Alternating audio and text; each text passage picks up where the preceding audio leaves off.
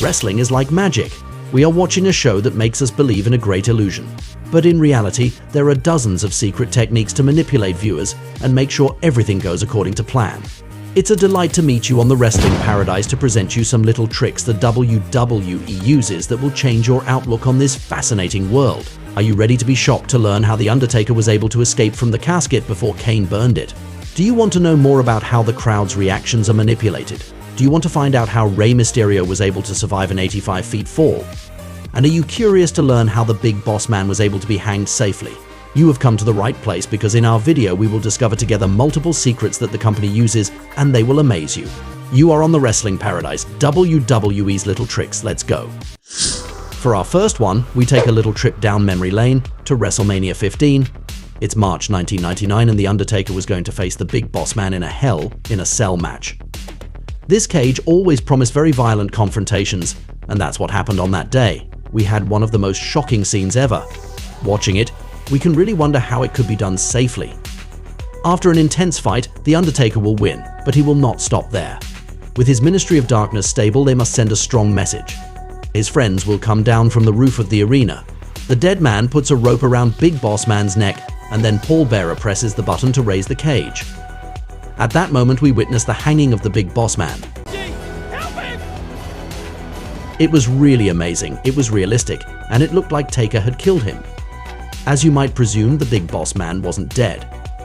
The trick behind this memorable sequence is a harness that he had under his outfit, so he will be attached to this harness in reality.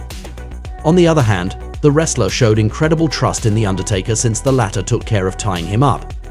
If he had not been precise, he could have injured his colleague very seriously. In any case, it is a perfectly used trick that a lot of fans remember. It's 2020 at the Money in the Bank show. As you may know, the concept of this event is very exciting. Several wrestlers will fight to climb a ladder and get a contract that will give them a title opportunity at any time. But that year, the global context prevented WWE from doing it in an arena with a live crowd. They had an interesting idea. They will do the match within the headquarters of the company, the briefcase with the contract being on the roof of the building. If you've never seen it, you should take a look at it because it's quite creative and fun. There is a particularly memorable moment in this match. There's a scene where Baron Corbin grabs hold of Rey Mysterio and throws him over the barrier. He seems to fall outside, knowing that the building was 75 feet high. So he should be dead after a fall like that, but there was obviously a trick behind this maneuver. Earlier in the show there had been camera shots of the ring. Looking closely, we noticed that there was another floor behind the barriers from where the wrestlers will be swung. We thought Rey was dead, but no, he hadn't actually fallen from the rooftop. That explains why we'll see him again the next week. We are at the 1998 Royal Rumble, where there is a match with high stakes. The champion Shawn Michaels defends his title against The Undertaker in a casket match. The concept of this confrontation is incredible. You have to manage to put your opponent in the coffin near the ring. On that day, after an intense confrontation, Kane was able to put his brother in the casket and give the victory to Michaels. But he won't stop there. After locking it up, he moves it and then sets it on fire. It's a very impressive scene, one of the most iconic of the late 90s in wrestling. Apparently, we could believe that The Undertaker was inside and that he was therefore burned. As you can imagine, there is a little trick behind all this. At the exact moment that Kane set it on fire, the dead man was no longer in the coffin. The explanation can be found in a hidden hatch inside it. If we take a very close look at the moment when Kane puts him in it, we notice something on the side that looks like a kind of small lid. It is actually a hatch that can open to enable the wrestler to escape. Since it is close to the ring, he will come out of it and directly hide under the ring. We can say it. This technique is really crazy. Another trick is about the synchronization between the wrestlers, and it is very interesting. You might know it. They must coordinate each other well to execute certain moves at the same time, without communicating between each other too obviously. So they have little methods to send signals to each other. We have a funny illustration of it in the fall of 2016. At that time, Kevin Owens and Chris Jericho were best friends on screen, and that led to many great scenes. Seth, you stupid idiot. There was a specific moment where they were arguing because they lost at Survivor Series, where they were in the Monday Night Raw team. While we could think they were arguing and going to ruin their friendship, they will take a completely different direction. Roman Reigns! They said Roman Reigns exactly at the same time and then gave each other a friendship hug. We may wonder how they managed to be so synchronized. If we observe their exchange carefully, we can discover the trick. Chris Jericho raises his eyebrows to let Owens know it is time to do it. It's a funny technique, and the two Canadians executed it very well. There is another trick that concerns Kane. One of the great things of this terrifying character was his spectacular entrance. He used to raise his arms and then set off red flames in the four corners of the ring, as if he had some kind of supernatural power. However, some people noticed a trick about this entrance. When Kane made these flames appear in his entrance, he would not do it at the end of his match in case of a victory celebration. The idea would be not to be repetitive, so we deduced that he would not win if there was this impressive flames thing at the beginning of his match. Conversely, if it didn't take place for his entrance, it meant that he was going to win to do it in the end. Of course, this hasn't always been true, but it's a funny little trick that deserved to be mentioned. In 2011, there was a new wrestler who started in the WWE, Sin Cara. He was a masked luchador with a Rey Mysterio style and significant potential. One of the things that made him impressive was his entrance. It must be recognized that it was unique and that it looked like a superhuman feat. The Mexican was seen running towards the ring and then jumping over the ropes from the ground. This is a rather mind-blowing achievement, so much so that we ask ourselves how it is possible. Indeed, he would jump from the ground above the top rope, which is equivalent to a height of at least 8 feet, knowing that he goes well above. Sin Cara was a good athlete, but he was not the record holder for the world's highest jump, which is 8 feet and 0.45 inches since 1993. The trick behind all this is quite simple. There was a trampoline right in front of the ring on which he bounced to perform this jump. Of course, the whole point was that we wouldn't see it on the screen, even if the spectators in the arena could see this secret. As if by magic, this trampoline disappears under the ring once the jump is made. But we can't deny that on television it looked great, until the officials decided to stop it because the use of the trampoline was becoming obvious to everyone. In wrestling, there are many elements that we can predict and control by being strategists. But the crowd reactions are not one of them, apparently. When fans start hating certain wrestlers or certain matches, they will boo, which will clearly affect the shows and anger the WWE officials. In fact, they have indeed found a trick to solve this problem of annoying crowd reactions. We were able to see it very well during the more than a year-long period during which there could no longer be fans at the shows because of the health crisis, between March 2020 and July 2021. At the very beginning, the broadcast took place at the Performance Center without any spectators, and it really didn't look good on television. Give me a hell yeah! It was completely silent, which the company ended up realizing. Then they chose to add pre-recorded fan sounds from the moment the shows took place at the Thunderdome, even though there were no fans on site. Of course, looking back at it, we could think it was dishonest to add false reactions, but at least it was more entertaining. At that time, the technique was obvious. In fact, the company had already used it in the past, when the authentic reactions of the crowd did not please them. For example, this has already been the case with Roman Reigns. Before being the tribal chief, he was a good guy that the Federation absolutely wanted to make the new big star, while many fans didn't want him. To hide the boos of the spectators, pre-recorded sounds were added. In the production room, they lowered the volume of the fans' live reactions, but increased the one of the ready-made reactions. This is a control strategy, but we can understand it is bad for the company to let millions of viewers see one of their biggest stars being booed, while he is supposed to be liked. When we watch wrestling and pay close attention to the wrestlers, we can guess tricks they use to secretly communicate with each other or with the referee. One of these tricks concerns the moment of the pinfall, when their shoulders are on the mat and the referee starts to count. Whether it's Roman Reigns against John Cena in 2017 or Triple H against Sheamus in 2010, we can see that they are looking at the referee during the count, which may seem surprising. There are actually two explanations behind this habit. First of all, it enables them to get out of the count at the last moment. As we know, it is an element that adds a lot of suspense to the matches, and these moments always create strong reactions from the spectators. To be able to get out of it as late as possible, the wrestlers therefore observe the referee's arm, which enables them to act at the appropriate time. The second explanation is as follows. When a referee sees that the wrestler is looking at him when he counts, he will understand the match is not supposed to end yet. So it prevents him from counting to 3 by accident and maybe making the wrong wrestler win. It is also necessary to realize the referees do not always know the outcome of the match beforehand. It is therefore a very useful trick that has several functions at the same time. We're on Raw in 2012. On that day, the demonic Kane had attacked the beautiful Eve Torres, whom he wanted to kidnap in an ambulance. That was without counting on John Cena, who will save her at the 11th hour. There was a small problem in this scene, however. Just as Kane was about to lock up his victim, the sequence was launched too early on the screen. It was incredibly amateurish. We could see Eve moving willingly into the ambulance, while she was supposed to be more panicked than ever. We will even see a production guy discreetly give the cue to Kane that he could do his thing. In this case, it was a trick to let the wrestlers know when they should do what was planned, but the execution was horrible.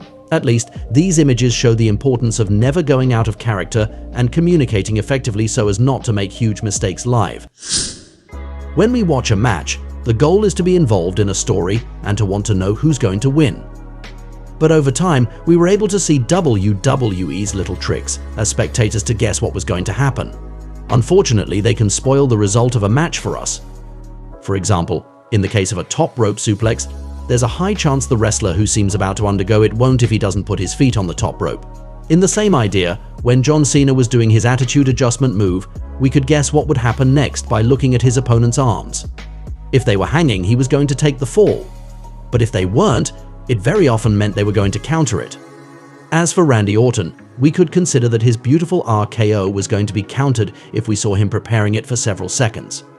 Roman Reigns is almost always countered when he does his famous scream just before his spear.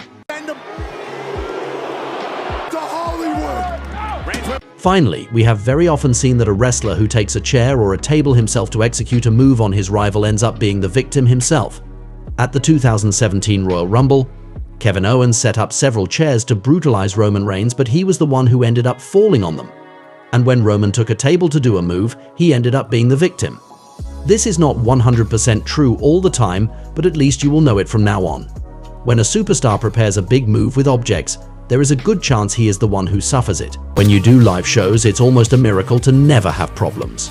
As you can imagine, pro wrestling is also not the easiest field in terms of unplanned events. By being live so often, WWE has created scenes that we weren't supposed to see despite itself. It is a pleasure to meet you on the Wrestling Paradise to present you moments that have been broadcast by mistake in the American Federation.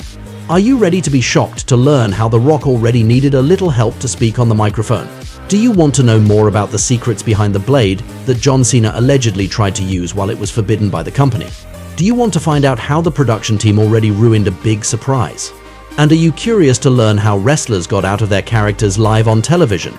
You have come to the right place because in our video we will see several scenes together that were filmed by accident and they may surprise you. You are on the Wrestling Paradise, WWE moments you were not supposed to see. Let's go. In March 2020, the WWE had to adapt to an unprecedented global health context. By no longer being able to have spectators in the arenas, the company decided to produce its shows at the Performance Center, the place where its future superstars are trained. Of course, as you can imagine, it was completely new and it created a moment that we should never have seen as viewers, which was very amateurish. We are on SmackDown, one of the Federation's weekly shows, on March 13th. On that day, it was the very first show presented in these new conditions.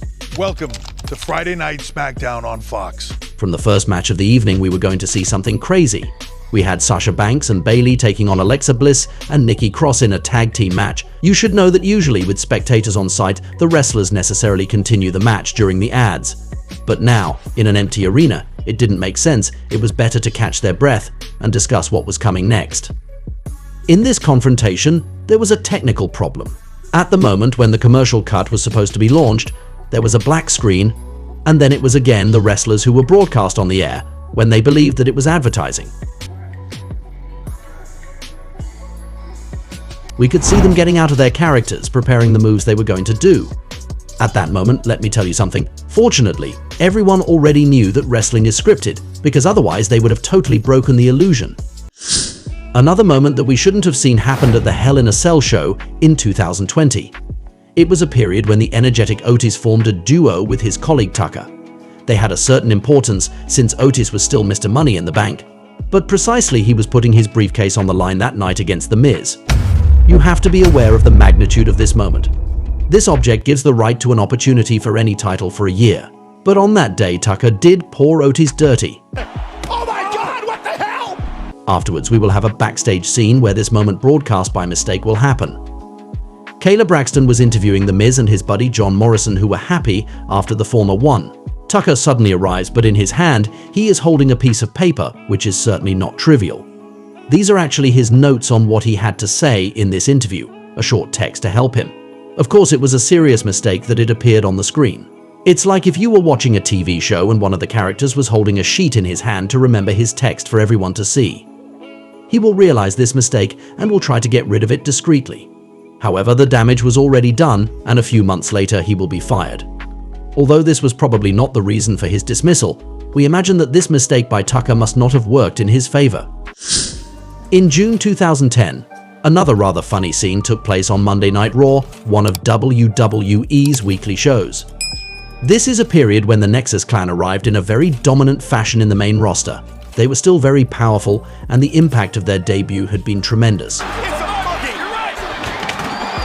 In a sequence where several wrestlers were trying to take on the Nexus for revenge, there was a rather surreal chase. The Nexus members were fleeing and Mark Henry, the world's strongest man, was supposed to run after them. But there was a problem. Mark left too early for this scene, which meant that we will see the Nexus pass by him when he was supposed to be chasing these wrestlers. It didn't make any sense. It felt like Henry was running a marathon against them, and not at all that he was hunting them down. This moment shows us that it is always better to wait for the cue before doing something, and that it is essential to synchronize well to avoid nonsense live. As you know, it is essential for wrestlers to communicate with the referee during a match. It can enable them to know what they have to do when they must finish their match if it is a live broadcast and other important informations, so that everything goes well. On the other hand, it is better to avoid being busted by the cameraman, at the risk of no longer being taken seriously by the viewers. This is what happened in a moment on Raw in January 2022. The Giant Omos had to face a second-class wrestler who was essentially there to get destroyed and put the Colossus over. The Juggernaut obviously had a little hesitation, and he had a question to ask the referee. We will say that discretion was not his quality. You're not dreaming. He asks the referee several times if he should do the height thing. In this case, it was about the scene that was going to follow. Omos ridiculed his opponent by making fun of his small height compared to his own. So on the one hand, to defend the Giant, we could find that the cameraman should not have come to film it so closely. But it is also true that he should have already known what he was supposed to do, unless there were script changes or if this match was not planned, which is possible. If there is one moment in the year when you shouldn't make mistakes in sports entertainment, it's at WrestleMania, the most important show of the year. However, it looks like it happened in 2015 during the main event in addition. That year, Roman Reigns faced Brock Lesnar to try to win the first WWE title of his career long before becoming the tribal chief. It was a match of incredible intensity, with Roman, who was sometimes victimized by the Beast incarnate. Nevertheless, the company's desire to make this confrontation even more impressive resulted in a small moment we weren't supposed to see in principle. Indeed, we remember that in this match, Roman Reigns was bleeding. But by paying attention, we could understand that it was not real blood. In a camera shot where we could see him lying on the ground, we saw the referee giving something in the wrestler's hand. In reality, it was a blood capsule. It is a very simple technique that is also used in cinema. All he had to do was put it in his mouth and there you go. We thought he was bleeding for real. The illusion was perfect, except for this small detail that was shown by accident. The Street Profits team is full of energy, which they always transmit to the spectators when they arrive in the arena. The Street Profits are on Monday Night Raw! On the other hand, they were victims of a rather stupid production error. It happened on the night they were supposed to have their first appearance on Raw, a hell of an event for them. Nevertheless, when the show had just started, with the usual shots of the arena and the crowd, there was a very short camera shot where we could see them chatting backstage. It was really quick and obviously a mistake since we were going back to the images of the crowd right after. About 40 minutes later, they will have an interview on the show where their debut on Raw was announced, but the surprise effect was spoiled, at least for those who were watching from the beginning and who were paying attention. We imagine that the two wrestlers were already ready for their scene with the cameraman, but that at the production truck, they broadcast the shots from this camera there by mistake. It's still a shame. It's as if The Undertaker was going to appear in a show by surprise, but he was shown by accident for 1 or 2 seconds on the screen long before. An unfortunate mistake. When producing a live broadcast, you have to take care of everything. Respect the durations of each match or each segment, follow everything that is planned. But also be careful not to show actors on the screen who are not supposed to be shown yet. This is what happened at the SummerSlam show in 1999. We were in the middle of the Attitude Era, during which the WWE was booming, with several millions of people who did not go on the internet yet. Perhaps that's why the moment we're going to talk about went rather unnoticed at the time. There was a scene during which the commentator Michael Cole was backstage, talking in front of a camera. In the background, something amazing is going to happen. The Rock and Billy Gunn, two wrestlers who were supposed to hate each other and who were fighting the same evening, will arrive quietly together. It's like seeing the hero and the bad guy of a movie both walking around. Of course, it's not very coherent, and we'll believe less in the story if the actors don't respect what we call kayfabe all the time. However, when he saw the camera, The Rock turned around so that we wouldn't see him anymore. The damage had already been done, but it deserves to be praised. It means that he was aware that he should not be shown on the air with his rival. He wanted to stay in his character and respect fiction, which is to the credit of the People's Champion. Another scene that is generally considered as a moment broadcast by mistake concerns John Cena, one of the most famous wrestlers. It's 2009, at a time when he was the company's big star and when his iconic rivalry with Randy Orton was in full swing. We are at Hell in a Cell, where the two men were fighting again, in a cage this time. There was a specific moment that made some of the observers talk. If we open our eyes, we can see that after taking this Viper backbreaker, something falls on the ring that was on Cena initially, maybe a piece of metal or something. Since the object came from the leader of the Cenation, many people believed that it was actually a blade to be able to do some blading. This is a technique that many wrestlers have used for years to bleed. As you can imagine, it makes it possible to make the shots they have taken more impressive, and it helps to make the spectators believe in their suffering. Nevertheless, at that time, the WWE had banned this technique by becoming PG, that is to say more family-friendly for children, while going public. That means they must not have an image of a wild and violent product. In the end, it was just a big wet firecracker. People criticized Cena wrongly. He didn't bleed during the match, and above all, it was actually a simple little grey confetti, nothing more. Even the most experienced performers may need a little help. Stephanie McMahon is proof of this. Vince's daughter had the opportunity to start working on television while still young and has already spoken many times on the microphone. She is used to these kinds of scenes, in which she has often been able to play with the crowd. And as far as my husband and I are concerned, it's borderline slander. However, in September 2013, a little moment filmed by mistake showed us that she could have trouble remembering everything she had to say too, memorizing the entire script. Indeed, when she was speaking on the microphone, Stephanie made the mistake of showing her left hand wide open in front of the camera, on which we could see some notes. But let's put ourselves in her shoes. You have important responsibilities in a huge company. You are very busy every day. You are in front of a packed arena and millions of viewers watching you. It can be understood that you need a little help to get it right. We end with a moment that was talked about a lot on the web in 2012, and which concerns the final boss, one of the greatest of all time, The Rock. It is February 27th on the road to WrestleMania 28. In this show, we will have one of the biggest matches ever. The People's Champion against John Cena, icon versus icon. The match had been announced for months, which was already unique, but on this day we will see a pretty incredible moment on television. The Rock had a scene in which he was talking on the microphone about his upcoming match against the Cenation leader. You should know that before trying his luck in Hollywood, Rocky had already been in the WWE, where he was perhaps the best of all time in terms of mic skills and catchphrases. It doesn't matter what your name is! However, at some point we will see something shocking by taking a good look at his wrist during his speech. We see some notes. The best wrestler on the microphone of all time needs notes to talk to the fans. It broke the myth a little bit. Apparently, he had written down some bullet points to remember several things. A new insult that he had imagined for Cena, the idea of fighting for the fans, the idea of innovating, and finally a call-out addressed to John to come and join him. Moreover, the latter also had to be disappointed by this moment broadcast by mistake that didn't do The Rock any favor. When Cena arrives, he will tell him that he does not need notes on his wrists, which obviously embarrassed Rocky. Eventually, Cena will say that he regrets doing this because he has not been trustworthy for his colleague.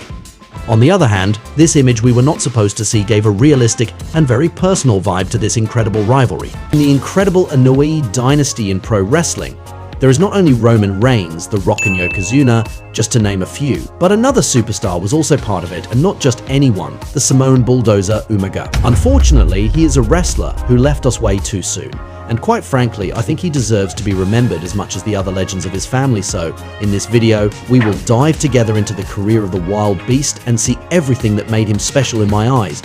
And let me warn you, chances are that you will be a fan of him at the end. You are on the wrestling paradise. Why Umaga was so great, here we go. The first thing that made Umaga awesome was obviously his family. Long before becoming the Samoan bulldozer, Umaga, whose real name is Edward Fatu, was born on March 28, 1973 in American Samoa. And he was not born into just any family. The Samoan dynasty of the Inouye. In this bloodline there is, check this out, Afa and Sika, his uncles, who formed the legendary Wild Samoans team in the 80s in the WWE and who were inducted into the Hall of Fame in 2007, his cousin Yokozuna. Another legendary superstar who with his sumo character made an impact in the 90s and that he will have tattooed on his forearm, his other cousin, The Rock, if you smell what he's cooking, perhaps the most famous wrestler in the business and today a successful actor in Hollywood. He even has another cousin, a certain Roman Reigns, the tribal chief, who since 2020 has been writing history in wrestling and who day after day becomes one of the greatest of all time. Moreover, in the bloodline, the Usos and Solo Sikoa are simply his nephews. Learning all this, we can only say to ourselves that this is an amazing family. And yet that's not all.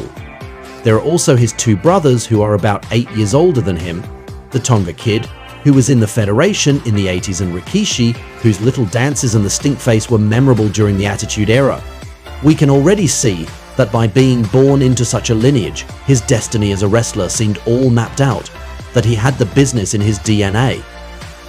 Who can sit at my table and tell me I know a more prominent family in wrestling? Frankly, having so many wrestlers of the same family is simply amazing, and there are even others that I haven't mentioned, like Rocky Johnson. The fact that Umaga comes from all this heritage, it clearly makes him someone special. He had wrestling in his blood. And precisely, it enables me to talk about another huge quality that he had. His looks and his physical abilities. This is a strength of his from the time when he was still in the company's developmental. You should know that when they fired many of the talents from developmental to put everyone at Ohio Valley Wrestling and no longer collaborate with the Heartland Wrestling Association, with Rosie, Roman Reigns' brother, they will have several dark matches in the fall of 2001, especially against the Haas brothers. And that had indeed convinced the officials to keep him and soon throw him into the main roster. As Jim Ross, who was also working behind the scenes of the company at the time, says, he was always going to be special. You just can't find somebody with his traits and his size, his look. They don't grow in trees. But he didn't lay around on the mat and take an hour to get up. He was down and up, down and up. He had great agility and coordination. And it's true that for a guy of his size, 350 pounds, his agility and his speed were so impressive. Still, Jim Ross said of him that he was incredibly athletic for a guy that big, that he was a super heavyweight who had had light heavyweight feet. We can say that he really has the total package, the look, the attitude and the in-ring abilities, and that must have made the officials put him forward even more. It's not every day that we see such a physically imposing wrestler climb on the top rope for a splash, move very vividly, get up quickly when he's on the mat. Umaga was so talented, he really had a perfect mix of power, physicality and agility. And in addition, he was a force of nature since Journey Fatu, his nephew, said. He was changing a tire early in the morning. I'm walking across to take the garbage out. I see my uncle changing the tire, but the bolt was stripped or stuck, whatever it was. I kid you not. I see this man get frustrated and look at the little crowbar. He just stepped on it, and that whole thing popped off. He was strong. Can you only imagine the damage he could do to his opponents if he was also pissed off? In his career, he first had a role that had nothing to do with the character of Umaga, which shows how he was able to be in several totally different registers. From the summer of 2002, he formed with Rosie and later Rico Constantino, the 3-minute warning team. The concept was great, I think. Initially, Eric Bischoff, the general manager of Raw, appeared during a match that was boring, for example, and said that they have 3 minutes to entertain him. When the time was up, Umaga, who at that time was called Jamal, and Rosie would pop up in the ring and demolish the wrestlers. They were Bischoff's henchmen who will each time give the people in the ring 3 minutes to entertain him or risk getting destroyed by them. Even if it was in a tag team, it was nevertheless a role that led him to be associated with the general manager of Raw, which isn't nothing. and to be directly involved in some storylines of the show as heels who attack everyone. With his very ghetto style, his Samoan drop, his splash, his physical presence, we could already see that Umaga was a star. And he went from a physically dominant thug character to the one of a wild beast who screams in Samoan and destroys everything in his path, the Samoan bulldozer Umaga. The backstage of the creation of this character is very interesting, by the way. One day, Michael Hayes, one of the officials called Armando Estrada, who was going to become the Samoans' manager, telling him that with Umaga they would start right after WrestleMania 22 in April 2006, and that they were going to push them, so they had to be ready. But what did the company have planned for them? Court Bauer, who was a writer at the company at that time, says, "We're getting ready to go to Chicago for WrestleMania 22. We had our last meeting going into there with Vince. He goes, we got to get some new heels for Cena. We got to keep feeding this guy. We need monsters." So Eddie and I are on the phone, and at the hotel we just came up with Umaga, and it was as a callback, throwback to his uncles doing the Wild Samoans gimmick, but with a modern twist with the grill piece. I pitched him the face paint. Originally I wanted it to be a temp tattoo. 72 hours later, he debuted on Raw. That's how fast he went from sitting out. Concept sign off, now he's making a big impact. So he had a new character with a wild side like his ancestors. As Jim Ross tells us, drawings were made to create his character. They gave him a real good repackaging and imagined an original, unique look, and worthy of the single spotlight that he was about to have for the first time in his career. He was going to be a monster heel, as they call them, just like Yokozuna was before him, for example, and the whole idea was that he represented a new dangerous opponent for John Cena, the champion at that moment. By the way, one day Jim Ross told Vince McMahon about Umaga. "Your dad would love this guy because he would have been a great opponent for Bruno Sammartino. He's one of those monster heels Bruno could have got multiple main events out of in Madison Square Garden." When I see Umaga, I am amazed by his identity, his originality. He was a very unique character that we will remember for sure. And in my opinion, there should be more destructive monsters with such a unique identity in the modern era. In addition, he was perfectly launched, and here is another big positive point of Umaga. During all his beginnings in his first year, he was very well booked, very well built, and the Federation managed to give him an aura of power. On April 3rd, 2006, just after WrestleMania 22, Ric Flair was in the ring with Armando Estrada, and the Cuban businessman had someone to introduce to the Nature Boy. And we are witnessing at that moment the first official appearance of the character of Umaga. For the record, it's a word that designates the last and most painful stage of the process of getting a tattoo in Samoan. It means the end, and I think it's perfect for a wild beast who comes to destroy everyone. It recalls the idea of a final boss. For this first appearance, there were several things to notice.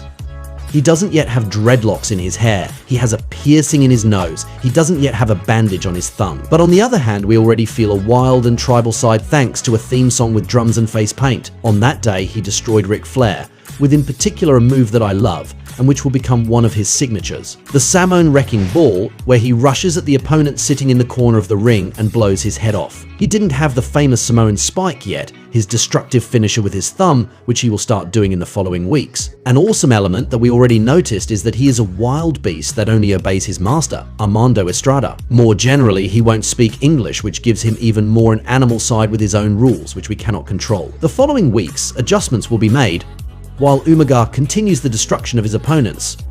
For his first pay-per-view match, he will destroy Ric Flair at Backlash in just over 3 minutes. Do you realize his incredible beginnings? To slaughter a legend like Ric Flair, the record holder for the number of world titles, in such a short time for his first match on pay-per-view.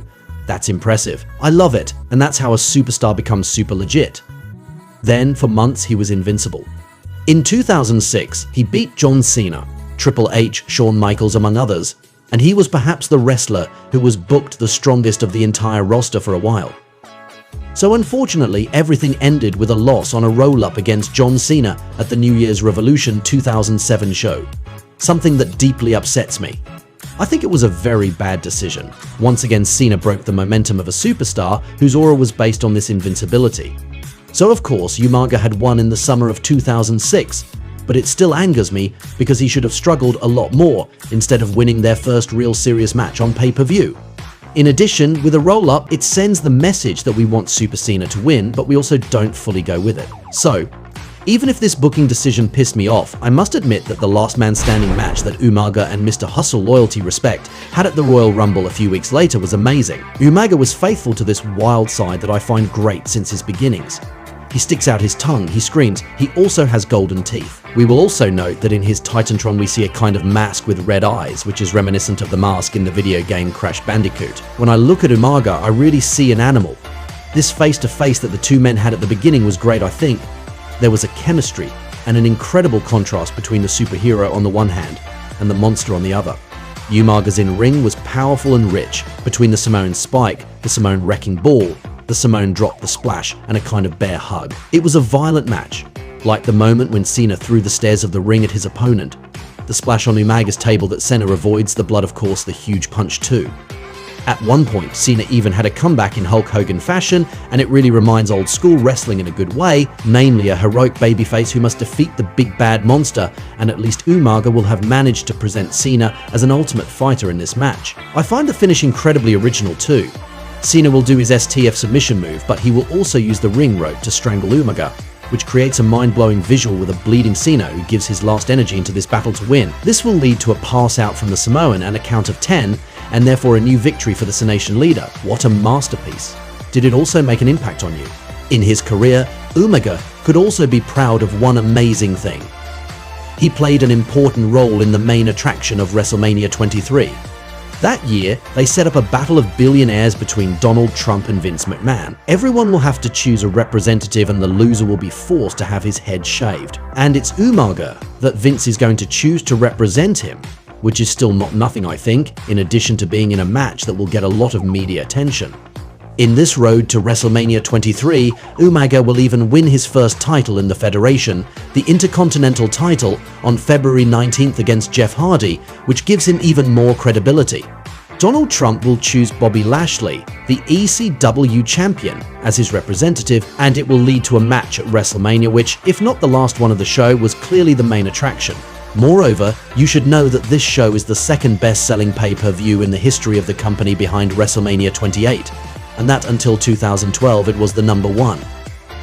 Do you realize how crazy it is for Umaga to find himself in this match for his first WrestleMania? As we expected, Umaga will lose, even if it wasn't clean since he got a stunner from the special guest referee for this clash, Stone Cold Steve Austin.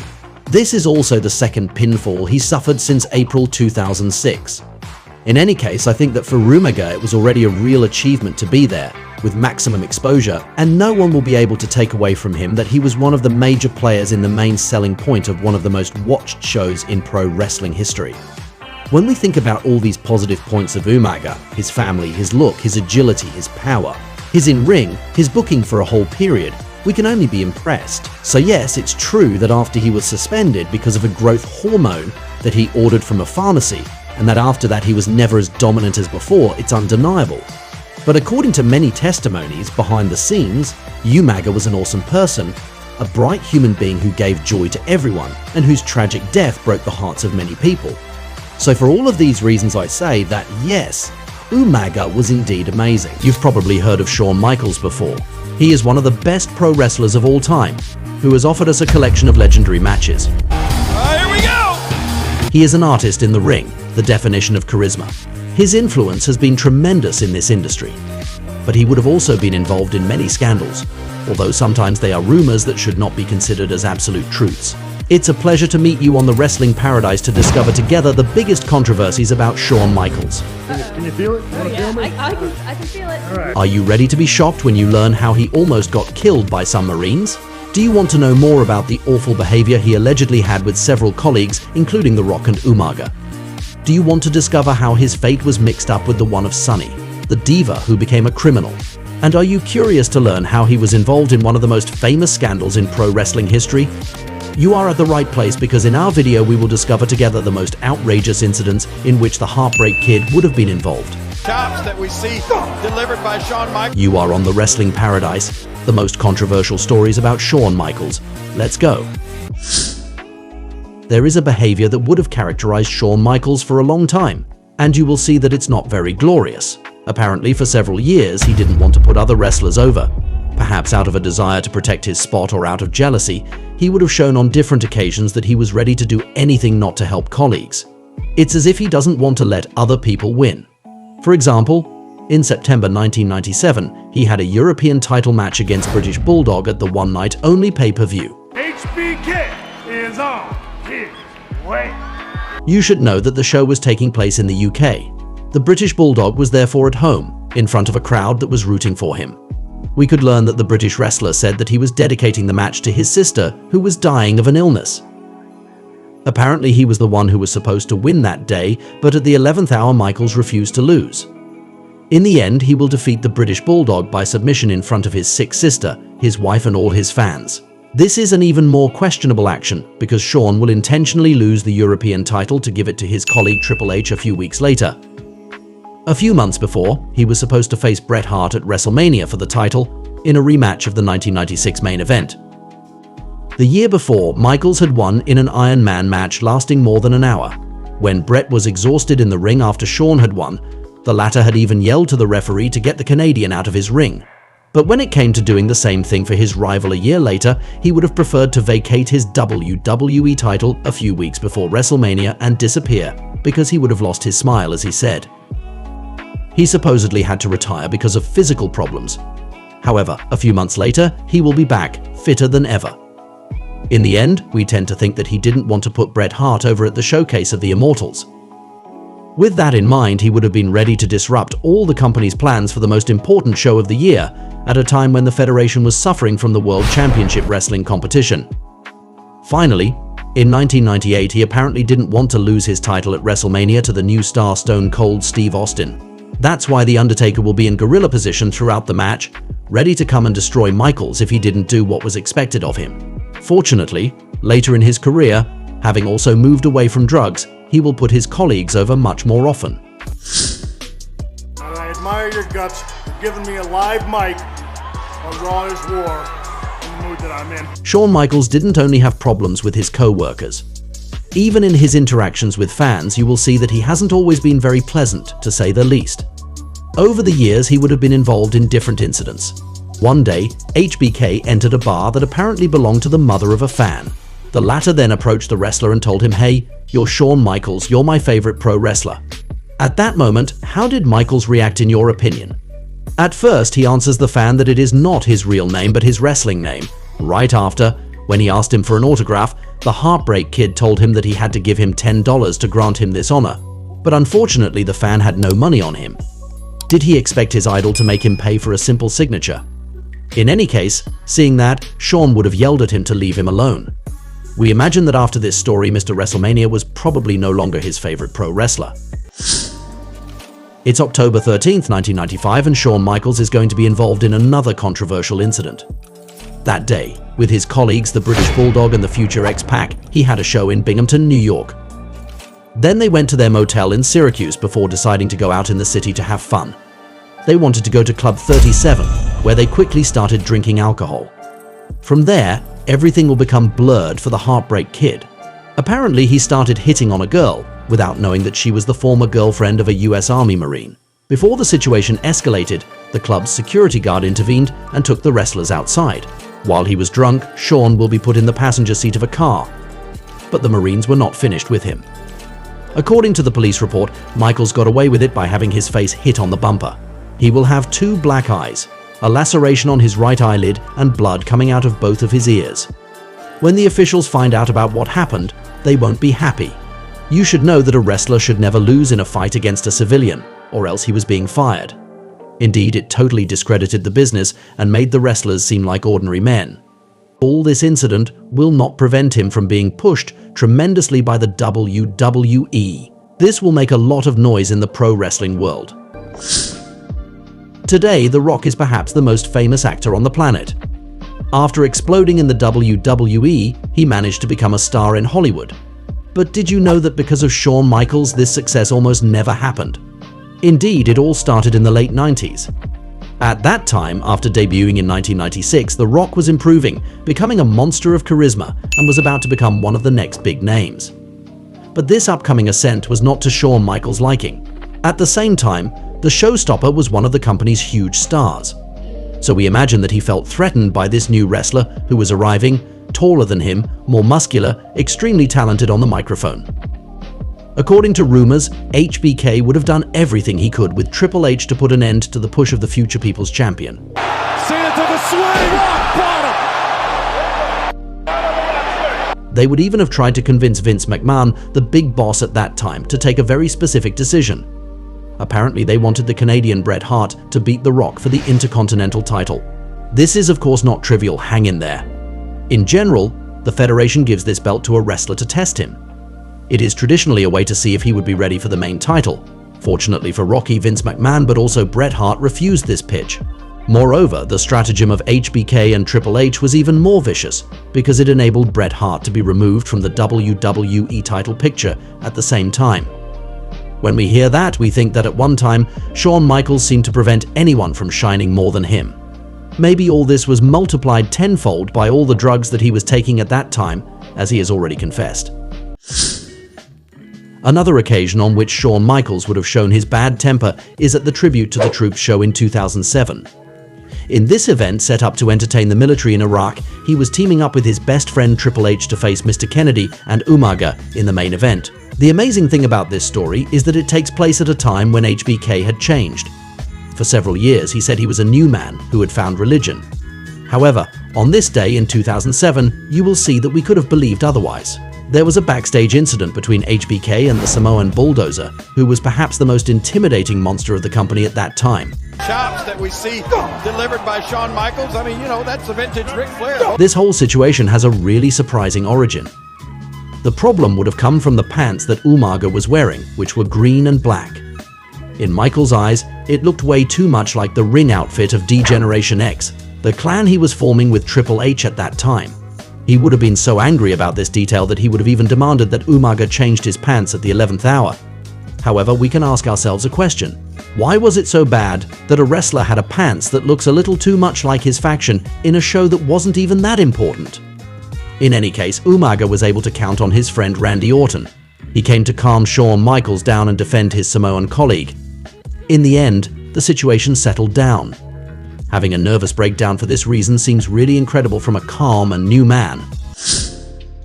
The Heartbreak Kid was also involved in one of pro wrestling's most famous scandals. You may have even heard of it before. The Curtain Call. This incident took place at Madison Square Garden in May 1996. At that show, Shawn Michaels had a cage match against Kevin Nash. After the match, Triple H and Scott Hall joined them, the four men forming the controversial group of the Clique. They hugged each other. You should know that Nash and Hall were about to leave for the WCW competitor. This evening was like a goodbye for them. But there was a big problem.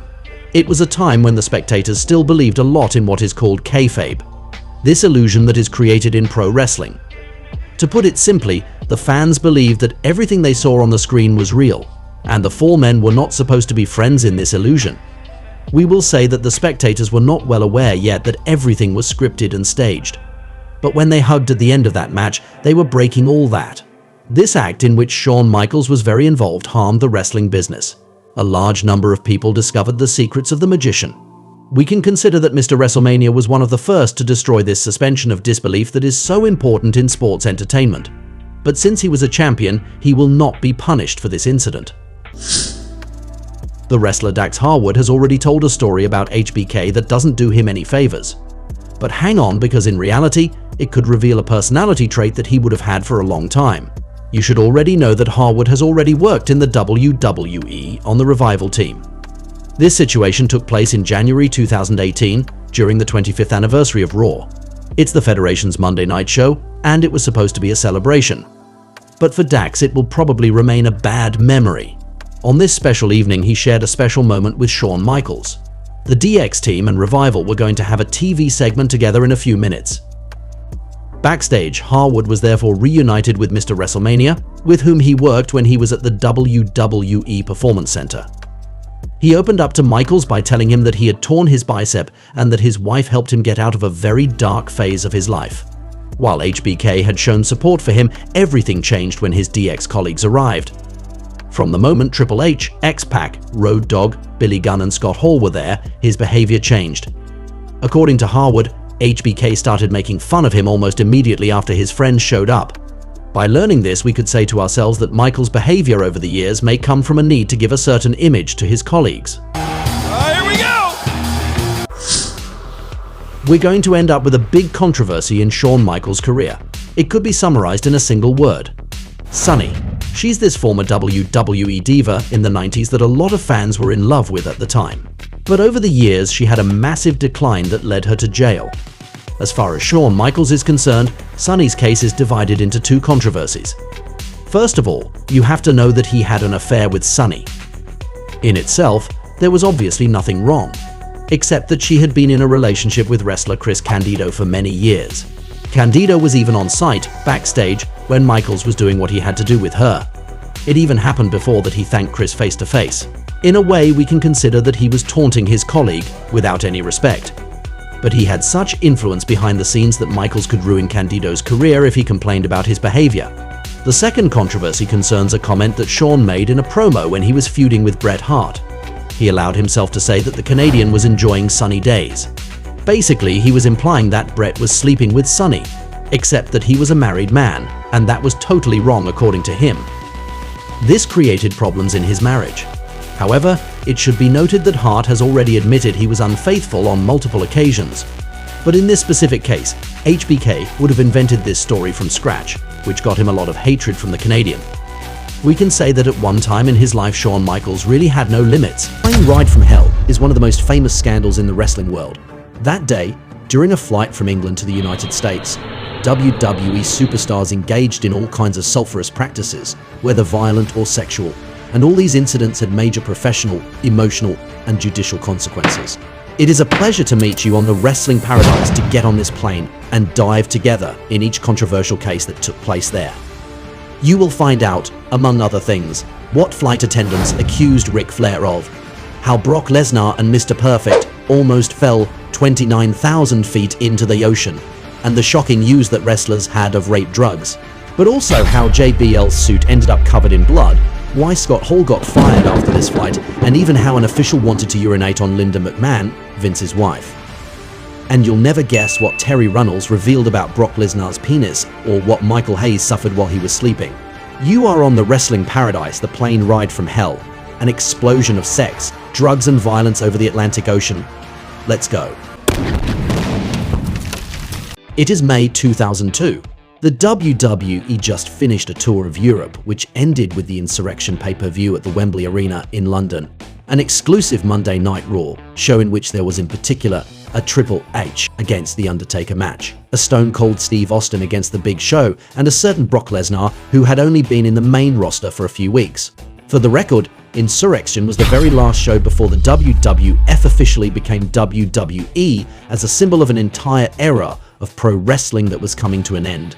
So this tour was over, and at the time the wrestlers were always happy to go and do shows in Europe because the crowds were the hottest and they were always very well paid. And in this tour, Vince McMahon, the big boss, had done something for his wrestlers that was still quite new at that time. He had rented and privatized a Boeing 757 plane. This therefore meant that the Federation employees would not be on commercial flights, and that in this European tour, for example, they would travel from city to city on a plane, in which there would be only WWE staff. The wrestlers, the officials, the production team, the costume designers. The plane was entirely for them, with of course a crew at their service. And it was really luxurious since there were about 50 leather armchairs, sofas, a carpet floor, all the food they wanted, and there were therefore no civilians on board. That means there were no witnesses to possibly tell everything they saw except the stewardesses with whom agreements could eventually be signed so that they keep silent. To have a really complete painting of this situation, it should also be emphasized that on board, there was an open bar which was loaded in terms of alcoholic beverages. Just after the Insurrection show, after a successful European tour, it was time to take the plane to cross the Atlantic Ocean and return to the United States. So we imagine a group of tired wrestlers on a plane exclusively for them, with unlimited alcohol, knowing that many of these wrestlers were heavy drinkers, and all that in a rather festive atmosphere at the end of the tour, like a last day of school. To illustrate how important the alcohol consumption had been during this flight, we learned that even before the plane took off, 3 trolleys filled with normal-sized bottles had already been completely consumed. You should also know the flight had been delayed and that they stayed on the tarmac for 7 hours. So the passengers had plenty of time to drink and be completely drunk during the long flight over the Atlantic Ocean. It was something that Heidi Doyle, one of the flight attendants we will talk about again, had never seen before in her career and hasn't seen again since such a big alcohol consumption.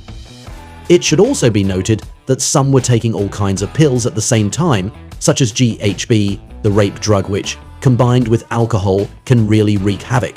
And wrestlers also asked the stewardesses to throw away syringes they had used. At first, there was a rather fun vibe on the plane with superstars Mr. Perfect and Scott Hall, who grabbed shaving foam tubes and were putting some on their colleagues' heads. Gerald Briscoe, one of the officials, wanted to give hugs and kisses to everyone, while Stone Cold Steve Austin and his wife at the time, Debra Marshall, watched a movie and slept during the entire flight. However, this trip would become one of the most infamous scandals in the pro wrestling world, with several incidents that would lead to lawsuits and dismissals. What happened on that plane? What makes this flight so controversial? What role did Ric Flair, Brock Lesnar, or JBL play in it? Welcome aboard, make yourself comfortable in your seat, and get ready to have some turbulence because you are going to have all the answers by the end of the video. A first case on this plane ride from hell, this infernal flight, concerns Brock Lesnar and Mr. Perfect. At that time, we must remember that Brock was still at the very beginning of his pro wrestling career. He had just been called up to the main roster and was being presented as the next big thing, the superstar who would take over from Stone Cold Steve Austin and The Rock. And precisely just a few months later, he was going to win his first championship title against the latter. And in May 2002, even if he was only 24 years old and still new in the Stamford Federation, he wasn't someone you should bother, and the legend Mr. Perfect was able to realize it, as you will see, in a story that almost turned to disaster. In real life, the two men were friends since they were both from Minnesota and traveling together for the shows. And they had one thing in common in terms of personality: they were two very competitive people. During this long flight, the veteran, who was already a wrestling legend at that time, and the young Lesnar were going to have a memorable physical confrontation.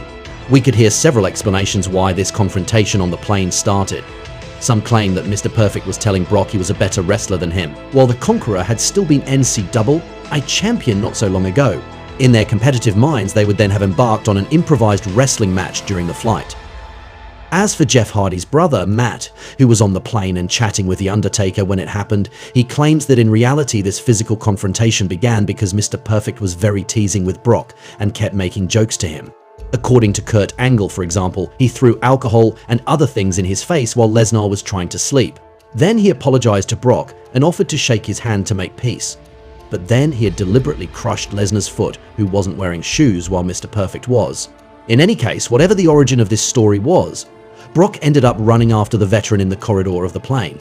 While at first they were grappling from a purely athletic perspective, it became more and more intense, and they got closer to the emergency exit.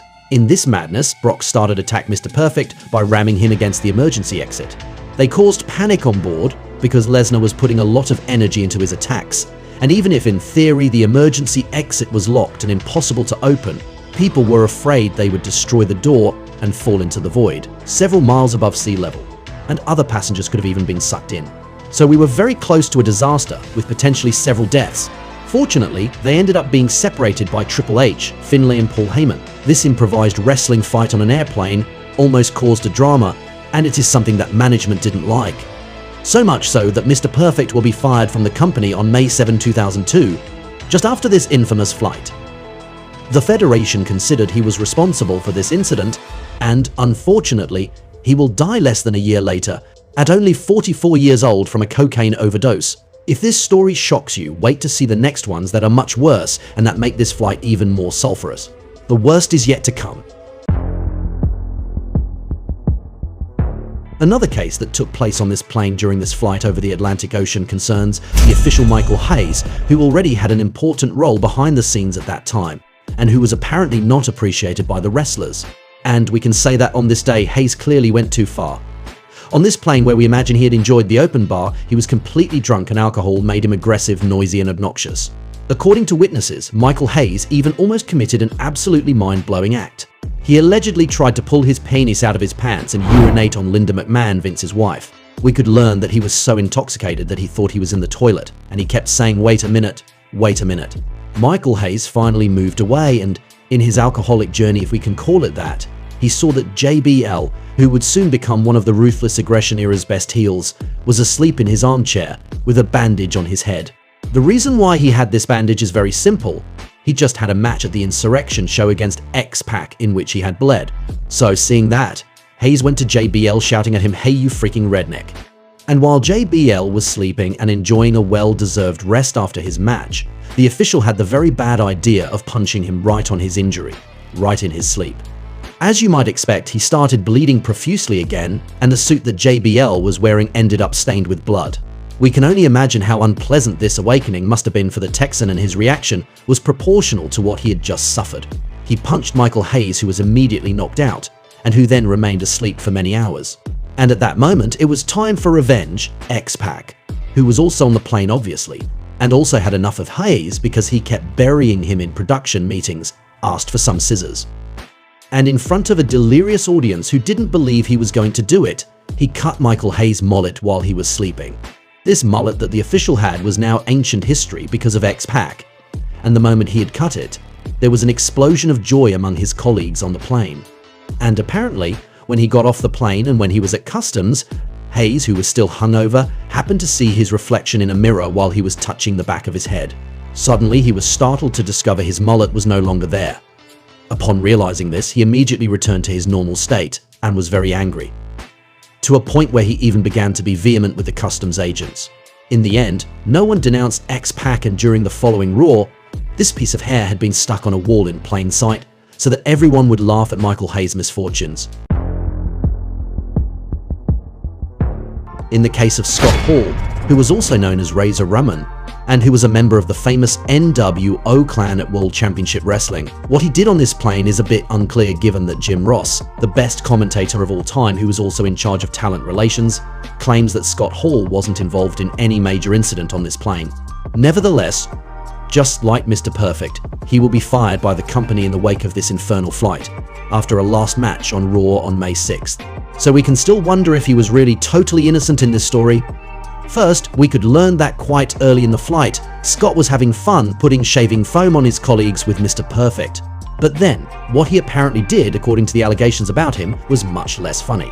When one of the flight attendants, Heidi Doyle, offered him a breakfast, Scott would have grabbed her by the shirt, telling her he was going to lick her vagina, which he would have tried to do just after that. In this same scene, he also allegedly ordered Taralyn Capilano, another flight attendant, to do him a sexual favor that you could easily guess. While Heidi was scared, all of a sudden Scott Hall lost consciousness and was completely out for the rest of the flight, to a point where people even checked if he was still alive. As for Heidi, she went to take refuge in the kitchen and didn't come out of it until landing, and you will see in a few minutes that this isn't the only hard moment she experienced on this plane. It should also be noted that Justin Credible played babysitter for Scott, including when getting off the plane, since at that moment, he was still completely out, and they even had to put him in a wheelchair when they were going through customs at the airport. We suspect that Vince McMahon must not have been delighted that the paparazzi, who were there to welcome them, saw one of his employees in a vegetative state, knowing that he was already on the hot seat because of his problems with alcohol. Apparently, one reason why he may have suddenly lost consciousness on this plane to finally wake up many hours later would be the triazolam that would have secretly slipped in his glass. It is a sleeping pill that wrestlers enjoyed making their colleagues take some without their knowledge, so they would then be completely knocked out. Jim Ross even said you should never leave your drink unattended in the wrestling world because some people found it very funny to see their colleagues drooling and tripping just as they were trying to walk. It's a practice that can raise some questions, since it was done to make a joke to colleagues, but also to make women harmless and abuse them. As ECW legend Rob Van Dam said, it was kind of normal in some of the places I've been. Another wrestler who also caused a stir in this infernal flight is Dustin Rhodes, who we know in particular for his Goldust character, and who is Cody Rhodes' half-brother. And this behavior still cost him, since his contract will not be renewed in 2004, which the company had publicly announced, although he will eventually come back a few years later. We can say that during this flight, Dustin was quite paradoxical in his actions, probably because of alcohol. First, he would not have hesitated to pick one of the flight attendants up.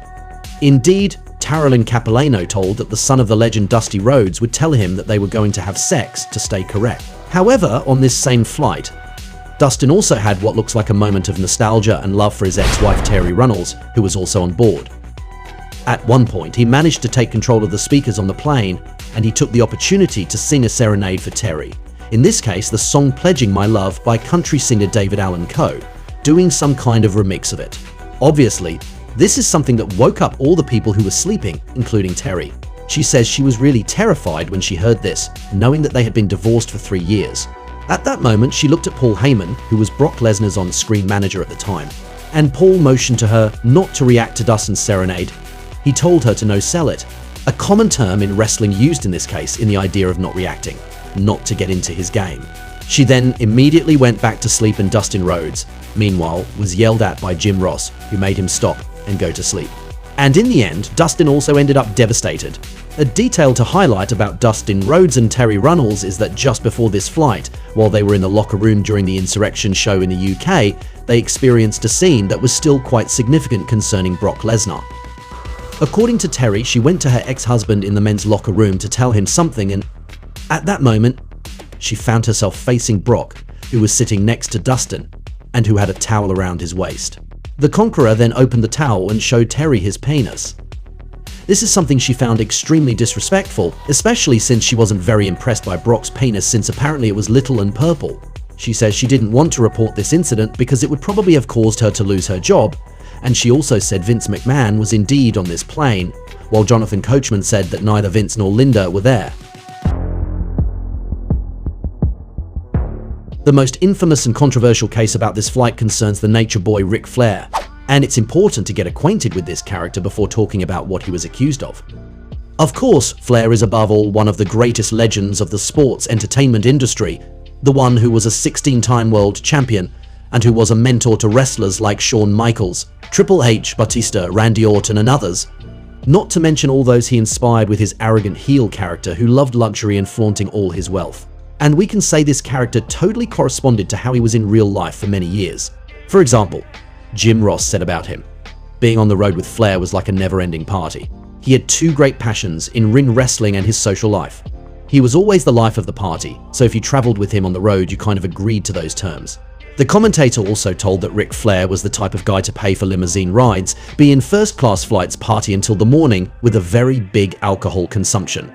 Apparently, the Nature Boy used to arrive at hotel bars and order drinks for everyone, usually a kamikaze, his favorite drink, a cocktail with vodka triple sec, and lime juice. People who didn't know him, and who had either heard of his Four Horsemen faction, were generally sure to remember him when the party was over, when the sun was rising. And it should be noted that Flair was dancing with everyone's wives, and that his nightlife was so intense to follow that it caused a limo driver in Chicago to have a fatal heart attack. Apparently, the latter had to pick up Flair at 3 o'clock in the afternoon and drop him off at 8 o'clock in the morning for 3 days, and the driver died in his sleep the day after Rick and his friends left the city. And yet, what is absolutely incredible is that even though he hardly slept, drank a lot, until the end of the night, he went to the gym the next morning and had the best matches of the shows every night. At one time, Rick also used to say on the air where his Four Horsemen clan was going to spend the night and invite all the women to come there, knowing that husbands and boyfriends were not allowed. Apparently, it has already happened that more than 300 women arrive in the lobby of a hotel where they were, a lifestyle that has often destroyed the different marriages of the Nature Boy. He was in his second marriage at the time of this infernal flight, and in this case it was Charlotte Flair's mother. But that day, on the plane, Rick was in a playful mood because he did something there that some of his colleagues said he used to do, to walk around in the airplane corridor wearing only one of his famous robes and be completely naked underneath. And at that moment, his little game was to open his robe in front of people by doing his iconic woo and proudly show off his penis, even going so far as to doing the helicopter with it. And the stewardesses on the plane were therefore entitled to it. And that's where Ric Flair would have gone too far. At the moment when the hostess Heidi was in the kitchen, Rick would have come to get a drink, but right after, he would have forced Heidi to touch his penis and licked her face while she asked him to stop. These incidents will push the two hostesses to file a complaint against Flair for sexual assault. According to the Nature Boy himself, there would be no truth behind these accusations, although they would eventually had an agreement with the two women so that the case would not end in court. This case had consequences for Flair since the Federation, faced with this scandal around the Nature Boy, when the Dark Side of the Ring documentary about this flight was released, decided to remove him from the signature at the beginning of the show in which we could hear his famous woo. Flair said it was one of the hardest things in his life, having several thousand people tell him at the same time in September 2021 that he was no longer in the opening of Raw and SmackDown after the release of the documentary, which is a pile of bullcrap about him in his eyes. The Nature Boy considered this an attempt to erase his legacy, even if his woo returned in the signature of the show in the summer of 2022. In any case, according to former official and wrestling specialist Jim Cornette, Flair had absolutely no bad intentions in his actions with these women and didn't realize that it was wrong. Anyway, this sexual assault case involving the Nature Boy is clearly the biggest scandal around this infernal flight, as the symbol of these incidents mixing depravity, alcohol, and violence over the Atlantic Ocean. When we take a step back on everything that happened on that plane in May 2002, we can quote what Jim Ross had written on the WWE website shortly after. He who was supposed to manage talents relations and who felt helpless by finding himself in a babysitting role for men who seemed unable to manage themselves. Here is what he wrote. The flight was about 7 hours in length, and at times was low-lighted by a handful of people who consumed too much alcohol and consequently acted like children whose parents were away and left the liquor cabinet unlocked. And it's true that when we read these comments from Jim, we ask ourselves questions. Should he have kept this situation under control more? Was it his responsibility to make sure wrestlers didn't take pills and drank much less alcohol? And more generally, was it a good idea to have a plane just for them with a lot of alcohol? These are real questions that arise, and we can even go further. Many wrestlers had addictions and fell into vices, also because the lifestyle was infernal. We are indeed talking about a global era when the treatment of injuries was different, when wrestlers were not yet surrounded by doctors and where there were no concussion protocols yet, where internal competition was tough. We could think that addictions, which are actually loopholes, and their consequences was something inevitable for wrestlers at the time because the life imposed on them was so hard. Should they have had a less extreme schedule where they don't wrestle every day and be more taken care of in terms of health by their employers? Also remembering that this is not specific to WWE, since all this was normal in the wrestling world for several decades. Would these scandals have happened with modern conditions, for example, where there is more emphasis on the safety and health of performers? In any case, Justin Credible, who was one of the wrestlers on the plane, says that Vince McMahon could have been in a lot more trouble regarding this infernal flight, that someone could have died on this plane. But who is to blame in this story? The wrestlers who can't manage themselves and who no longer realize the consequences of their actions? Or the company who put them into a lifestyle that was already harmful to make as much money as possible? All these questions are legit when we look at this scandal. But what is absolutely mind-blowing is that the co-creator of Dark Side of the Ring said that the feeling among the wrestlers was that if we found this plane ride from hell shocking and wild, we should have seen other flights they were on.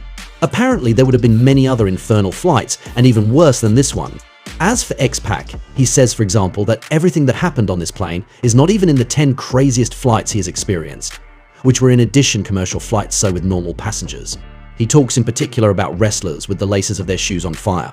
If a flight with several people completely out because of drugs and alcohol, with fights and especially sexual assaults apparently, is not even one of the craziest he has experienced, what were the other flights like? What other excesses have been common in the wrestling world for years, at a time when there were not smartphones and social media, and where everything was therefore not known? Clearly, this is a terrible idea, and it can remind us when the murder that Jimmy Snuka had committed was covered up by the company, or when we could learn from the mouth of veteran Brutus Beefcake that Shawn Michaels and his colleague Marty Jannetty apparently used to drug women to rape them in their hotel rooms and then throw them in the hallway completely naked. In any case, these incidents like the ones in May 2002 do damage.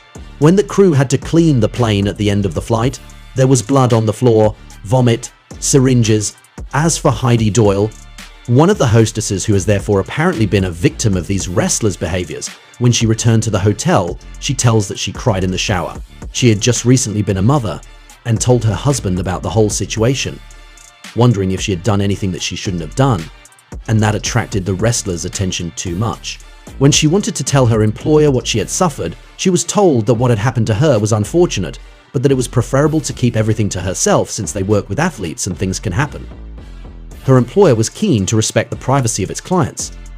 With Tarolin Capilano, they ended up filing a complaint against the Stamford Federation and its employees Ric Flair, Scott Hall and Dustin Rhodes in 2004, and reached an agreement with the company. Almost 20 years later, In the Dark Side of the Ring documentary, Heidi Doyle still seemed affected by this infernal flight. While for these flight attendants this experience had been traumatic, for Ric Flair and others, it seemed like a random day that was forgotten right after. How can we ignore these awful backstage scenes when we think back to the legacy of Nature Boy, for example, who has achieved great things in his career and who is among the best of all time, without the shadow of a doubt. And it is really by seeing the psychological repercussions on normal people as well as on the health of the wrestlers themselves and their own loved ones that we understand even more the impact of incidents like those on this plane. We have already been impressed by pro wrestling and its scenes that can be worthy of cinema. As you can imagine, it is a universe where there are also tricks, stratagems and other subtleties so that everything goes perfectly without us noticing anything. It's a pleasure to meet you on the Wrestling Paradise to tell you the craziest WWE tricks. Are you ready to be shocked to learn how Braun Strowman was able to lift this ambulance? Do you want to know more about the secret communication techniques between wrestlers? Do you want to find out how Brock Lesnar and The Big Show managed to destroy the ring? And are you curious to learn how The Fiend could have been burned by Randy Orton? You have come to the right place, because in our video we will see several manufacturing secrets together behind the magic of wrestling, and they will amaze you. You are on the Wrestling Paradise, the craziest WWE tricks. Let's go. At the end of 2020, there was a memorable scene at the TLC show. On that day, Randy Orton faced the late Bray Wyatt, who was playing his Fiend character. It was a Firefly Inferno match in which you had to set your opponent on fire to win. One of the two men was going to burn, but as you might expect, everything was planned to protect the wrestlers. Visually, it was really impressive, with a moment when we could see the Fiend burning. It was also the end of the confrontation. The demon was on fire in the middle of the ring. First of all, when Bray was on fire, there was Stunchgle on him. It's a product that enables you to set yourself on fire without burning. Right after that, when the Fiend was lying down, Randy could be seen setting him on fire for good to win. At that very moment, there was a dummy dressed as the Fiend. Of course, by analyzing the entire match, we notice the secrets, and it is still very impressive. It is also one of the final appearances of this fascinating Fiend character, probably the most interesting in the WWE between 2019 and 2020. It's April 10th, 2017, and an impressive scene took place on Monday Night Raw, one of WWE's weekly shows. There was the monster Braun Strowman, who attacked Roman Reigns, with whom he had a rivalry at that time. The future tribal chief will be put on a stretcher to be taken to the hospital. But Strowman wasn't finished with him. He grabs the stretcher with Roman on it and throws it on the concrete a little lower. As if that wasn't enough, after Roman Reigns was put in the ambulance, Braun pulls out a superhuman feat for us. He overturns the vehicle with Roman inside. This was a moment that shocked the fans, but the company employees made sure to make it as safe as possible with a few little tricks. For example, when Braun swings the stretcher, Roman Reigns wasn't actually on it. It was a dummy. Looking closer, we realized Strowman and the cameraman's positions prevented us from seeing the top of the stretcher. Right after that, it was the magic of the editing. We switched to a new camera shot where Roman was on the ground, as if he had really fallen. As for the ambulance lifting, if we look closely, we can see two pieces of metal near the wheels after it had been overturned. By being even more attentive, we can guess a person who is getting out of the vehicle when Strowman begins the lifting. The secret of this feat is a hydraulic winch. First of all, Roman is inside the vehicle and Braun attacks him. Then the latter comes out and goes to the right with the cameraman to do his feat. Meanwhile, a technician helped Roman to detach and get out of the ambulance. Braun starts to lift it, and thanks to the hydraulic winch that holds it on the other side and the pieces of metal at the wheels, he can completely tip it over. It was clever, and it's part of these little tricks to do these memorable moments. In any case, unless you are a connoisseur or have seen the scene several times, we can hardly notice all that. They represent all the magic of wrestling. We go back to a time when there was a war between CM Punk and the WWE. The Chicago Kid considered that he was treated very badly by the company. In his eyes, they were not taking care of the health problems he had. Promises were not kept, and there were injustices that ended up making him walk out before finally being fired on his wedding day. At that moment, his return at the end of 2023 seemed unthinkable. It was just after the 2014 Royal Rumble that his first period in the Federation ended. As we notice, he was on the poster of the show. At that time, the Ultimate Warrior, this larger-than-life wrestler from the early 90s, made peace with the WWE. He came back to be inducted into the Hall of Fame, and they were producing a documentary about him. we can notice a rather funny detail. In this documentary, which was broadcast at a time when the company was at war with CM Punk, we see a scene where there is the Royal Rumble 2014 poster. But if we pay attention, we see a post-it on Punk's head. In fact, we must understand that when there are real problems with a wrestler, the Federation no longer talks about him. They act as if he no longer exists. This little post-it was a way to hide CM Punk, to make the fans forget him. Despite everything, we can wonder what would have been different if we saw CM Punk's face in the background of an Ultimate Warrior documentary for a few seconds. Finally, we can wonder if it wasn't rather a subtle way of trolling the Chicago Kid. In pro wrestling, referees are very important to make sure that everything goes according to plan or to inform the people backstage about the wrestlers. It is their role to check if the superstars are in a condition to continue the match after a dangerous moment. They are really crucial. We could see another of their hidden responsibilities in 2006 at WrestleMania. Shawn Michaels was up against Vince McMahon. There will be a scene where the Heartbreak Kid was hitting the former boss with a ladder. Later, Michaels puts a trash can on him and puts him on a table, to then jump on him from the top of a ladder. It will be impressive, and there is actually a little trick. In this situation, Vince McMahon couldn't see what was going on around him because of the trash can. But it was important that he knew when he was going to have Shawn Michaels on him to prepare for it. If we look closely, we can see the referee tightening Vince's ankle just before HBK's jump. A similar situation took place in the 2013 edition, where The Undertaker was facing CM Punk. There was a moment when The Undertaker attacked Paul Heyman, CM Punk's manager at the time, just before turning, and the Chicago Kid jumped on him. Here too, they communicated secretly with each other so that everything would be fine. Just before CM Punk threw himself on The Undertaker, Paul Heyman squeezed the veteran's shoulder. It was a signal for him to know when to let go of Paul and head towards Punk.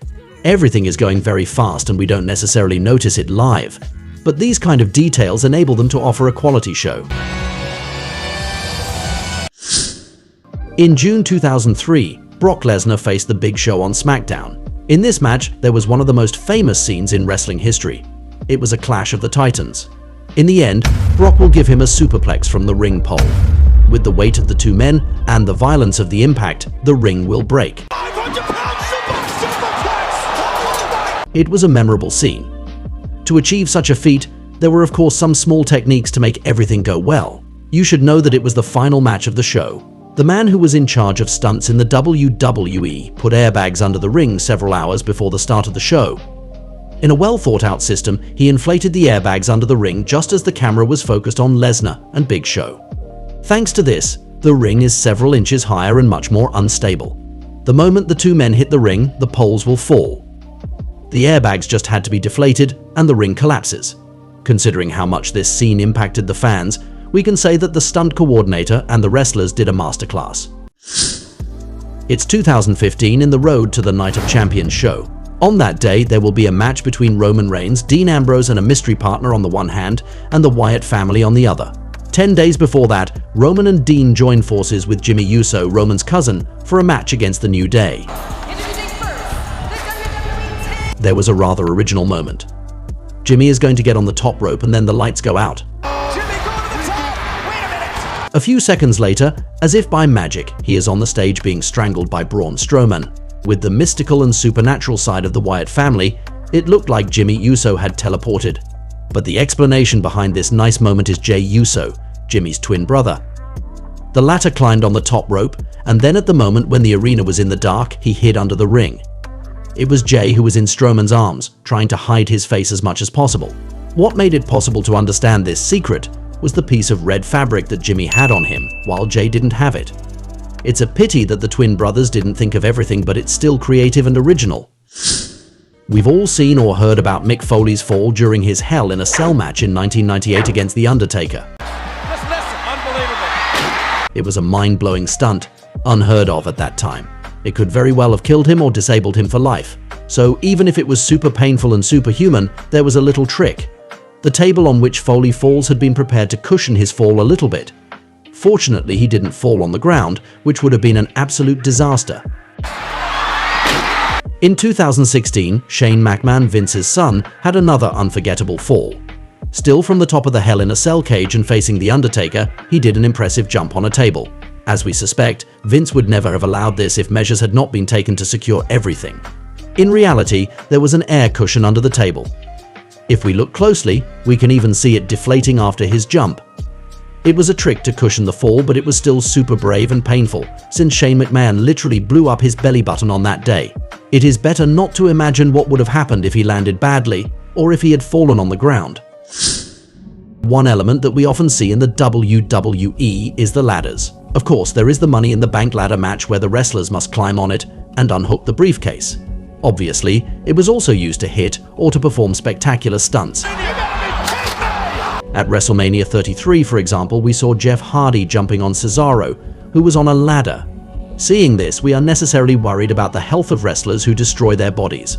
We wonder how they can do all this safely. First, what you need to know is that they are less solid than normal ladders. By placing it correctly and jumping precisely on its center, it will break more simply. But it can also happen that they are faked. For example, the day Sheamus threw Sin Cara on it, we could see some paint towards the middle of the ladder.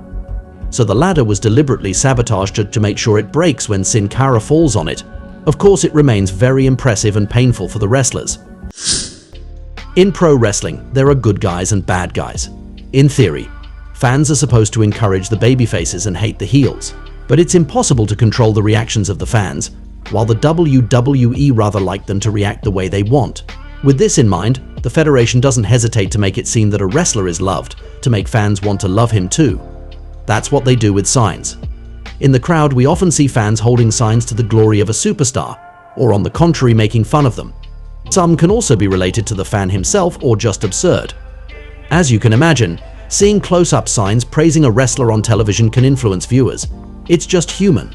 We see that a lot of fans like a wrestler, so we think we should like him too.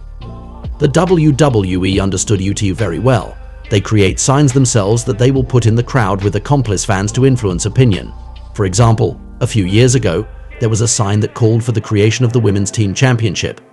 A few weeks later, it was born. It also makes it look like the company is listening to the fans. Anyway, this is an area that seems important for the company, so let's look closely to the signs we can see in the shows. They may indicate the Federation's projects for the following months. There is another trick that wrestlers like to use. We had an illustration of it on SmackDown. It's July 2019 and Dolph Ziggler was facing Finn Balor. There was a moment when Dolph got kicked and we could see what looked like a tooth flying out of his mouth. Kick right to the face, down your... It's impressive. We tell ourselves that the kick was really hard, that we are witnessing an intense fight in which the two men are going at it. But in reality, it was not a tooth. To give this illusion, wrestlers can either spit at the appropriate moment or have a chewing gum.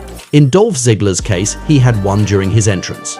At the moment of the kick, he spits it out and it feels like he lost a tooth, but not at all. These are the kind of small, intelligent details that help to be invested in a match and to believe in the story that is being told. You've probably already noticed it. There are all kinds of characters in the WWE. A rapper, an undertaker, a superhero, a tribal chief. But you may not have known there has already been a pimp. It is a pleasure to meet you on the Wrestling Paradise for this documentary on the story of The Godfather, one of the most controversial characters in pro wrestling history. You will discover, among other things, why The Rock no longer wanted to ride in a car with him, the gift The Undertaker gave him after every evening they spent drinking together, but also the rather ironic job of The Godfather in real life and how he had to face Owen Hart on the day of his tragic death. And you will never guess which female wrestlers have already been part of his infamous Ho Train. You are on the Wrestling Paradise, The Godfather, the WWE pimp. Let's go. It's November 1st, 1998 on the Sunday Night Heat show. The Godfather arrives at the ring with some ladies. The Undertaker is going to join him and they are about to face off. But at that moment, in a colorful outfit to say the least and after taking off his feather hat, the pimp will try to offer a deal to the dead man. I know that you like hoes. We have to realize that we have the most serious character in the Federation, and that a guy who presents himself as a pimp tells him that he knows he likes the ladies. Even if he manages to stay inexpressive and intimidating as usual, we feel that The Undertaker is holding back not to laugh. He is facing someone who is actually one of his best friends in real life, and he finds himself in this surreal scene where the Godfather offers him some good time with his girls if he forfeits the match. In the end, Taker will be one of the few who won't fall for it. I don't think everything's dead, but if it is, these girls will... Already this is one of the funniest segments of The Godfather. who never had such an important superstar in front of him, but it is also memorable if we know the relationship between the two men behind the scenes. In fact, if The Godfather works in the Federation, it is mostly thanks to The Undertaker. There is a real friendship between them since they are both part of the Bone Street Crew, a group of wrestlers who used to party together. They were the opposite of the Clique, where we had Shawn Michaels and Triple H in particular, who especially wanted as much power as possible and who had a controversial reputation. Many wrestlers hated them and on the contrary appreciated the BSK group. Apparently, it has often happened that after long nights of drinking together, The Undertaker becomes sentimental and offers The Godfather his Rolex watch as a token of friendship. The next morning, however, when the dead man was no longer drunk, he wanted to get it back. After a while, this scene became so usual for them that The Godfather was preparing to return the Rolex even before The Undertaker came to ask for it. For the record, at the time when he was starting this pimp gimmick who arrived with his prostitutes, it was with The Undertaker that he recruited girls in a strip club in the middle of the day for the evening of the show. From the moment The Godfather became very popular among the fans, Vince McMahon took care of this recruitment. Later, with success, the strip clubs even contacted the Federation to offer their girls. Yet The Godfather could have very well never existed. His real name is Charles Wright, and he was born on May 16, 1961. It all started for him with the filming of the movie Over the Top with Sylvester Stallone. Wrestlers starred in it, and seeing Charles' massive physique and tattoos, who was taking care of the bar on the set, they advised him to try his luck in pro wrestling. After working for the legend Jerry Lawler in the United States Wrestling Association under the name of the Soul Taker and some other experiences, he will be recruited by the WWE under the advice of The Undertaker. He will leave the company and return several times. There, he will first be Papa Shango, a kind of scary voodoo wizard who had literally made the Ultimate Warrior vomit. Then he will be Kama the Supreme Fighting Machine, where his greatest achievement was stealing The Undertaker's urn at WrestleMania 11 and then melt it down to make a necklace. After that, he will be in the Nation of Domination. Initially, he was supposed to be the supernatural character of Papa Shango again at that time, but it was cancelled when the terrifying Kane was created. In this stable, he will mainly serve as a stooge for The Rock, which they were preparing to become one of the next big stars. It's also funny to note that the future famous actor used to go from city to city with him, but he had finally stopped because he reeked of marijuana that his colleague consumed a lot. Everywhere Rocky was mistaken for a smoker while he wasn't. Anyway, Charles knew his contract was ending soon and that when The Rock was going to explode, he would surely be fired. At that moment, he is chatting with his wife and she tells him that if he could show the fans who he really was and not a voodoo wizard, they could make it work. He had to be more himself, to take advantage of the creative freedom he was given at that moment to create something that suits him. In real life, Charles Wright is a manager of a strip club in Las Vegas. That's what he was before wrestling, and that's what he goes back to when he's not in the WWE. In that world, he sometimes had to deal with pimps, individuals he hated so much that he forced them to leave his establishment, even going so far as to hit them. Based on how he was in real life, his wife will find him the name of The Godfather. But at first, there was no question yet that he was a pimp. The idea was for him to be himself, for everything to be authentic. That is what made the tremendous success of Stone Cold Steve Austin at that time, who only amplified who he really was in life. In his determination not to be left with nothing after The Rock became a megastar, Charles already asks to be called The Godfather. He has a first experience in a non-televised show where he faced Bradshaw, who would become JBL a few years later. On that day, while nobody usually cares about their match, he told Bradshaw he was a pimp and offered to lend him his girls if he forfeited the match. At that moment, the ladies were not there to accompany him yet, but he said they were waiting for him backstage. When the future JBL refused and ended up beating him, he would say this phrase. Pimp it ain't easy! Say it! Pimp it ain't easy! Unlike before, he made the people react who loved this whole scene, and from there, the pimp character of The Godfather was born. It's July 27th, 1998 on Monday Night Raw, the company's flagship weekly show, and it's historic. That evening, it is the first time The Godfather arrives with his prostitutes, which was his idea. We will notice he has a rather bling-bling style and that he is classy. It is also his wife who will take care of all his outfits. He asks the ladies for kisses. As we have said, they were strippers or sometimes actresses. For the record, future female wrestlers Lita and Victoria have already been part of it.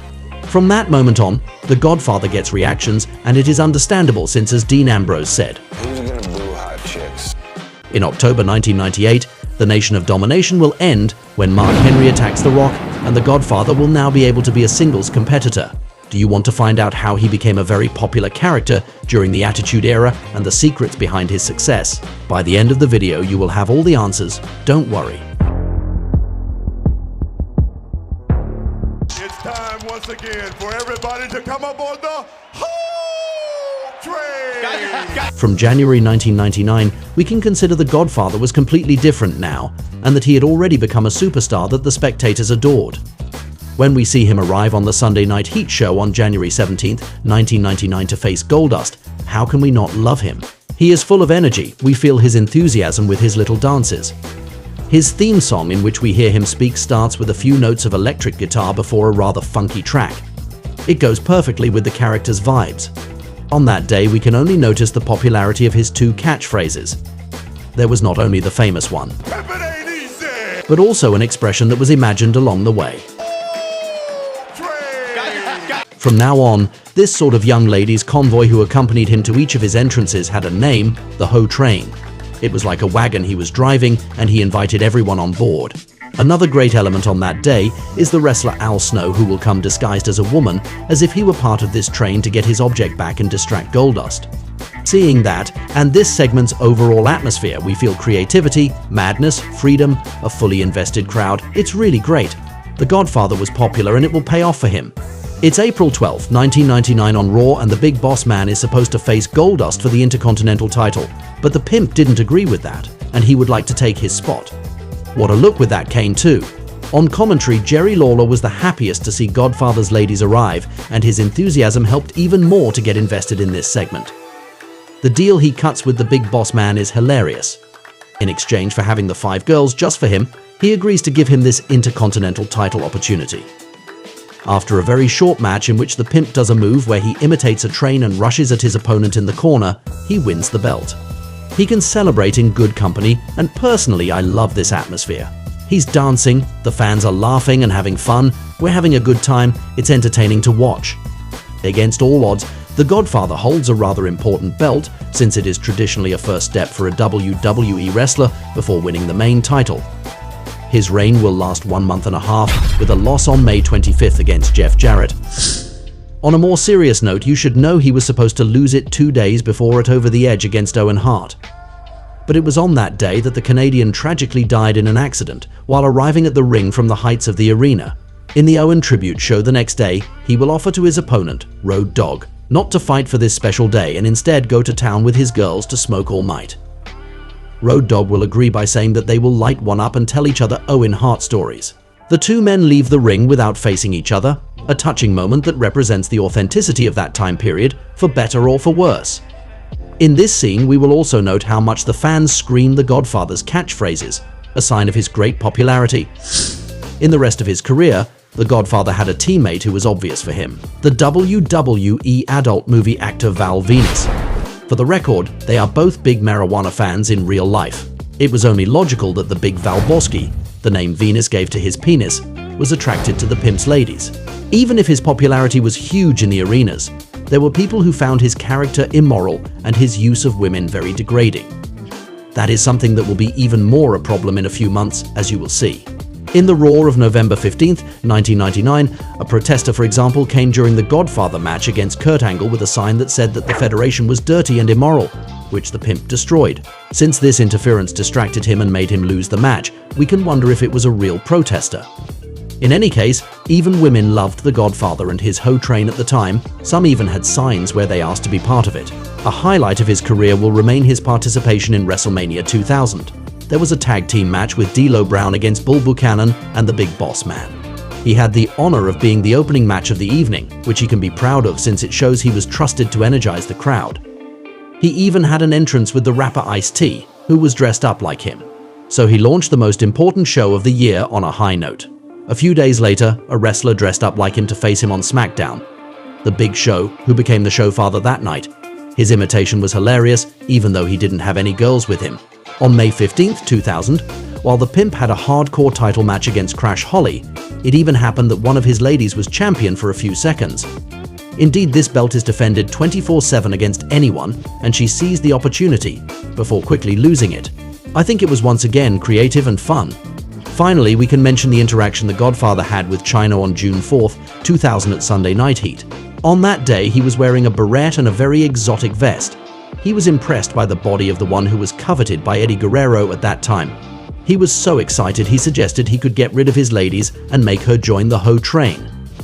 This offer will end with a refusal and a bouquet of roses shot. However, this doesn't reflect The Godfather's success during the Attitude Era, which was in full swing at that time.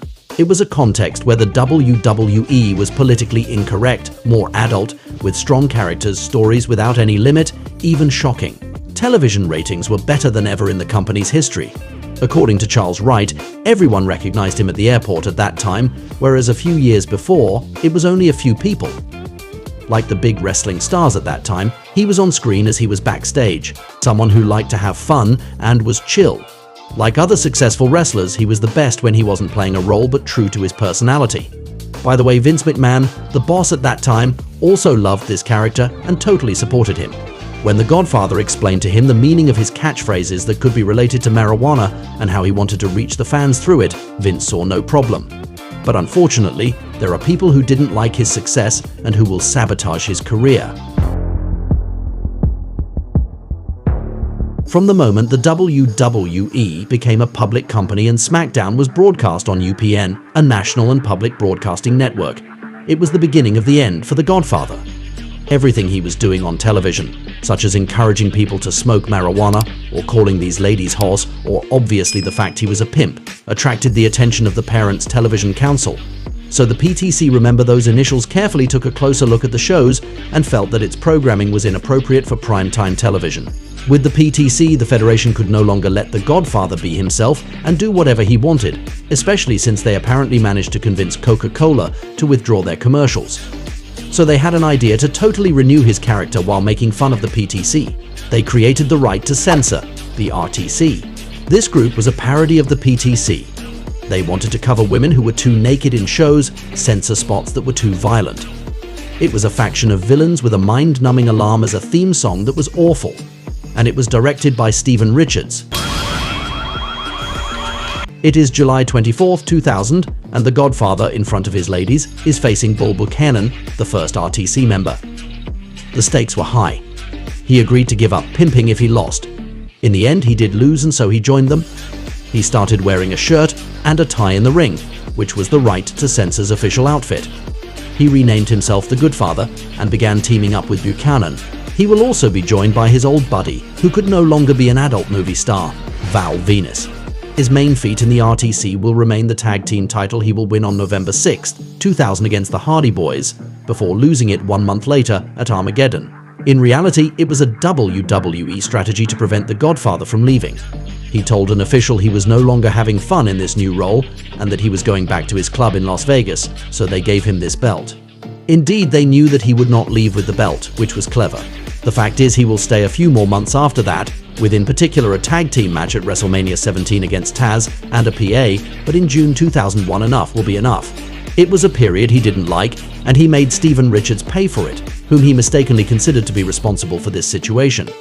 While he had total creative control when he was The Godfather, he was no longer himself and was unhappy.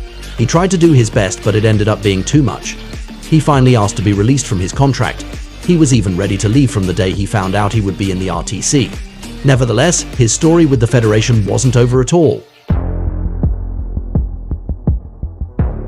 This is the 2002 Royal Rumble. We are getting ready to welcome a new entrant, and yes, he's back. He's got legit! The Godfather is here.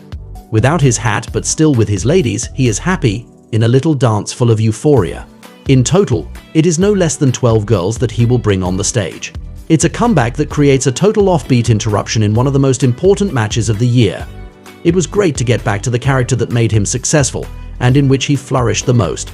However, this new period with this return to fundamentals will be very different.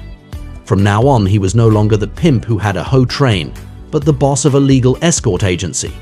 That's not all. He had to be much more careful with his language. He couldn't be on television anytime, never before 9 p.m. In summary, he was a politically correct version of himself, and they had to make sure he wasn't on TV when there were a lot of viewers. As Charles Wright himself said, it was the Godfather light. It was no longer the Attitude Era. Everything wasn't allowed anymore. The company had to be much more careful, so this pimp character couldn't be resurrected as it used to be. Charles thinks that at that moment, the fans wanted the old Godfather, and that's why, in the end, it won't work. They will make him turn heel, and he will have a short rivalry with Val Venis on SmackDown, before getting suspended between May and August 2002 for being vulgar with the fans during a non-televised match.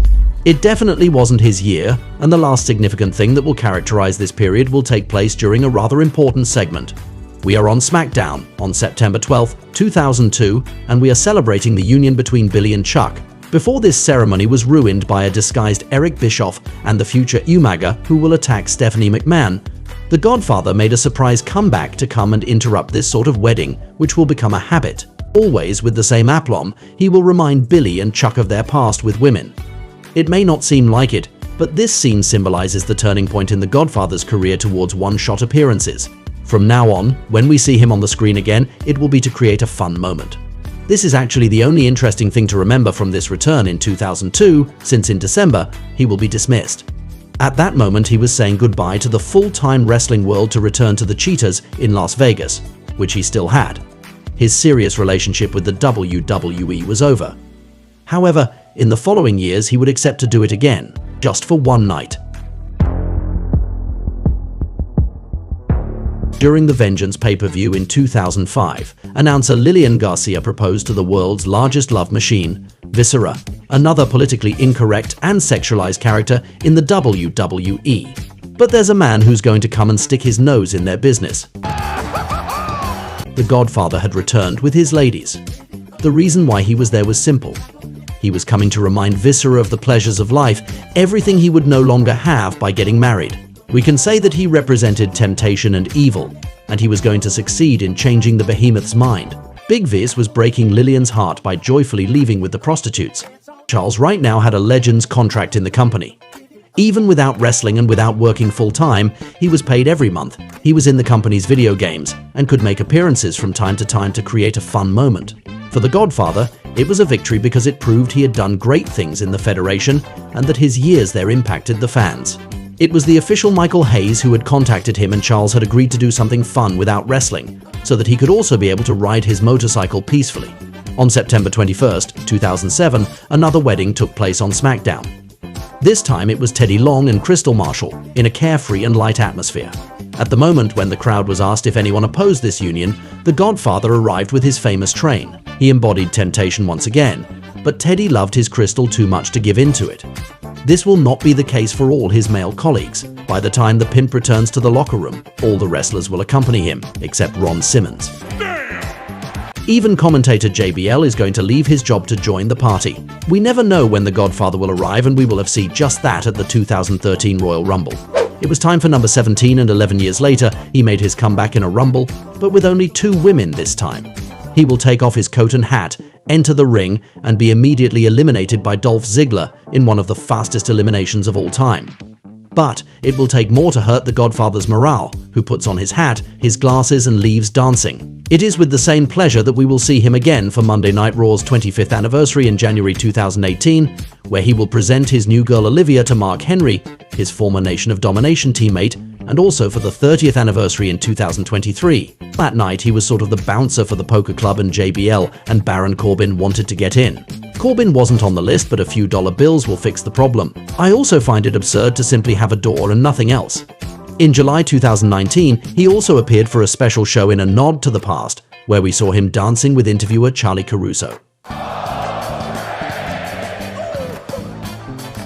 All this career full of entertaining moments, from Papa Shango to Godfather, via Kama Mustafa and the right to censor, will earn him a Hall of Fame induction in 2016. It's the ultimate consecration for a wrestler, and it definitely makes him a legend. He was inducted by his friends JBL and Ron Simmons, and will delight the crowd with his usual humor. He may not have main evented WrestleMania, nor won the WWE title, but he will have managed to be more popular than many champions. Whether he shocked or amused people, fans will never forget the Godfather. You may have already noticed it.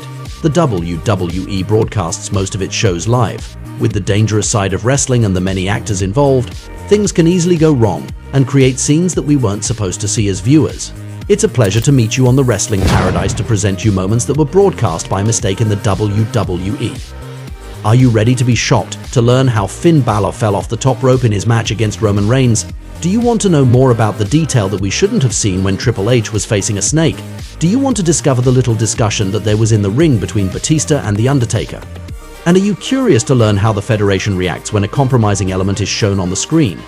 You have come to the right place, because in our video we will discover together amazing things that have already been filmed but that we weren't supposed to see.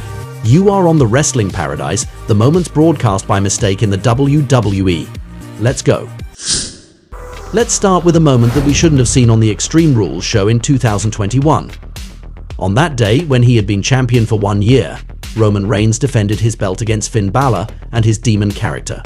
There was still a lot of suspense since Balor was almost undefeated in this role. In a sequence of big domination that was completely crazy with red lights, he seemed on the verge of winning. But at that moment, there's a shock. While he is about to do his coup de grace finisher, Finn collapses. Without us understanding why, the rope has broken and the situation is totally reversed. The tribal chief takes advantage of this moment of vulnerability to destroy him with a big spear for the victory. This is a finish that is still a mystery in Roman's historical reign. We never had the slightest explanation about this incident that enabled him to win. Even if we might think that this is a sabotage implemented by the Bloodline, we could see videos filmed by fans on site that day. We saw a cameraman cutting this rope, which would cause the fall of the demon. Obviously, this moment was not officially broadcast by the company, but the fact is that we shouldn't have seen it as spectators. On the other hand, a mission has been accomplished. Several years later, we are still talking about this mysterious finish, and nothing prevents the screenwriters from following up on it one day. It's April 2012 and the rivalry between CM Punk and Chris Jericho is in full swing. As you may know, CM Punk has always claimed to be straight edge, which means he doesn't drink alcohol and he doesn't smoke anything. Jericho wanted to provoke his rival by using this lifestyle. He was determined to prove that Punk was an alcoholic, which is quite creative, we must admit it.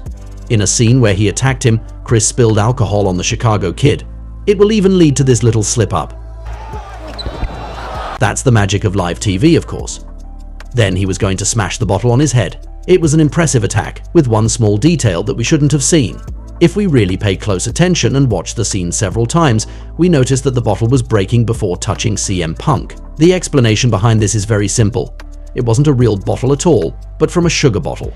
This type of accessories also exists in cinema, for example. It breaks much easier, and above all, they don't cut. So Jericho had started to squeeze the bottle in his hand a few milliseconds too early, which had broken it. Even if the maneuver was a bit botched, and we shouldn't have seen this little mistake, let's still salute the company's creativity for this scene. In WWE, there has already been shocking scenes with snakes, such as when Macho Man Randy Savage was bitten by the reptile. It is a dangerous animal, and the company obviously had to take maximum precautions not to endanger the health of the wrestlers. Imagine that the snake that had bitten the Macho Man actually had no more venom.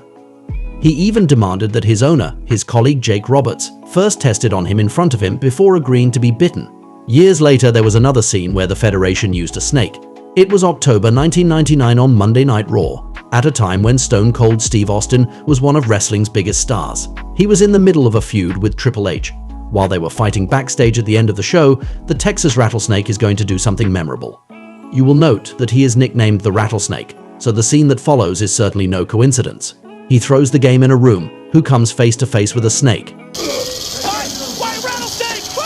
It was a very impressive scene, with the wrestler who was only a few inches away from a reptile whose bite can be fatal. Except that there was a detail that was filmed, and that shouldn't have been. At the moment when Austin had just swung Triple H in this room, looking closely we can see there is a window right next to his head. Of course, seeing it only once and live, we would notice it less. In reality, the room in which the snake was had a glass window in front to protect the wrestler, an understandable security measure. It hurts the scene a little bit, but it was still very entertaining and brave. We are at the Clash at the Castle show in September 2022. On that day, the Scotsman Drew McIntyre had the chance to wrestle at home in the United Kingdom to try to win the title against Roman Reigns. It was an intense confrontation in which Drew was really close to win. Unfortunately for him, he will not triumph in front of his fans because of an interference by Solo Sikoa. It should be noted that in the match, Austin Theory had tried to cash in his Money in the Bank briefcase, which he had won a few months before, and which allowed him to have a title match whenever he wanted. But then the famous boxer Tyson Fury, who was sitting in the front row, will hit him and he will therefore not be able to cash it in. A little later there will be a moment that shouldn't have been filmed.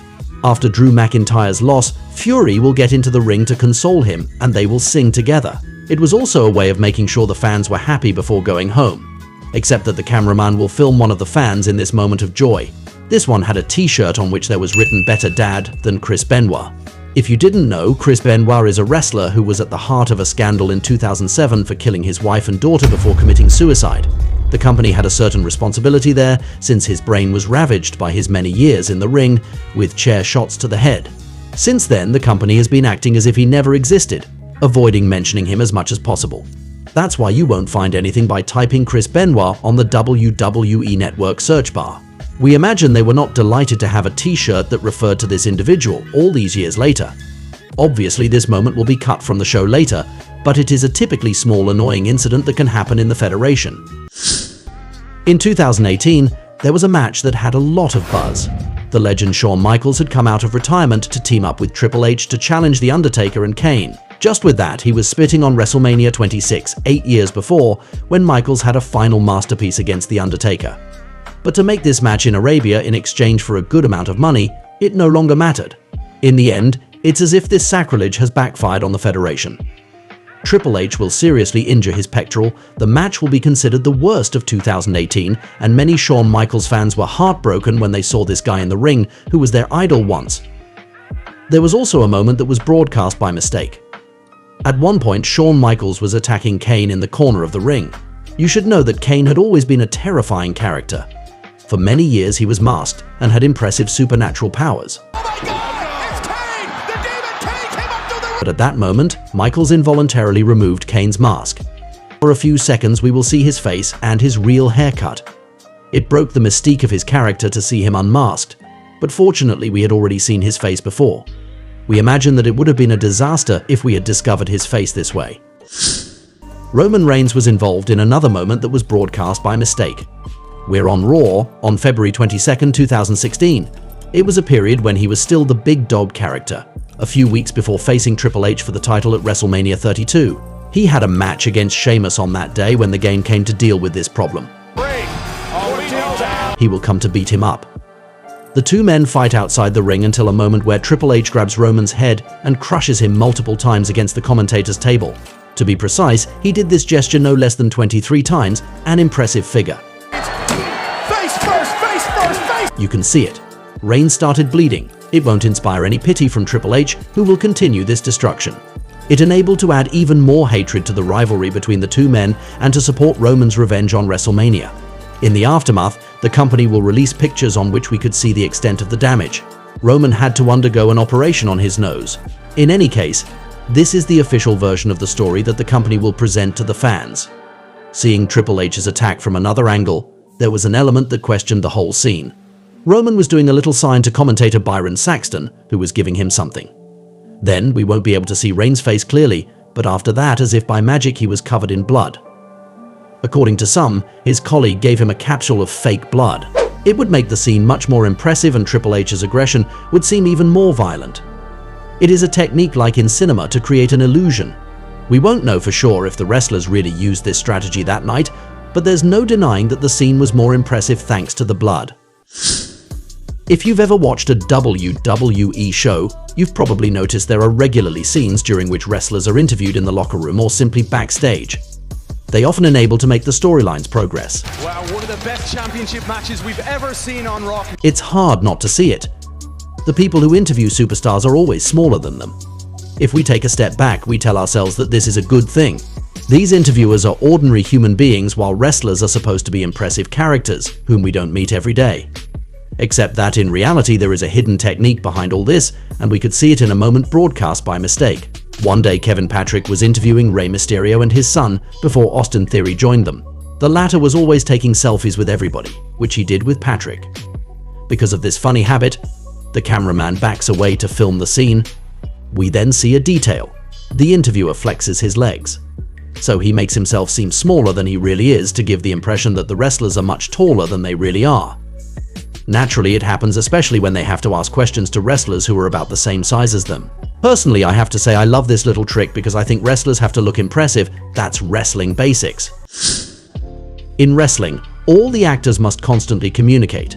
The moves are dangerous, injuries can easily happen, you have to take care of your colleagues while giving the impression of making them suffer. In this logic, the superstars will talk to each other to make sure they are doing well.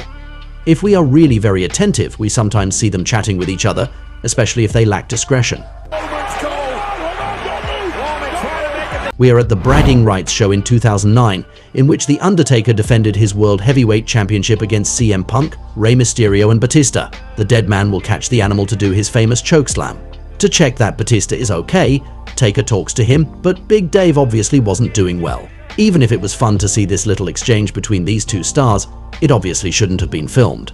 That's why the Federation will cut this very short moment of the show on its network, the platform on which you can watch all the old shows. At WrestleMania 32, there was an iconic moment in which Shane McMahon jumped off the roof of the cage. It was very impressive and dangerous. Looking back at this edition of the Showcase of the Immortals, this is probably the image that we remember the most. It's important to know that in 1998, Shane's opponent, The Undertaker, was already involved in a similar moment. Against Mankind, he had the most famous Hell in a Cell match of all time, with those moments when Mankind fell violently. These images impacted millions of fans around the world. We remember the shock of seeing Mankind risk his life, the reaction of the spectators in the arena, the comments of the legend Jim Ross, who said they had killed Mankind, that he was broken in half. 18 years later, the Federation wanted to recreate such a memorable moment with Shane McMahon. The problem is that a detail we weren't supposed to see came to take a little magic away from all this. At the moment of Shane's fall, commentator Michael Cole will say the following sentence.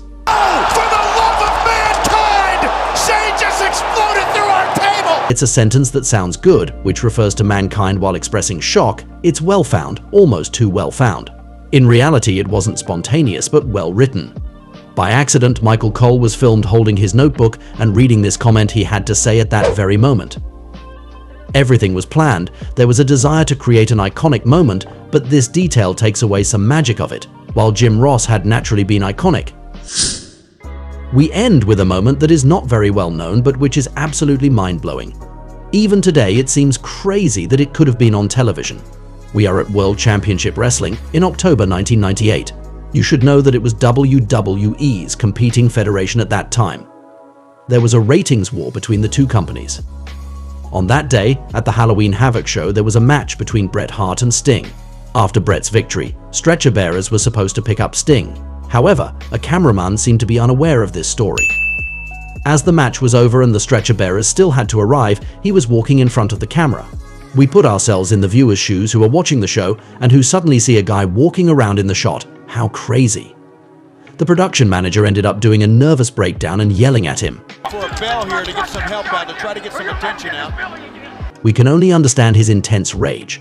We imagine that after that, this cameraman never came to intrude into the frame again, and that he quietly stayed in his corner. We all know it. Wrestling is entirely scripted. Everything is determined in advance to offer entertaining shows. Nevertheless, when you are live, problems of all kinds can take place and create surreal moments. In this video, we will see together some WWE scenes that didn't go as planned, and they will amaze you. It's May 2002 on Monday Night Raw, one of WWE's weekly shows. At one point, The Undertaker, who had his American Badass role at that time, parks his motorcycle in the parking lot and asks an employee to take a look at it. Later in the show, his motorcycle will no longer be there. A little moment of intimidation from The Undertaker later, the guy confesses to him the culprit is Hulk Hogan. We're going to see the Hulkster come into the arena with the bike he stole from the Taker. It was his strategy to get him to come to him and confront him. The idea was that by the time The Undertaker arrived, Hogan was chasing him on a motorcycle, which would have been awesome, we must admit it. But it will turn into a disaster. At the moment of truth, the bike will not restart and he will look stupid. The fans will laugh and he will be forced to do the chase on foot in the end. But it doesn't end there. Then, a segment was supposed to be broadcast where Hogan chases The Undertaker backstage on the bike, so he will have no choice but to bring the bike to the arena for everything to be consistent. I got something that belongs to The Undertaker. It's WrestleMania 29 and Triple H is facing the Beast incarnate, Brock Lesnar. Brock will arrive normally with his cap and powerful shorts. After that, his opponent had to make his entrance, but there's going to be a problem. As we know, the game loves doing memorable entrances in the most important show of the year. In a green lighting, we discovered some kind of portal with skulls. Inside, white smoke was sent on the wrestler. In reality, it wasn't normal smoke, but dry ice. This is something that the Federation likes to use because it creates a thicker and more consistent material than basic smoke for a better visual effect. There is a small downside on the other hand. It is very cold, since it is stored at -172 degrees before turning into smoke. Because of a problem in the machine, Triple H got large pieces of ice on him. With a temperature like this, it simply burns the body. While we imagine his extreme suffering, he rubs his stomach, puts water on it, and continues as if nothing happened, while we will learn that he had second-degree burns. We are on Raw in June 2006, and Melina and Johnny Nitro, who will become John Morrison, arrive for a match against Charlie Haas. In the ring, announcer Lillian Garcia presents the wrestlers as she is used to, and is about to return to her seat. But then, boom! Charlie Haas makes a smashing entrance where he brutally bounces in the ropes, while Lillian was precisely there still leaving. Because of Charlie, she will fall on the floor, and she will unfortunately injure her wrist. She will have to be evacuated by the caregivers. The crazy thing is that this accident is going to be used for an on-screen storyline. Charlie Haas starts lusting after Lillian after apologizing, and it's going to arouse the interest of the announcer's former lover, the Behemoth Viscera. I apologize to my lady, Lillian Garcia, and this week, you better mean it. In the end, after having clashed, the two men will even form a team, and poor Lillian will take a Samoan drop by mistake from the world's largest love machine.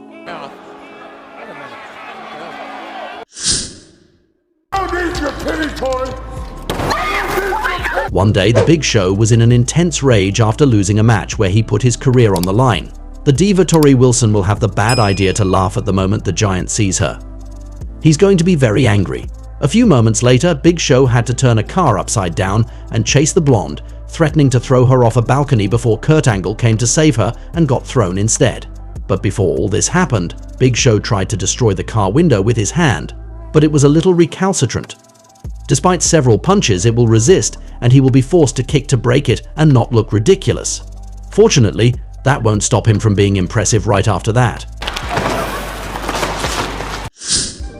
It's 2017 at WrestleMania 33, an edition that I personally love. In the pre-show, there was a battle royal where something funny happened. The Indian Jinder Mahal, a few weeks before becoming WWE champion, sends Mojo Rawley near Rob Gronkowski. This football player doesn't like that, and they have a confrontation with Jinder. Obviously, Gronkowski will get upset and climb the security barrier, which was planned, of course. But apparently there was a security agent who didn't know about it and who will rush at the athlete to prevent him from continuing. People will discreetly inform her that everything is normal, and then Rob can go into the ring. He shrivels Jinder, and fortunately this miscommunication will not have had any consequence. We're on SmackDown in January 2006. Batista and Rey Mysterio face Morrison and Mercury in a cage match. During this confrontation, it was planned that the Colossus Mark Henry would interfere and enter inside the cage, so he had to break the chain of the door with his bare hands. He may be the world's strongest man, but the chain doesn't break. For several minutes, he will unleash himself on the cage to try to open it in a completely unforeseen moment. All this interference was in jeopardy of falling through, but he will eventually succeed. The funny thing is that when you see the edited show by the company, you would think that he quickly succeeded while not at all. That's the magic of editing. It's 2008 at WrestleMania 24. Even if the show was beautiful, there were some little problems. The most notable one took place at the very end of the pay-per-view. While The Undertaker is celebrating his victory, one of the pyro ends up in the crowd and injures several fans. This isn't the only unforeseen event of the evening. In one of the matches, Ashley and Maria faced Beth Phoenix and Melina under the supervision of rapper Snoop Dogg. The confrontation was going smoothly when, all of a sudden, Oh, look at Maria. The plan was on. in the middle of the showcase of the Immortals, the lights go out. Contrary to what commentator Jerry Lawler believes, it isn't The Undertaker who just arrived, but a power outage. They will wrestle a little in the dark, and then there will be emergency spotlights to illuminate the ring. The problem will even last until the next match, Randy Orton against John Cena and Triple H, during which everything will eventually work again. We understand it well. Electricity is crucial in a show. Between the lights, the music, the screens, the cameras, and so on, a power outage is a disaster in wrestling. It's 2001 at WrestleMania 17 and there's a three-way match between Big Show, Raven, and Kane. During this confrontation, the three men will go all the way backstage. We'll see them break a wall and most importantly, Raven will get into a cart. The Big Show prevents him from driving well, and he goes right into a fence. For a few inches, one of the most legendary WrestleManias could have been ruined. These cables that we see powered all the elements in the arena. If they had destroyed that cable, the show might not have been able to go on. After that, they probably understood that you should never leave important cables near the wrestlers. Once upon a time, the WWE was doing a reality TV show where candidates were trying to get a contract in the Federation. It's November 2004 on SmackDown, and the participants of Tough Enough are in the ring with Kurt Angle. The wrestler and Olympic champion gives them some kind of hazing. He challenges them in his specialty, wrestling. He beats the first one easily, and right after that he asks for a new challenger. While it wasn't planned that someone would answer it, Daniel Puder allows himself to accept it. They fight in the ring and Puder, who knows a lot about combat sports, tries to break his arm. Kurt Angle will resist, and one of the referees is smart enough to make a count of 3 when Angle pinned his rival's shoulders to the ground. Kurt's credibility was protected, even if he was furious. In the end, Puder will pay the price and will never succeed in the Federation. Another unforeseen event that can happen is that a wrestler wins a title during a non-televised show. It can be understood. What would viewers say to themselves when they suddenly see a new champion while they have never seen him win his belt on television? However, this is what happened in 2007 in a non-televised show. When it wasn't supposed to happen at all, wrestler Mickie James becomes women's champion. She will be given another match later in the evening to defend her title, which she will lose. This solution had therefore been improvised and avoided creating misunderstandings for the viewers. Umaga was a dominant character, an impressive monster that many fans remember and who unfortunately died way too soon. It's an honor to meet you on the Wrestling Paradise to tell you the craziest stories about the one who was a member of the Inoue dynasty, one of the greatest families in pro wrestling history. Are you ready to be shocked to learn how important Umaga was in the Usos' career? Are you wondering which superstar he was supposed to have a rivalry against if he hadn't had injuries between 2008 and 2009? Do you want to know more about the memorable interaction he had with Britney Spears in an airplane? Do you want to find out why he was stink-faced by his brother Rikishi in the middle of the 2003 Royal Rumble as a punishment? And are you curious to learn how an incident in Mexico almost cancelled his participation in the flagship match of the second best-selling pay-per-view in WWE history? You will know everything and much more at the end of our video. You are on the Wrestling Paradise, the most mind-blowing stories about Umaga. Let's go.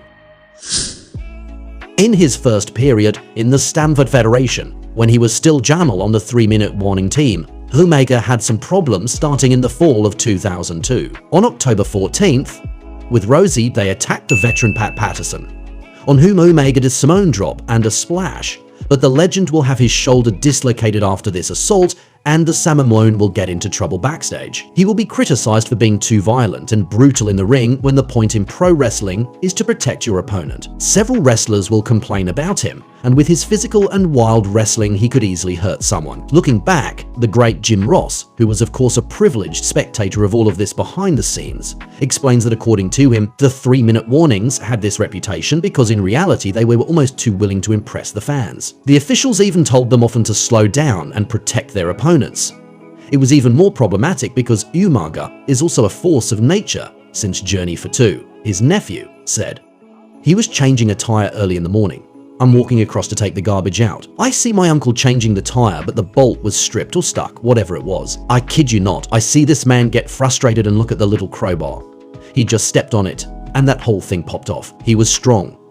Can you only imagine the damage he could do to his opponents if he was also pissed off? In any case, they will punish him for what he did to Pat Patterson by making him get a stink face from his brother Rikishi during the 2003 Royal Rumble. A funny punishment, but it's always better than a fine or a dismissal. After being fired by the Federation for the first time, Umaga went to have multiple experiences outside the United States. He was able to explore the world of wrestling, especially in a ring standpoint, knowing that all of this took place when he was between 30 and 32 years old. Thanks to all these experiences, Umaga has been able to grow, and in December 2005, he will be rewarded. Vince McMahon's federation was impressed enough to give him a second chance, and he got a new contract with them in December 2005. Of course, it's great that he's back and that his efforts have paid off, but the big question was, what are they going to do with him now?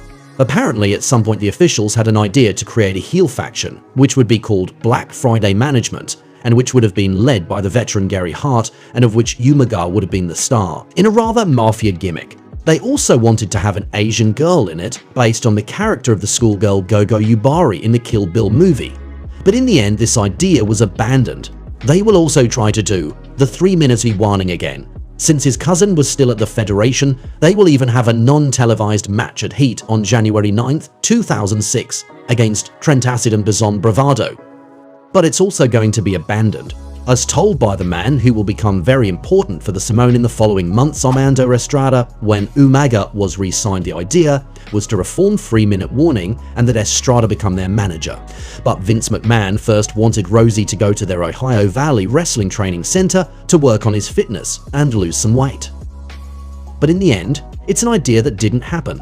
Rosie didn't stay in the company in one day. Michael Hayes, one of the officials, is going to call Armando Estrada and tell him that with Umaga, they will start right after WrestleMania 22 in April 2006, and that they are going to push them, so they have to be ready. Do you want more amazing stories about Umaga, and in particular about the whole end of his fascinating journey? Don't worry, it's coming by the end of the video, hang in there. When he started to be pushed in the character of Umaga, things were also going well for him in his private life. So while for years he had been fighting to support his family by working hard and wrestling in Japan, he was able to move to Houston in Texas in 2006, where he bought a house for his family with the help of his friend Shelton Benjamin. This is something that improved the daily life of his loved ones, especially since they lived in Florida just before, a state that had been hit by Hurricane Katrina in August 2005, which was also one of the reasons Umaga wanted to move his family. He also wanted his sons to play football, and they would have much more opportunities in Houston for that. He really wanted to improve his children's lives, and it's nice that he was able to do it thanks to his success in the Federation at the time, and thanks to years of hard work. For the record, for the birthday of his youngest son Zilla at the time, Umaga gave him a dog called Oos. It's a time whenever his father came home for a few days, he and Zilla were very close and were together all the time. His son says that he saw his father as a god, invincible, a real example for him.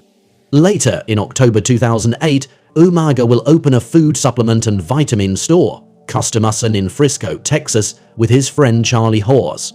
There is a real strong bond between the two wrestlers, since not only did they meet in the early 2000s, when the two of them were in developmental, but outside the ring a horrible tragedy had brought them together in December 2001 when Charlie's brother Russ had died. Since that moment, they have become very close friends, and it is beautiful that 7 years later they have both embarked on this adventure.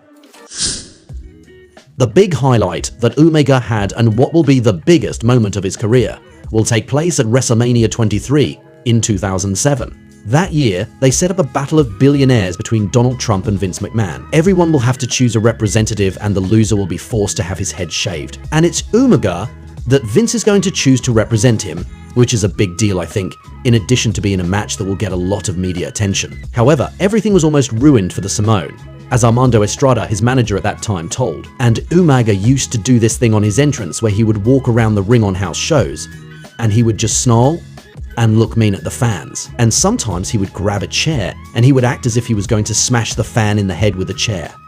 And I would come up from behind and grab the chair to stop him from assaulting the fan and getting fired and going to jail. Well, one day in Mexico, we're doing this little act, this pre-match act, and Umaga goes to swing the chair and the chair slips. And he hits the fan in the front row in the head. And instantly we're like, oh my God, we're fired. We're fired. We're not going to WrestleMania, we're not going home, we're not collecting, and Umaga. And I kind of look at each other like, what are we going to do, man? We effed up, and I look at the fan and he jumps up and he's like, yeah. And I was like, are you okay, amigo? I tell Jimmy Tillis, whoever was security at the time, and I'm like, bring him some merchandise. Just make sure they're all right, no lawsuits. So that was a close call. Fortunately, this story ended well, and Umaga was able to play a role in the success of WrestleMania 23. Which will become the second best selling pay-per-view in the Federation's history behind WrestleMania 28, and until 2012, it was even #1. At the moment when Umaga was no longer as dominant in the ring as he had been from his debut in the character because of his suspension in the fall of 2007, the Samoan will also face a very difficult time in his personal life. While he was in the middle of a European tour in April 2008, his mother Firafatu died. He is going to take a break for only 2 weeks and then already return to the road with the company. And as if that wasn't enough, a few weeks later when he has been drafted to SmackDown with the possibility of really getting back on track after this lesser period since the end of 2007, he will injure his knee at the beginning of August in a non-televised show. And it couldn't have come at a worse time since apparently the Federation was planning to launch a rivalry between Umaga and The Undertaker, which would have been ideal to give him some exposure and importance, especially since at that moment on SmackDown, the feud between the Dead Man and Edge was still starting to be a bit too long in my eyes, even if I liked it. And we can only imagine the incredible chemistry that there would have been between the Samoan Bulldozer and the Phenom. After being fired by the Stamford Federation in June 2009, Umaga lived a period where he notably wrestled in Puerto Rico and participated in the Hulkamania Let the Battle Begin tour in Australia, with Hulk Hogan obviously. An element that is nevertheless intriguing at that time, according to journalist Dave Meltzer, is that despite his dismissal a few months earlier, Umaga had apparently reached an agreement with Vince McMahon's company to return to the 2010 Royal Rumble. And what is even crazier is that apparently the Stamford Federation did not want its ex-employee to participate in this Hulk Hogan tour and that they were trying to sabotage it. This is of course some information that should not be considered as facts, but it still shows that the Samoan had remained on the radar of the Federation. Moreover, at that time, Hulk Hogan was trying to bring Umaga to TNA, the rival company, but the Samoan would have told him that he wanted to remain loyal to Triple H and Stephanie McMahon because they gave him the opportunity in the past to have the best run of his career. A story that is totally to the credit of Umaga. Returning from these shows in Australia, a funny scene even took place on the plane. On that day, Umaga was with the legend Ric Flair, and it so happened that the singer Britney Spears was also in the same plane. At one point she came to introduce herself to them, but it was not to the Nature Boy but to the Samoan that she spoke because she recognized him, given that her ex-husband Kevin Federline appeared on Raw at the same time that Umaga was there. Do you realize this incredible scene? Britney Spears recognizes Umaga and not Ric Flair. In real life, Umaga played a major role for the Usos in their career. One day, when he went to see them in Florida at a time when the twins were working as office furniture deliverymen, he told them that it was now or never to try to become pro wrestlers. He told them that if they didn't come with him that night, he wouldn't reach out to them anymore to help them to become pro wrestlers. At that moment, at the instigation of their uncle, they gave up their jobs, they prepared their stuff, said goodbye to their families, and drove 10 hours to train at Booker T's school, and the following year, they started at the Florida Championship Wrestling Training Center in 2009. And the crazy thing is that they will sign their contract on the day of Umaga's death, December 4th. Jimmy Uso will say that their uncle saved their lives. Jay even paid tribute to him by getting an Umaga tattoo on his leg, and in the Raw of December 5th, 2022, the day after the 13th anniversary of his death, Solo Sikoa, the little brother of the Usos, did his uncle's signature move for the first time. He did the Samoan Spike and then the Samoan Wrecking Ball to attack Matt Riddle, a beautiful tribute. The Usos had a very special bond with Umaga, who was much more than an uncle to them, since he spent a lot of time with them when their father Rikishi was on the road. As for Roman Reigns, he said about Umaga that every time he arrived somewhere he lit up the room, that he was a loud and happy person, that everyone loved him. In pro wrestling, we know everything is scripted. It is entertainment that is imagined to make us have a good time. But the shows are often live, which can lead to completely unexpected and memorable scenes. It's a delight to meet you on the Wrestling Paradise to present you moments that viewers weren't supposed to see in the WWE. Are you ready to be shocked to learn how Stone Cold Steve Austin has already been eliminated from the Royal Rumble by accident? Do you want to know more about the harder-than-expected guitar shop that ruined Jake Roberts' life? Do you want to find out if any wrestlers have ever made a fool of themselves on the air? And are you curious to learn how Brock Lesnar made John Cena bleed while it wasn't in the script? You have come to the right place, because in our video we will discover multiple scenes together that were not planned and they will amaze you. You are on the Wrestling Paradise, the moments that weren't supposed to happen in the WWE. Let's go. Let's start with a type of unplanned moments that didn't happen often in the WWE, and we will quickly understand why. When a wrestler allows himself to do something to Vince McMahon that he doesn't like at all. If you didn't know it yet, McMahon was the Federation's big boss for many years. He was particularly famous for this catchphrase. The incident we're going to talk about happened on Monday Night Raw, one of the company's weekly shows, in February 2016. It was not a show like the others. Daniel Bryan announced that he was forced to retire because of health problems. You have to know he was one of the most popular wrestlers, so it was very emotional for everyone. The company officials as well as the other wrestlers came on the stage to see it. A moment that was not supposed to happen will take place at the end of this scene.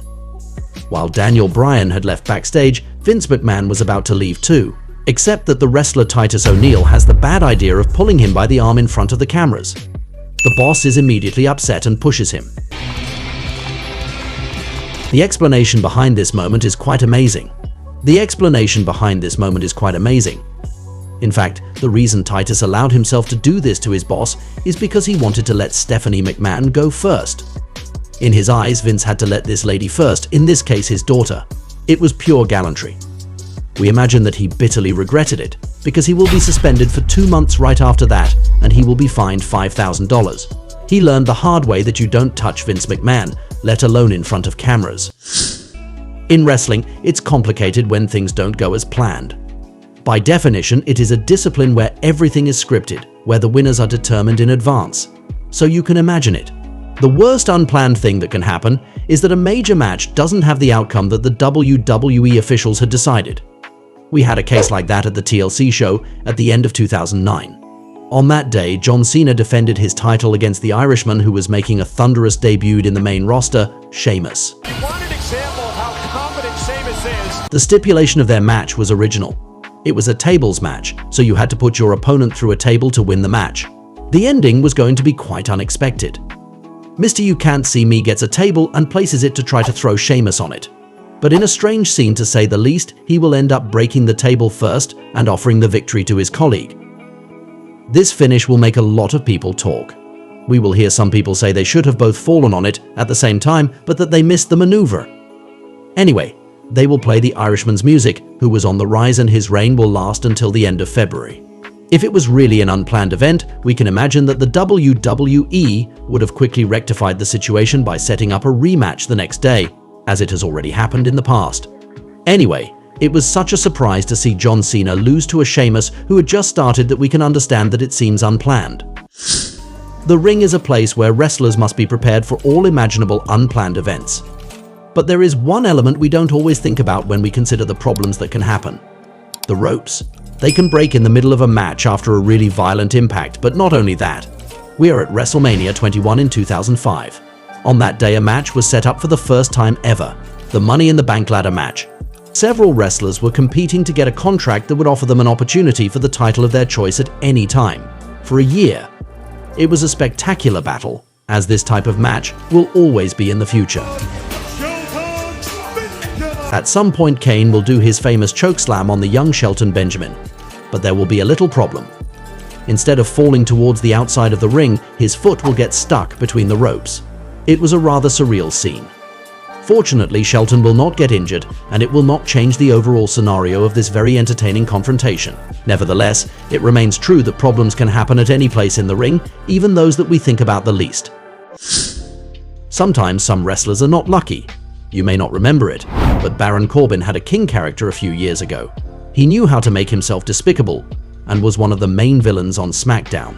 We remember, for example, a scene where he poured dog food on Roman Reigns.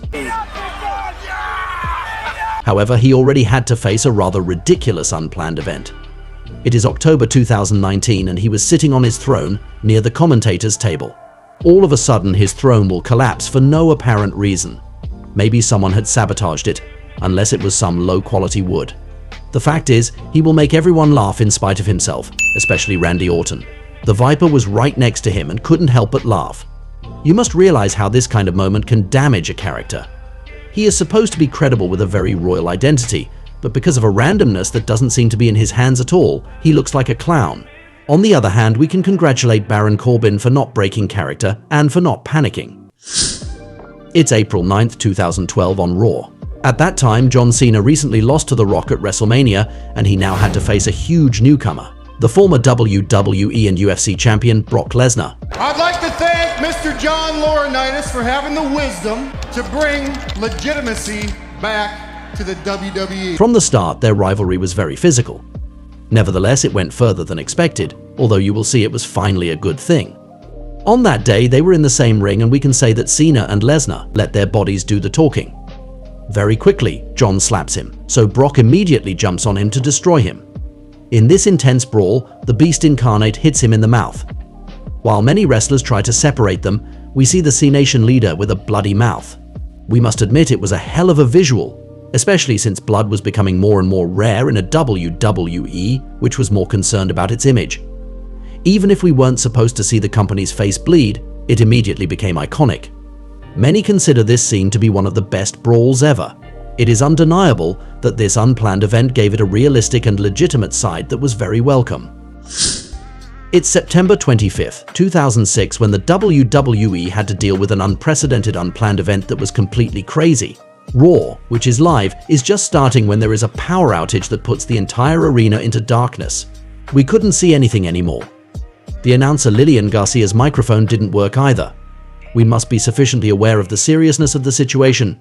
We are live, millions of people are watching, ratings are important for the company, advertisers have paid for ads.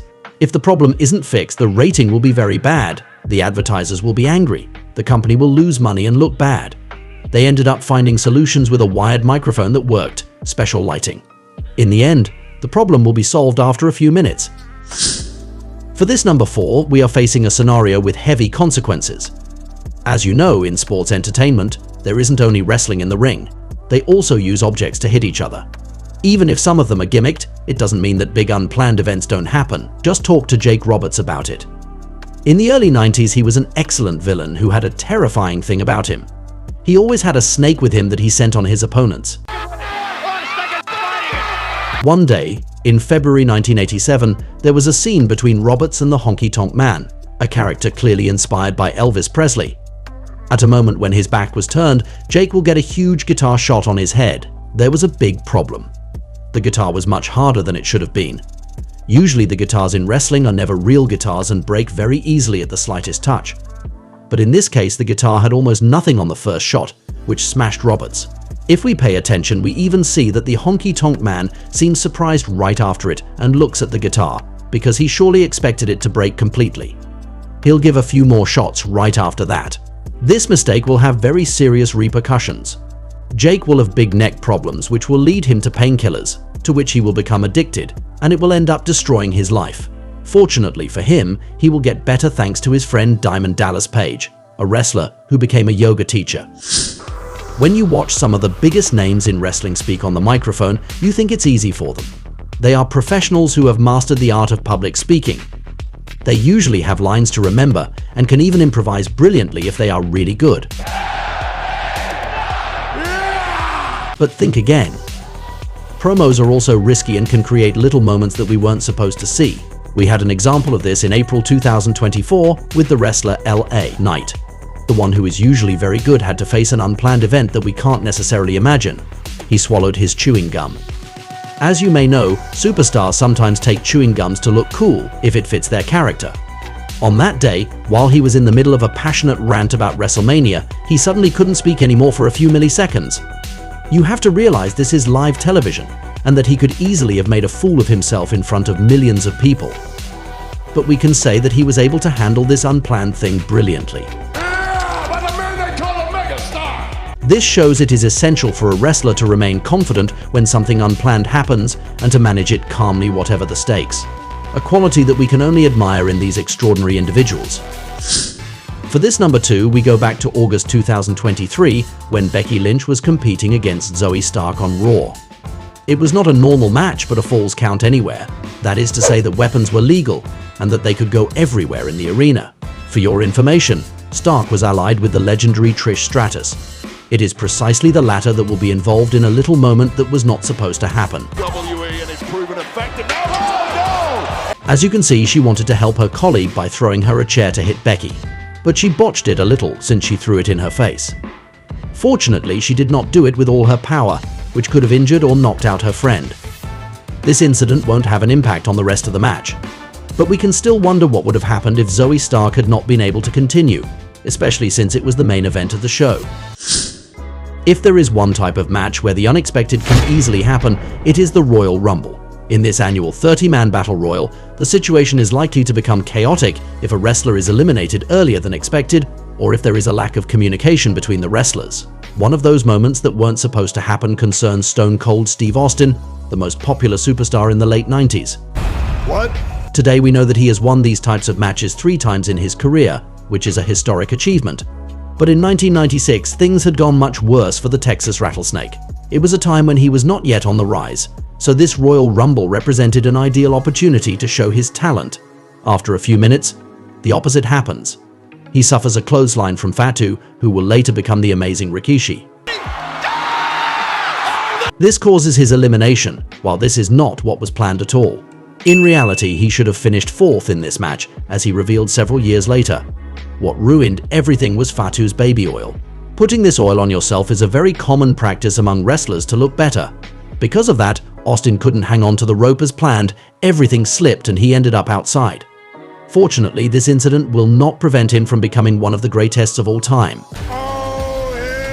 We've all watched a match or a WWE promo wondering if a moment was really planned or not. In reality, pro wrestlers already went off script quite a few times, with tremendous consequences sometimes, and it often creates memorable scenes. This is, for example, what happened with the legend Ric Flair. It's October 2004, and he was in the ring with Triple H doing a promo where he was talking about Randy Orton. I look at you and say, virgin. It was at this moment that he knew. He fucked up. In a not very politically correct moment, he went on to say that it was his specialty to make virgins scream and bleed. Except that on that day, there were several representatives of the show sponsors on site. As you can imagine, they were not so delighted. From there, the former boss, Vince McMahon, decided that the promos always had to be validated by him before, and they will be more and more scripted. Who are you? Never tell me how to wrestle! In number 9, we're going to talk about a charismatic superstar who has the power to do whatever he wants. Does that remind you of anyone? The Rock, of course. We're in a SmackDown in 1999 and the one who will become the final boss was in the middle of a rant when suddenly, guess what happened? He lost his sunglasses, which could have made him look ridiculous. Fortunately, his buddy Mankind was there to pick them up for him. He thanked him and continued as if nothing had happened. Rocky really is a hell of a professional. If you smell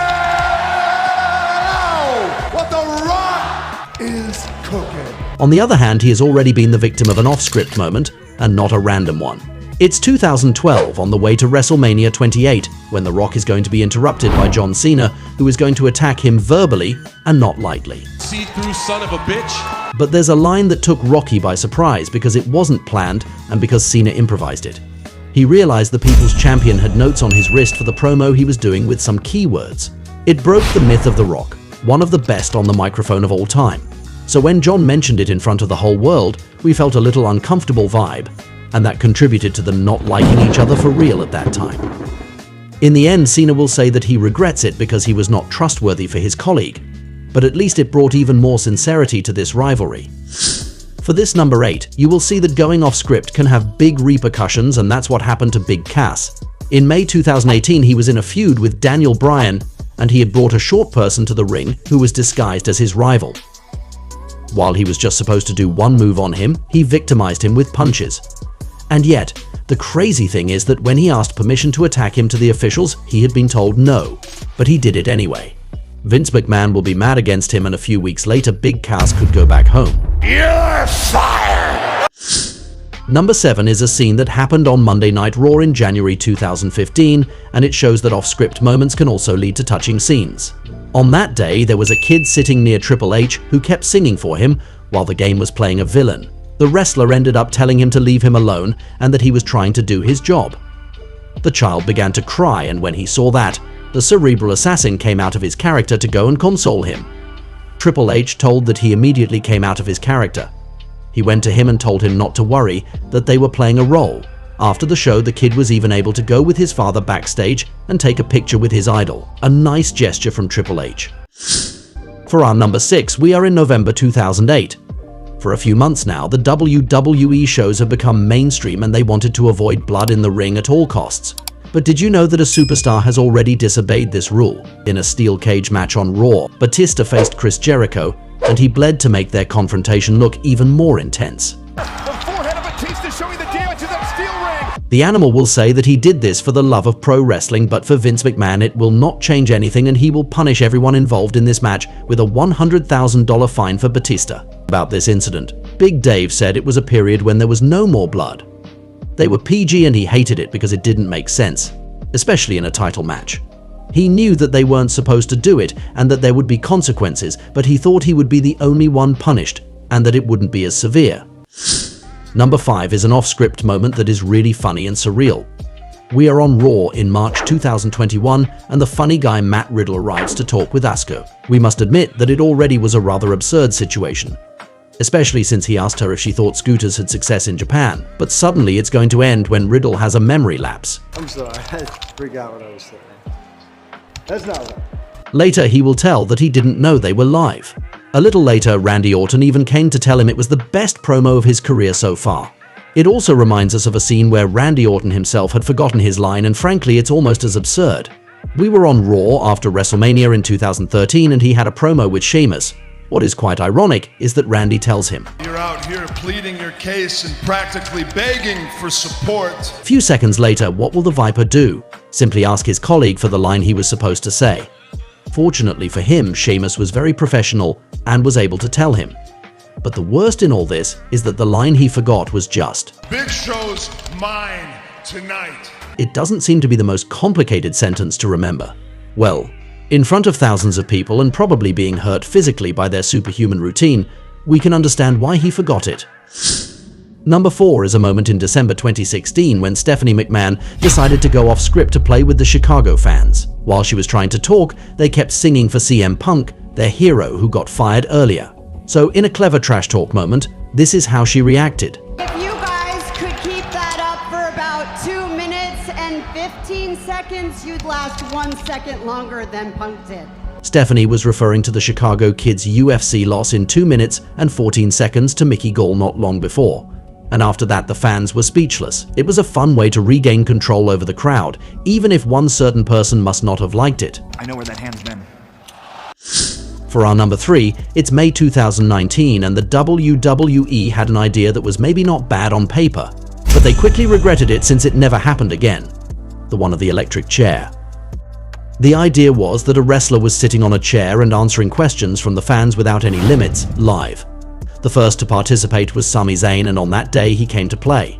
While the questions were quite basic, he mentioned the company whose name must not be said. You could ask me anything. You could have asked me about AEW. Later, some people will say that it was scripted. However, the WWE still edited this moment out on its network and its YouTube channel, so they must not have been very happy. Our number 2 is another case in which wrestlers went off script when a superstar wins a match that he was not supposed to win. We imagine that this is even more of a problem when a title is at stake. We think, for example, of this episode of SmackDown in January 2019, where Shinsuke Nakamura defended his United States title against R-Truth. Normally, the Japanese was supposed to retain his belt, but there was a misunderstanding between the referee and the rapper about the finish, and suddenly, the title changed hands. It was a big fail, but strangely Vince McMahon told them backstage that it was phenomenal and that he loved it. This is such good shit. Number 1 is an off-script moment that took place in a crazy match at King of the Ring 2001 between Shane McMahon and Kurt Angle. It was a war that will have a big impact on both men, who will get out of it beat up with an impressive final move. But there was a moment that didn't go according to plan at all. When they were both already exhausted, Kurt will try to throw Shane through a glass window. But it's not going to break and Vince's son is going to fall on the concrete. In fact, if it didn't break, it's not only because Angle cracked his tailbone just before and didn't have his usual power. It is also because the technician made a mistake by putting plexiglass on. Fortunately, they finally made it. As you know, fans are very important in wrestling. WWE superstars often interact with them, which can create memorable moments. Sometimes some people have gone too far and they have paid the price. It is a pleasure to meet you on the Wrestling Paradise to present you the most shocking incidents of wrestling with fans. Are you ready to be stunned by learning how this scene could have happened? Do you want to know more about the day Eddie Guerrero almost got killed by a spectator? Do you want to find out how Chris Jericho has already found himself under a rain of projectiles? And are you curious to learn how a fan disrespected John Cena in real life?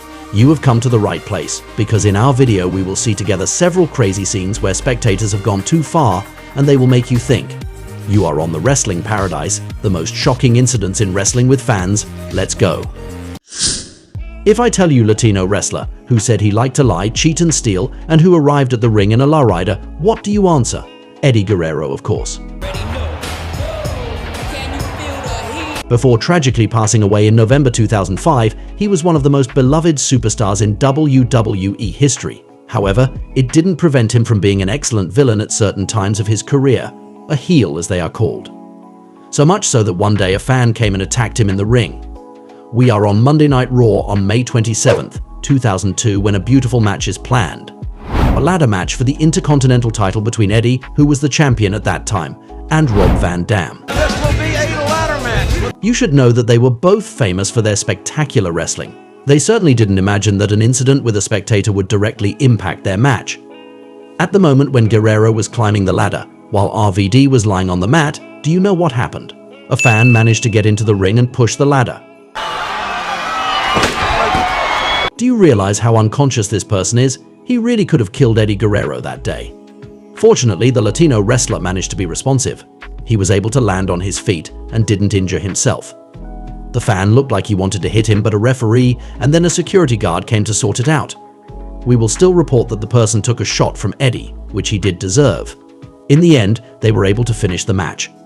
This incident shows us how irresponsible it is for a spectator to go into the ring. Somehow it always ends badly. He wanted a fight! I gave him a fight! This time we are in London in 2009 during a non-televised show. That day, it was Chris Jericho who was involved in an incident with fans. Oh, a little bit of the bubbly. At that time, he was much less joyful since he was angry with the whole world in his heel character. While he was talking, you will never guess what a fan had the idea to do. This projectile that he has just received is a stick from the famous D-Generation X Clan. As you can imagine, Y2J didn't like to receive this on his torso. He was asking the crowd who allowed themselves to throw this stick at him. It wasn't very smart of him since other fans will do the same thing. He found himself in the middle of a rain of sticks. This situation is a bit of a double-edged sword. On the one hand, we suspect that it wasn't necessarily very pleasant to have these objects thrown at him. On the other hand, Chris has managed to make himself hated by the fans. Isn't that the goal of every good self-respecting villain? In any case, what is certain is that the DX sticks were selling very well at that time, and there's someone who must have been happy about it. And thank you so much for being with us. It's not just in the ring that wrestlers can have problems with a fan. Let's not forget it. They are human beings who go from city to city every day. So they can easily run into annoying people. That's what happened to John Cena. He's just one of those people that when you meet, you feel better off having met the man. During the summer of 2019, we already saw him much less in the WWE. He focused on his acting career in Hollywood. In this field, he will have real success all the following years. Michael Jordan, Michael B. Jordan, BTS, Eugene Levy. While he was making some purchases in a store, Mr. You Can't See Me will cross the path of a little too intrusive fan. There, a person recognizes him and films him without asking for his permission. For several minutes, he points his camera at the C-Nation leader, which will end up annoying the wrestler. With admirable composure, he explains to the fan that he should have respected him. I ask if you can take a video, but you're just shooting video. No, you know me. I'm famous. I don't want to talk to you. I'm famous. I'm Modine. It doesn't matter who you are. You don't treat anyone with respect. This incident reminds us that superstars are also in contact with fans outside the ring. They are never safe from a person who films them without asking.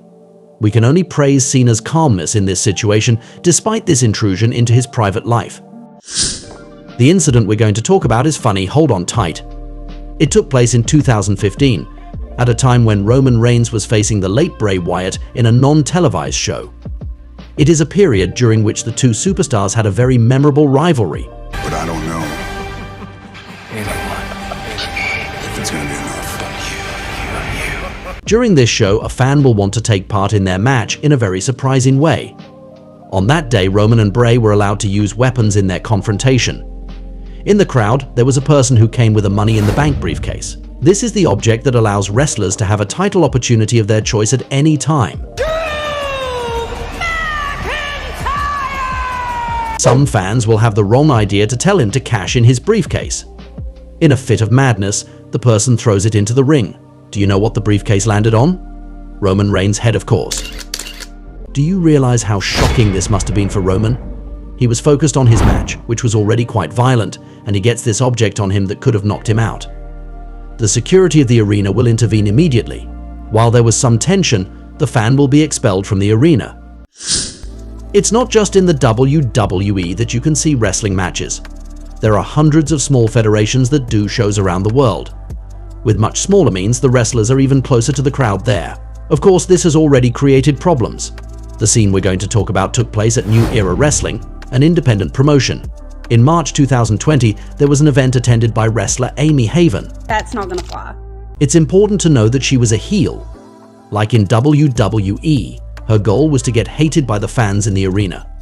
With this in mind, she won't hesitate to provoke them. We will see her talking to people in the front row, always in a very arrogant way. In your opinion, how did the spectator react to this? She wanted to fight with Amy Haven. The wrestler's husband comes to her rescue, but things won't end there. The spectator's husband is also involved. We witness a brawl with several people from the crowd in a rather crazy scene. Fortunately, everyone will calm down after a few minutes. This example shows us that wrestlers are never immune from fans who forget that this is a big illusion. If you're wondering how this scene could have happened, hang in there. This is one of the most legendary incidents in wrestling history. It takes place in 1994 at ECW, the federation specialized in Extreme. This is the most horrifying thing I've ever seen in my life. There was a match between Terry Funk and Cactus Jack, who we know as Mick Foley in the WWE. Their confrontation will end with the interference from the Public Enemy team. Together, they will fight against them, and then they will ask the crowd for a chair. On paper, it wasn't a bad idea. This would enable the spectators to feel involved in this match and close to the wrestlers. But the fans will not react at all as Funk and Foley had imagined. A lot of individuals throw their chairs into the ring. It is a real storm of chairs that we are witnessing. It was really amazing. We can say that the spectators were perhaps a little too enthusiastic. They really wanted to see the men smash each other with chairs. In any case, the scene was very impressive visually. Fortunately for the wrestlers, they didn't hit them on the head. Even today, it is one of the most memorable incidents of all time. WrestleMania is the most important day of the year in wrestling. There is not only the showcase of the Immortals, but also WrestleMania Access. This is a multi-day convention that enables fans to live unforgettable moments. I've never competed ever inside an elimination chamber. Sometimes, the WWE even offers the possibility to see some important objects up close. In 2015, the Federation went even further. It offered the fans to discover the big steel structure of the Elimination Chamber. This is so cool. This cage is very impressive, maybe even a little too much for a certain fan. At the moment when he was in front of the structure, you won't believe what he wanted to do. He started climbing the cage. Once he got to the roof, he was shouting that Roman Reigns should be booed. It is true that at that time, Roman was not very liked by some of the fans. It was a period when he was not yet his incredible tribal chief character. Acknowledge me. The fact is that security guards will be at the bottom of the cage to catch him. After a few minutes on the roof, the fan will go down. His experience at WrestleMania Access will end there. Finally, let's talk about an incident that took place at SummerSlam. This is the big show of the summer, which fans usually look forward to. During the 2019 edition, a couple of spectators went too far. First, the woman will attract attention with a sign that is, to say the least, explicit. We'll say that she really liked Finn Balor, who was facing The Fiend that day. I said, how are you prepared for this? Obviously, it had no place in this family-friendly and politically correct environment. They will therefore be expelled from the arena. Do you think these fans were now going to stay calm? Not at all. Hang on tight. They will be present on Raw after SummerSlam. In the crowd, their behavior will not go unnoticed. Middle fingers to the camera and to Roman Reigns, tensions with their neighbors. Once again, they made themselves noticed and then excluded. Even if they didn't interact directly with a wrestler, they didn't show respect. In any case, this support didn't help Finn Balor. He will be completely destroyed by this disturbing character. The Fiend with the victory! In wrestling, we all know that matches are scripted. This is a big show that is written to entertain us, but the shows are often broadcast live, which can lead to totally unexpected and memorable scenes. It's a pleasure to meet you on the Wrestling Paradise to present you moments that viewers weren't supposed to see in the WWE. Are you ready to be shocked to learn how amateurism almost seriously injured The Undertaker? Do you want to know more about the day CM Punk decided to answer a fan live? Do you want to find out how an important surprise return was spoiled by mistake? And are you curious to learn how the company reacts to a fan who allows himself to come into the ring? You have come to the right place, because in our video we will discover together a series of scenes that were unforeseen and they will amaze you. You are on the Wrestling Paradise, moments that weren't supposed to happen in the WWE. Let's go. In wrestling, there is an element that is hard to predict: the fans. On the one hand, they can offer an exceptional atmosphere, sing, encourage the good guys. But on the other, they can boo, ruin matches, upset WWE's plans. It's August 19th, 2013 on Monday Night Raw, one of the weekly shows. It's a time when CM Punk was a nice guy and in a rivalry against Brock Lesnar and Paul Heyman. My name is Paul Heyman! The Chicago Kid, who had a Wolverine look at that time, speaks on the microphone, but he will have the unpleasant surprise of being booed by a fan. It must be understood this was not supposed to happen since the spectators had to be on his side in theory. Rather than let it slide, CM Punk decides to react to it. He says he has paid his ticket so he has the right to boo, but he challenges him to come into the ring to face him. He promises him that after that, he will never boo him again. I will render you a toothless, crying heap of a man! It finally made the crowd react even more. This incident shows that wrestlers must know how to play with the fans' behavior, and we can only respect CM Punk's ability to improvise on that day. As you may know, Batista was one of wrestling's biggest stars in the early 2000s. He was nicknamed The Animal, and he was one of the faces of the company with John Cena. It's January 2014 when he returns to the Federation after trying his luck in Hollywood. It's a comeback that's going to go very badly. As a symbol, we had an illustration of it in the Royal Rumble. A few minutes before entering the match, Big Dave had a problem with his shoes. He had decided to try on a new model that had nothing to do with what he was wearing a few years before. Maybe it wasn't a very good idea. The zipper will break. He will have to get it repaired while he was about to enter the arena. Even if it's not an unforeseen event that the viewers saw, it was still a complicated moment for the Animal to manage. Imagine that he even got lost backstage when it was going to be his turn. It was definitely not his day. A little later, when he wins the Rumble, he will be booed tremendously by the fans who will reject him completely the following weeks. It will turn into a disaster, and he will leave the Federation in an iconic scene. As you know, WWE shows often take place in arenas with roofs. However, for WrestleMania, the biggest show of the year, they can happen in open-air stadiums. So of course, if the weather is bad, it can quickly turn into a disaster. We have an illustration of this in 2021. On the occasion of WrestleMania 37, spectators could finally return to the arenas for a show in a health context that made this impossible for more than a year. But on that day, it wasn't sunny at all in Tampa, Florida.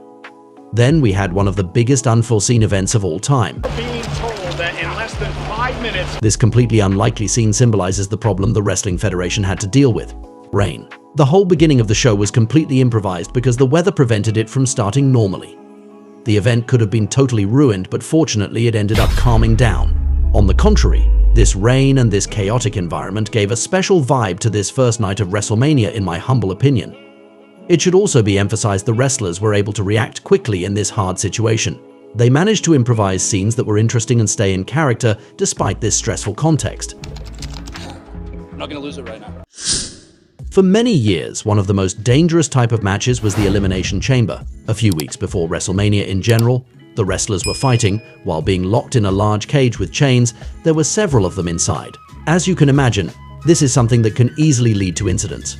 It's 2008 at the No Way Out show, and in this edition, The Undertaker, Batista, The Great Khali, Big Daddy V, Finlay and MVP were facing each other to get an opportunity for Edge's heavyweight title. It was really an epic match that I highly recommend. What to expect? And as For the dead man, there was a moment that he would rather not have lived, and that was not supposed to happen at all. In the middle of the match, he leaned on the cage door, which is supposed to be closed. Except there was a mistake somewhere because it wasn't. The Undertaker dropped to the outside of the ring. In a very professional way, he goes back into the cage and resumes the match. This event could easily have turned into a nightmare, since he could have seriously injured himself by falling very badly, while he was one of the Federation's biggest names. We imagine that after being probably yelled at backstage, the referees never left the door open again. We're in a match in May 2004 between Randy Orton and Edge. At that time, they were both young wrestlers on the rise, who would become legends a few years later. We had a moment there that reminds us that with live shows, anything can happen. At a moment when Randy will try to win with a small package, he will be a little too tactile with his rival's pants. He pulls too hard on it, while it wasn't very resistant. For a few seconds, viewers will be able to see the rated R superstar's buttocks, which is actually not so absurd given his nickname. It was obviously not a moment that was supposed to happen, as you imagine. Fortunately, it was a time when the company was politically incorrect in general, with shows that were more aimed at adults. Nevertheless, this is the kind of incident that would have been a disaster if it had taken place a few years later, when the shows became PG and more adapted to children. In any case, on this day in 2004, the female viewers got lucky. It's still 2004 when the late Eddie Guerrero was participating in a non-televised show. This is a period during which he was WWE champion and the event was held in his hometown. Since he was at home, he will take this opportunity to bring his relatives to the ring, including his 72-year-old mother. That was without counting on the excellent villain JBL. It's going to lead to a pretty significant scene. Faced with this shocking sequence with Eddie Guerrero's mother, we didn't know if this was really what was supposed to happen. We will later learn that there was first talks of her getting a devastating clothesline from JBL, but Eddie refused. In the end, she was therefore taken to task by the Texan, but with this torrent of emotions and this completely new situation for her, she collapsed. Her heart attack was very real. She will be evacuated on a stretcher, which was planned anyway. She'll get better eventually, but it was a high-tension scene. JBL was really hated by the spectators on site after this despicable act. It will force him to be escorted out of the city, not to be assaulted by people. It's 2015 at the Elimination Chamber show when another unforeseen moment unfolded. In the match of the same name, Wade Barrett, Dolph Ziggler, Ryback, R-Truth, Sheamus and Mark Henry challenged each other to win the Intercontinental title. At one point, Barrett throws Ziggler through the plexiglass on the side of the pods where the wrestlers wait before entering the match. Because of this unforeseen event, Mark Henry was no longer locked up and had the opportunity to get out.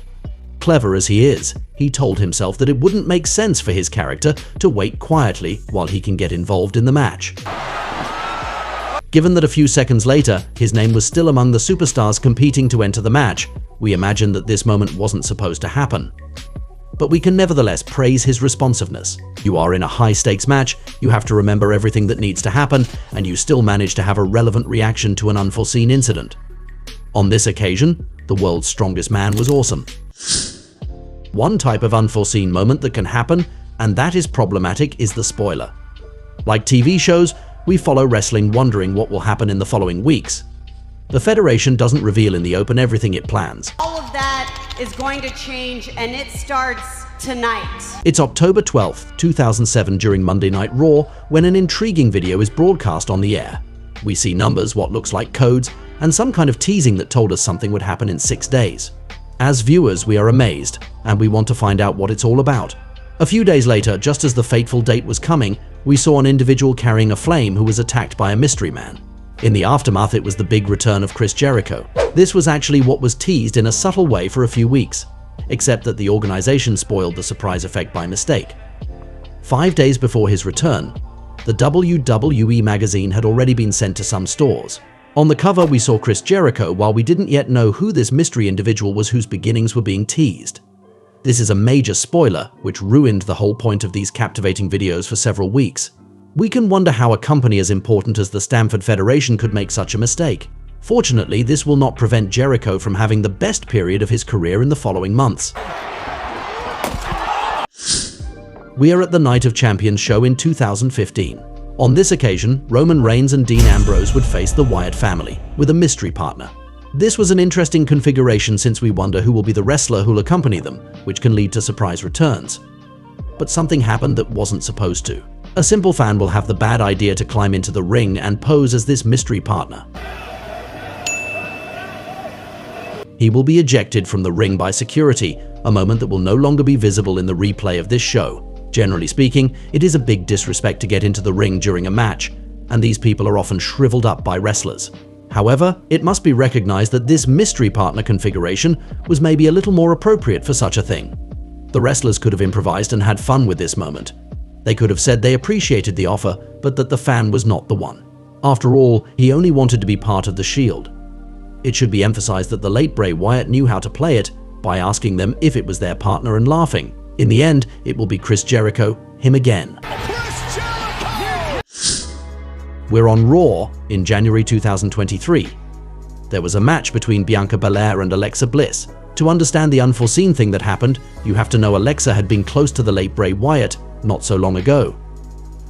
This extraordinary individual recently returned by presenting us a new universe filled with mysteries. We think, for example, of the very disturbing character of Uncle Howdy. Come with me. It was a period when we were offered subtleties here and there that indicated to us that Bray was perhaps going to form a clan with several friends, including Alexa Bliss. So in this women's match, there would be several moments supposed to disturb her, with a man who was wearing an Uncle Howdy mask. There was a moment where she was getting closer to this person who was in the crowd, except that there was a security guard who was obviously not aware of the situation. He beckons him to sit down, as if he were a normal fan. The man will be seen talking to him discreetly, and the security guard will leave him alone. Logically, this was not supposed to happen. This incident shows us that in wrestling, all the actors must be aware of what happens in the show, even the people in the background. All it takes is a lack of communication between the company's managers and those in charge of security to ruin a scene, although the Federation always knows how to react quickly in this kind of situations, which is to its credit. We've all watched a pro wrestling show, wondering where a superstar had gone who had suddenly disappeared without a trace. In fact, it was often because of a very simple reason. The wrestler had been suspended. And guess what? It already happened to some of the biggest stars. That is, for example, what occurred for the one you may have already watched behaving like a psychopath, the man who hears voices in his head, Randy Orton. Nowadays, he is a veteran that everyone respects, but we can say that for years he was a troublemaker behind the scenes, and sometimes even in front of the cameras because he was so uncontrollable. We're talking about a guy who trashed hotel rooms, threw food in a restaurant, and even tested dynamite once when he was on tour in Mexico. But why was he so crazy? This is especially because of the substances he had been taking for years, and it already cost him suspensions. In 2006, he became completely addicted to painkillers. That is very common in pro wrestling, given how much they really hurt each other in the ring, whether it's concussions, broken bones, and so on. At that time, it already took so much of them that he passed out, and he was lucky that his wife saved him by taking him to the hospital. For this, Vince McMahon decided to suspend him for 2 months. In 2012, he will be suspended again, but this time for taking marijuana backstage and steroids. Meanwhile, in 2007, a list had leaked to the press of wrestlers who bought growth hormones and steroids at a pharmacy. And guess who was on it? Randy Orton, of course. So now you could say to me, but how could he keep his job all this time with these stories? It's true that normally anyone else who would have done all this would have been fired, but not him. Apparently the rules were the same for everyone, except for Randy Orton. In number 7, let's talk about Roman Reigns, the biggest WWE star with his titanic reign of 1,316 days that stopped against Cody Rhodes at WrestleMania 40. But everything wasn't always easy for him. Before becoming a villain in the summer of 2020, he played a nice guy, and the WWE was doing everything to make us love him. But in general, when the company imposed its poster boy, it went wrong with the fans. And guess what? That's what happened with Roman Reigns. He was getting booed, and we imagined that it was hard for him. In June 2016, when he had just lost to Seth Rollins at Money in the Bank, he would be suspended for 30 days for taking marijuana and amphetamines. Roman Reigns reacted to this incident by saying that he apologized to his family, friends, and fans for his mistake in violating WWE's wellness policy. There were no excuses. He owned it. For this attitude, we can only acknowledge our tribal chief. As a symbol, when he was finally able to be the character he wanted, he multiplied main events of the WWE Super Bowl, WrestleMania. And this suspension is nothing more than ancient history. For our number 6, we stay in the same family as Roman Reigns with Umaga. We remember this monster who was nicknamed the Samoan Bulldozer. From the moment he started in 2006, he remained undefeated for a long time. But in the fall of 2007, he lost his Intercontinental title to Jeff Hardy. After that, we didn't see Umaga for several weeks. But for what reason did he disappear? In August 2007, Sports Illustrated magazine published a list of wrestlers who had bought steroids without a prescription at a pharmacy, and unfortunately, Umaga was one of them.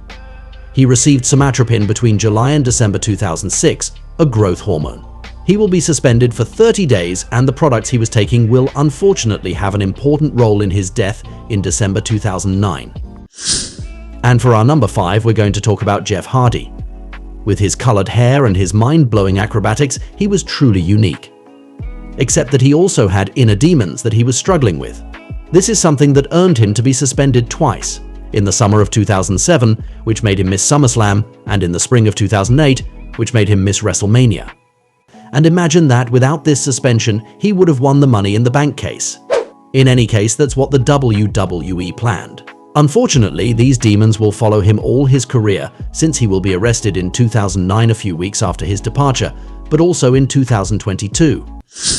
In number 4, we are going to talk about female wrestlers, and you may have heard about them because it happened not so long ago. First, you should know that in the Stamford Federation they give scripts to superstars that they must respect, but if they don't like what they are offered, it can create problems. That's what happened with Sasha Banks and Naomi in May 2022. At that time, they were the tag team champions, and during an episode of Monday Night Raw, they would have had a creative disagreement with Vince McMahon, the big boss at that time. We could learn that they left in the middle of the show because they felt disrespected, and that will earn them a suspension. Sasha Banks and Naomi let us all down. Their actions disappointed millions of WWE fans and their fellow superstars. Later, Sasha Banks will even be cut from the short video that we see at the beginning of each show. In the end, Naomi will eventually return in 2024, and her colleague will sign to All Elite Wrestling under the name Mercedes Moné a few weeks later. Number 3 concerns the one who happens to be an All Elite Wrestling star but who has long been in the WWE, Chris Jericho. In a period when he was playing a villain, Chris went a little too far and got suspended for a reason that is still quite surprising. It all happened in a non-televised show that the WWE was doing in Brazil. So far, nothing unusual considering that the American company does events around the world all year round. Except that on this day, in May 2012, Chris Jericho grabbed a Brazilian flag, rolled it, and kicked in it. You just made the list! So if we take a step back, we can tell ourselves that he was playing a villain. Thanks to that, the crowd was going to hate him even more. But apparently this gesture was completely unforeseen, and the policemen, who were on site, threatened to arrest Chris Jericho. They forced him to apologize to the fans. In the end, this story will bring him a 30-day suspension. Number 2 is one of the most famous wrestlers to have already been suspended, Rey Mysterio. As shocking as it may seem, it has already happened to the luchador, and even twice. In August 2009, he was gone for 30 days because he had no prescription for the painkiller he had taken for his arm and knee. But according to Rey, it was rather bad luck because he was in the UK to promote SummerSlam, and he couldn't give his prescription while he had one. In 2012, he will be suspended for 60 days for not having respected the rules once again. But fortunately, all this will not prevent him from being inducted into the Hall of Fame in 2023, which definitely makes him a legend. In number 1, we can talk about a wrestler whose suspension had big consequences on his career, Rob Van Dam. For many years, he worked hard to get a push, and in 2006, it was finally his big moment as he became WWE and ECW champion at the same time. He was driving with his colleague Sabu to go to their next show when a policeman stopped them because they were driving too fast. Who you wrestling for? WWE. Somebody on TV or something? Yeah, he's world champion. Rob Van Dam, RVD. Oh, okay, I've heard of you. At first, everything was going well. They were even laughing with the agent. Except that he ended up smelling marijuana in their vehicle, and from there it escalated quickly. He searched everything and discovered 18 grams on RVD, also with 5 Vicodin, while Sabu had testalactone on him and accessories for drug consumption. They are going to get arrested, and when the company knew about it, Van Dam will be suspended for 30 days and will have to pay a $40,000 fine. And most importantly, a few days later, he will suddenly lose his WWE title to Edge and his ECW belt to the Big Show. After these incidents, we can imagine that Rob must have been angry at himself for this mistake, which cost him a lot, but actually not that much. He said that the day Sabu and him got arrested, and he had to tell Vince McMahon, he knew how he disappointed him. He felt bad on that day, but at the end of his 30-day suspension, he asked for even more holidays. He said it was one of his favorite months in the company. It shows how much he wanted to get out of here and how much he missed his house. so RVD is not bitter at all but rather sees the positive of this suspension, even if it cost him a longer championship reign. Sometimes we might tend to forget that wrestlers are just playing characters when they seem invested in it. But some spectators go even further. Whether driven by hatred, the thirst for attention, or their unconsciousness, people have already physically attacked superstars at their own risk. It is a pleasure to meet you on the Wrestling Paradise to present you the most shocking assaults of wrestlers by fans. Are you ready to be stunned to learn how Dean Ambrose almost got stabbed after a match? Do you want to know more about the unlikely reason why a young man viciously attacked Randy Orton? Do you want to find out how fans expressed their anger in a parking lot after Roman Reigns won the 2015 Royal Rumble? And are you curious to learn why Stone Cold Steve Austin couldn't defend himself against an individual who attacked him in the ring? You have come to the right place, because in our video we will see several memorable scenes together where spectators have exceeded the limits, and they will make you think. You are on the Wrestling Paradise, the most shocking assaults of wrestlers by fans. Let's go. In 2015, a drama almost happened at the WWE. It concerns Dean Ambrose, this former member of The Shield with Roman Reigns and Seth Rollins. The one who also wrestles under the name of Jon Moxley participated in the SmackDown show in August. That day, he had a match against his colleague Sheamus. During the confrontation, the Wyatt family will make an appearance. In itself, this is not so surprising, since with Roman Reigns, they had fought them at SummerSlam just a few days before. In any case, this distraction will make him lose, given that he will take a devastating brogue kick from the Irishman. The future tribal chief will try to come and help him without success. The show ended with the Wyatt family in a strong position. When the recording of the show is finished, Ambrose will go to the fans around the ring to sign autographs and take photos, as usual. He certainly did not expect what was going to happen a few seconds later. While he was busy with the spectators, a person was climbing the security barrier and will head determinedly towards Dean. Before he could reach him, a security guard managed to put him on the ground. We can also praise his exceptional responsiveness in this situation. Apparently, according to some witnesses, this individual had an object in his hand, more precisely a knife. We can then wonder what would have happened without the intervention of the guard. Given that Dean Ambrose had his back turned, and that everything took place in a fraction of seconds, he could have been stabbed. This incident shows us that wrestlers are never safe from a fan who assaults them. It is all the more dangerous for those who have to be hated, if they are dealing with someone who doesn't understand how pro wrestling works. At the end of the 90s, the WWE had massive success. Several million viewers followed the shows every week. Records were broken. Wrestlers like The Rock or Stone Cold Steve Austin were planetary stars. And that's the bottom line. What? 'Cause Stone Cold said so. The arenas were packed, but one day there was nevertheless an incident with a fan. We are in Berlin, Germany in 1998. The Federation was on a European tour at a time when Stone Cold had just won the main title for the first time. That night, the Rattlesnake had a non-televised match against Triple H. I am the game! As usual, Austin triumphed thanks to his stunner move, which many fans were looking forward to. However, a spectator sitting at the edge of the ring was not really a fan of the redneck and was upset to see Triple H lose. In his disappointment, he rushed into the ring to attack Austin. What is particularly surprising for the time is that the cerebral assassin didn't hesitate to save his opponent.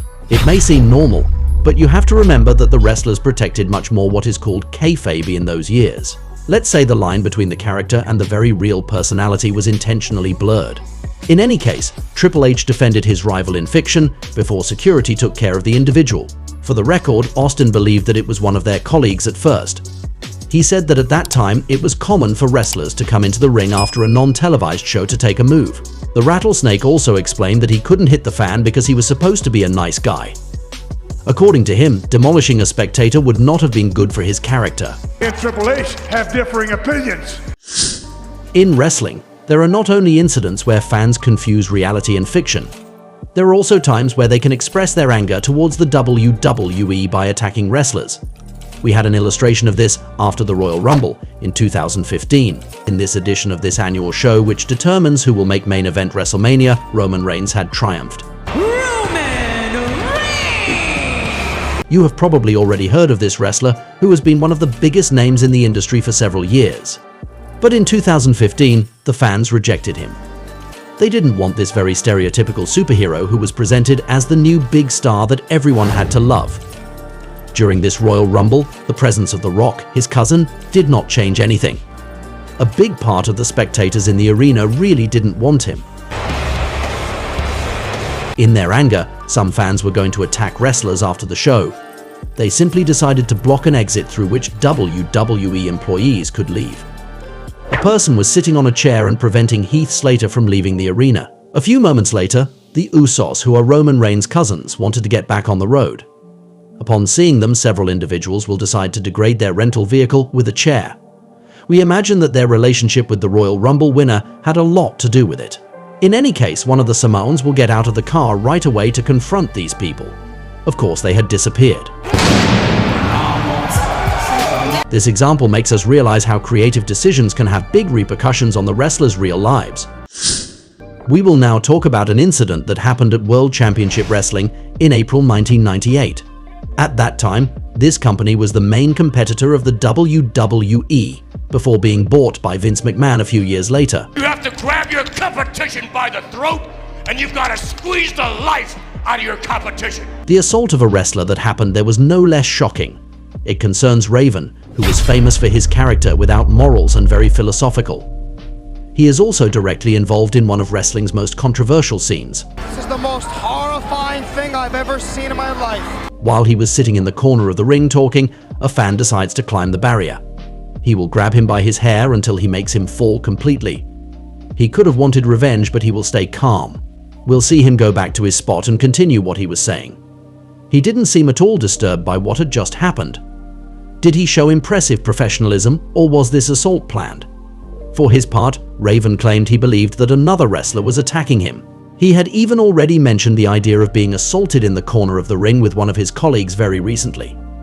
But when he saw that it was a fan and that security had subdued him, Raven was pissed. Not only was he no longer allowed to touch him, but his colleagues were going to laugh at him because the fan was much skinnier than him. One of the most memorable incidents between a fan and a wrestler concerns Seth Rollins. It is even more memorable that it has led to questions about the evolution of the business, as you will see. It all starts in November 2021 when Rollins was talking on the microphone in the ring. He was bragging about the victory of his Monday Night Raw team at Survivor Series show the day before. He will be interrupted by the arrival of Finn Balor. This will lead to a fight between the two wrestlers. However, what happened a few moments later was absolutely not planned, and you will see that it is quite shocking. After beating up Balor, Seth was on his way to the locker room when he saw a fan coming at full speed towards him. This individual, obviously more massive than him, put him on the ground before being overpowered by security agents. There are several elements that make this aggression even crazier. First of all, we must realize that this young man had crossed the security barrier. He could very well have seriously injured the wrestler. And that's not all. After the incident, the fan explained that he resented Seth Rollins for having demolished Finn Balor, one of his favorite superstars. What would have also pushed him to attack him is a scam that he would have been a victim of. On social media, a person claiming to be Seth Rollins allegedly stole the equivalent of $3,000 in gift cards from him. Subsequently, the veteran Chavo Guerrero had reacted to the incident by saying, "Remember when the wrestlers were tougher than the fans? Ah, the good old days." This reaction brought a real question. Have WWE superstars become less and less intimidating over the years? In any case, many internet users will criticize Guerrero for this statement, which will push him to clarify that he didn't mean to disrespect Rollins in any way. I am a visionary! In wrestling, superstars have to take us into a story. Their goal is to make us believe in their characters. But it has already happened that a fan takes this great illusion a little too seriously. We are on SmackDown in August 2019, when Roman Reigns teamed up with Kofi Kingston and Big E to face Randy Orton and the Revival team. It was an unaired match, which is usually there to make the fans have a good time on site. But the members of the Revival were nevertheless determined to stay faithful to their bad guys gimmick. While they were being despicable with the fans as usual, an individual was not going to appreciate their little game. After this interaction with the wrestlers, he would spit on them. As you might expect, he was kicked out of the arena by security.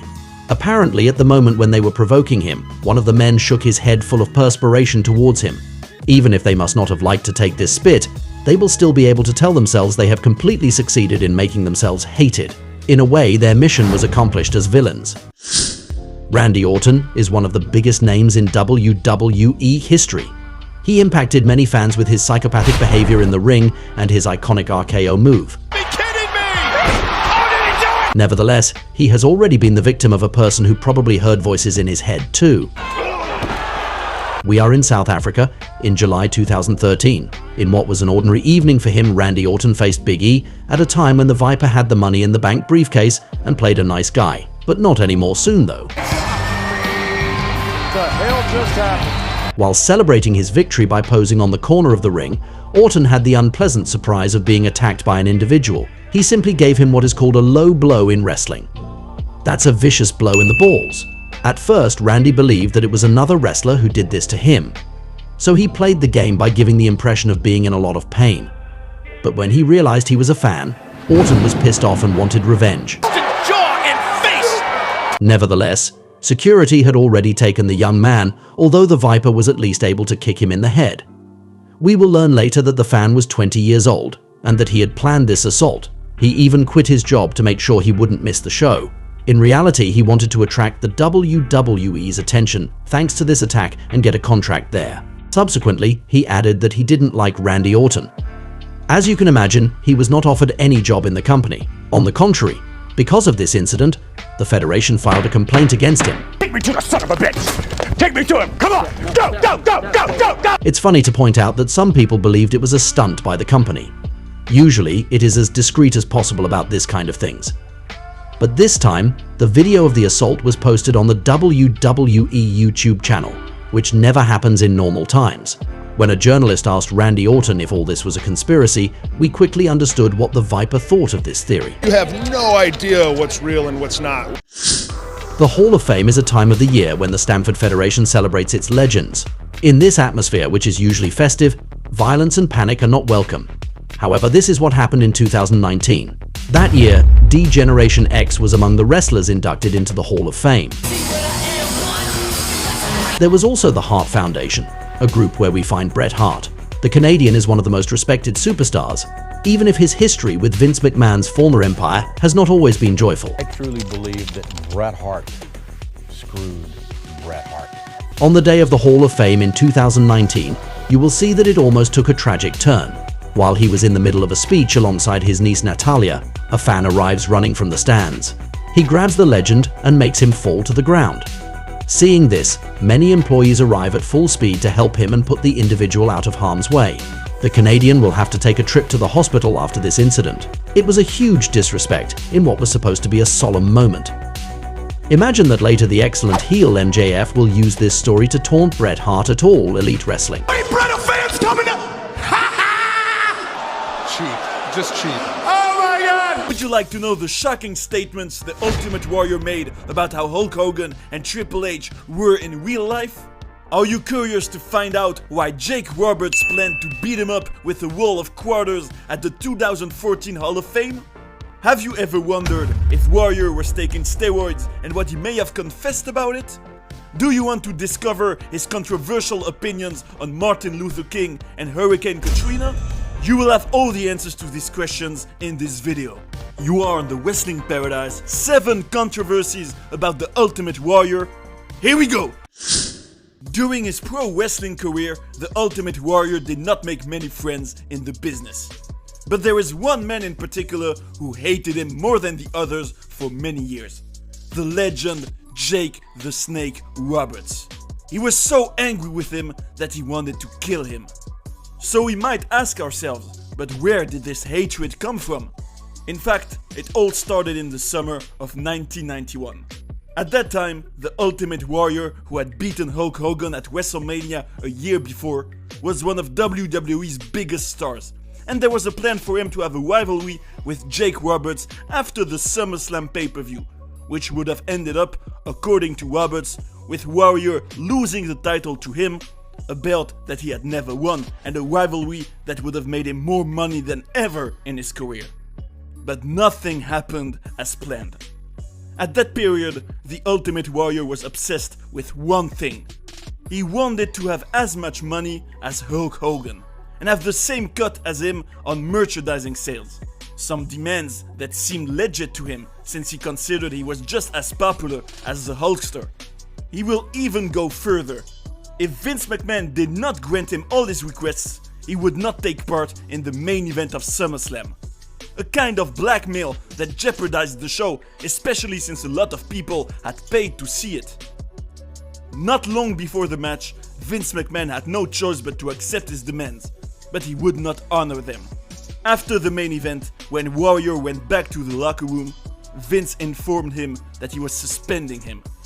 And at that moment, the boss said to Jake Roberts, "You have the worst luck of any human being I have ever met." Because of this story, he would never have this big rivalry and would never win the title. And he was so angry with Warrior that at the 2014 Hall of Fame, where they were both inducted, Roberts brought a roll of quarters with him and planned to hit Warrior with it. Can you imagine the chaos it would have caused? Fortunately, behind the scenes, the Ultimate Warrior went to apologize to Jake for his past behavior, and Roberts finally decided to move on. At WrestleMania 6, the Ultimate Warrior was one of the few men to beat Hulk Hogan clean. On that day, he won the title, and a symbolic passing of the torch took place between the Hulkster, who was the WWE star for years, and Warrior, who was supposed to become his successor. In reality, this match between the two most popular wrestlers at that time was the starting point of a real-life rivalry that was going to last for years, mainly through shoot interviews. While on the one hand, Hogan said that in his opinion, his opponent was not worthy of being his successor, Warrior, on the other hand, claimed that it was outrageous that the Hulkster won a Father of the Year award in 2007 while he completely destroyed his family, according to him. He even said that Hulk Hogan is a hypocrite with whom everything is a work, that he is a liar and a backstabber, that he treated his former colleague Wendy Savage very badly. Warrior said that Hogan is a junkie who encouraged all the other wrestlers to do drugs too in order to have control over them, and who even used to offer his own wife to other wrestlers to have sex with her, which the Ultimate Warrior refused.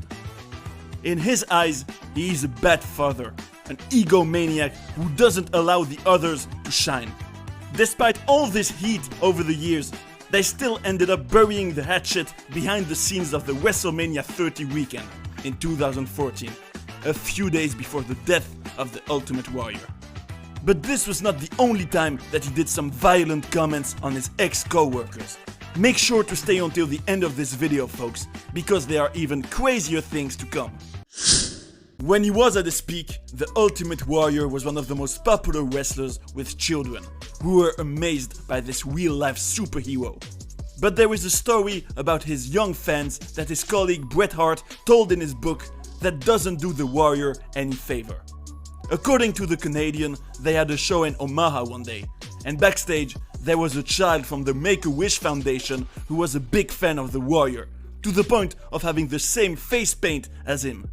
He was in bad health, and his last wish, which was supposed to be fulfilled by the foundation, was to meet his hero. With his family, they were looking forward to this moment, and one of the WWE public relations people went to see the superstar to ask him if he was ready to go see the kid. But at that moment, he replied, "In a effing minute, I'm busy." In the end, and this is really sad for the child, Warrior never went to see him at all, and his wish was not fulfilled.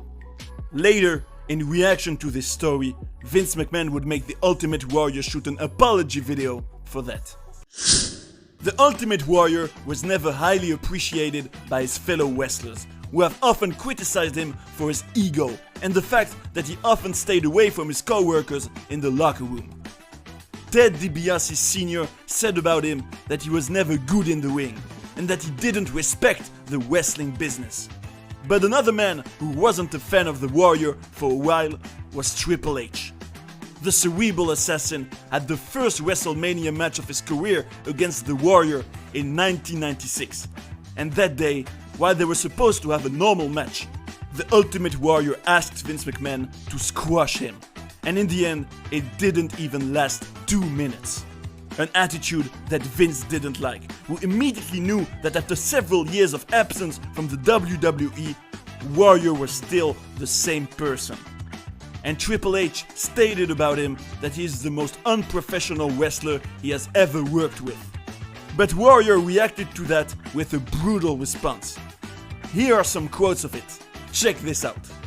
"So, Mr. Stephanie McMahon, let's be sure to tell the audience how you tried to pull some rookie punk stuff with me, using that loser Gerald Briscoe to steal your weak backbone. And I got in your face and told you that if you had something you wanted to discuss with me, you go find the courage to confront me yourself.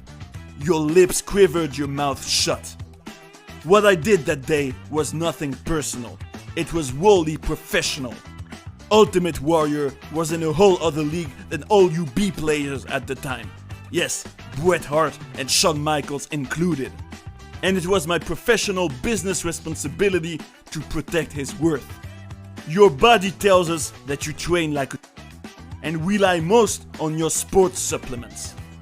There's no doubt that when Warrior had something to say, he did not hold back his feelings.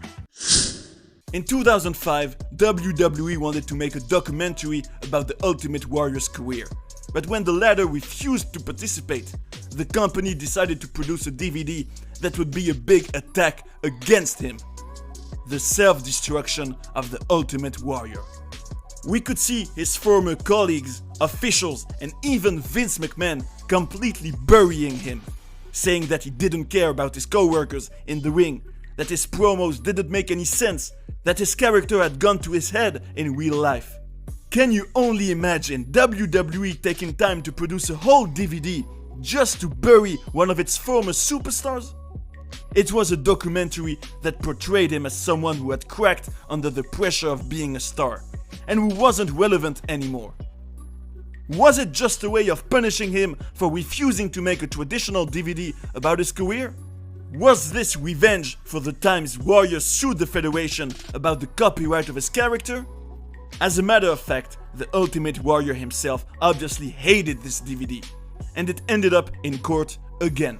And fortunately, WWE finally produced more positive content about him, and started telling his story correctly in the eyes of the Warrior, which was essential for him to accept a Hall of Fame induction in the company, something he had initially refused in 2010.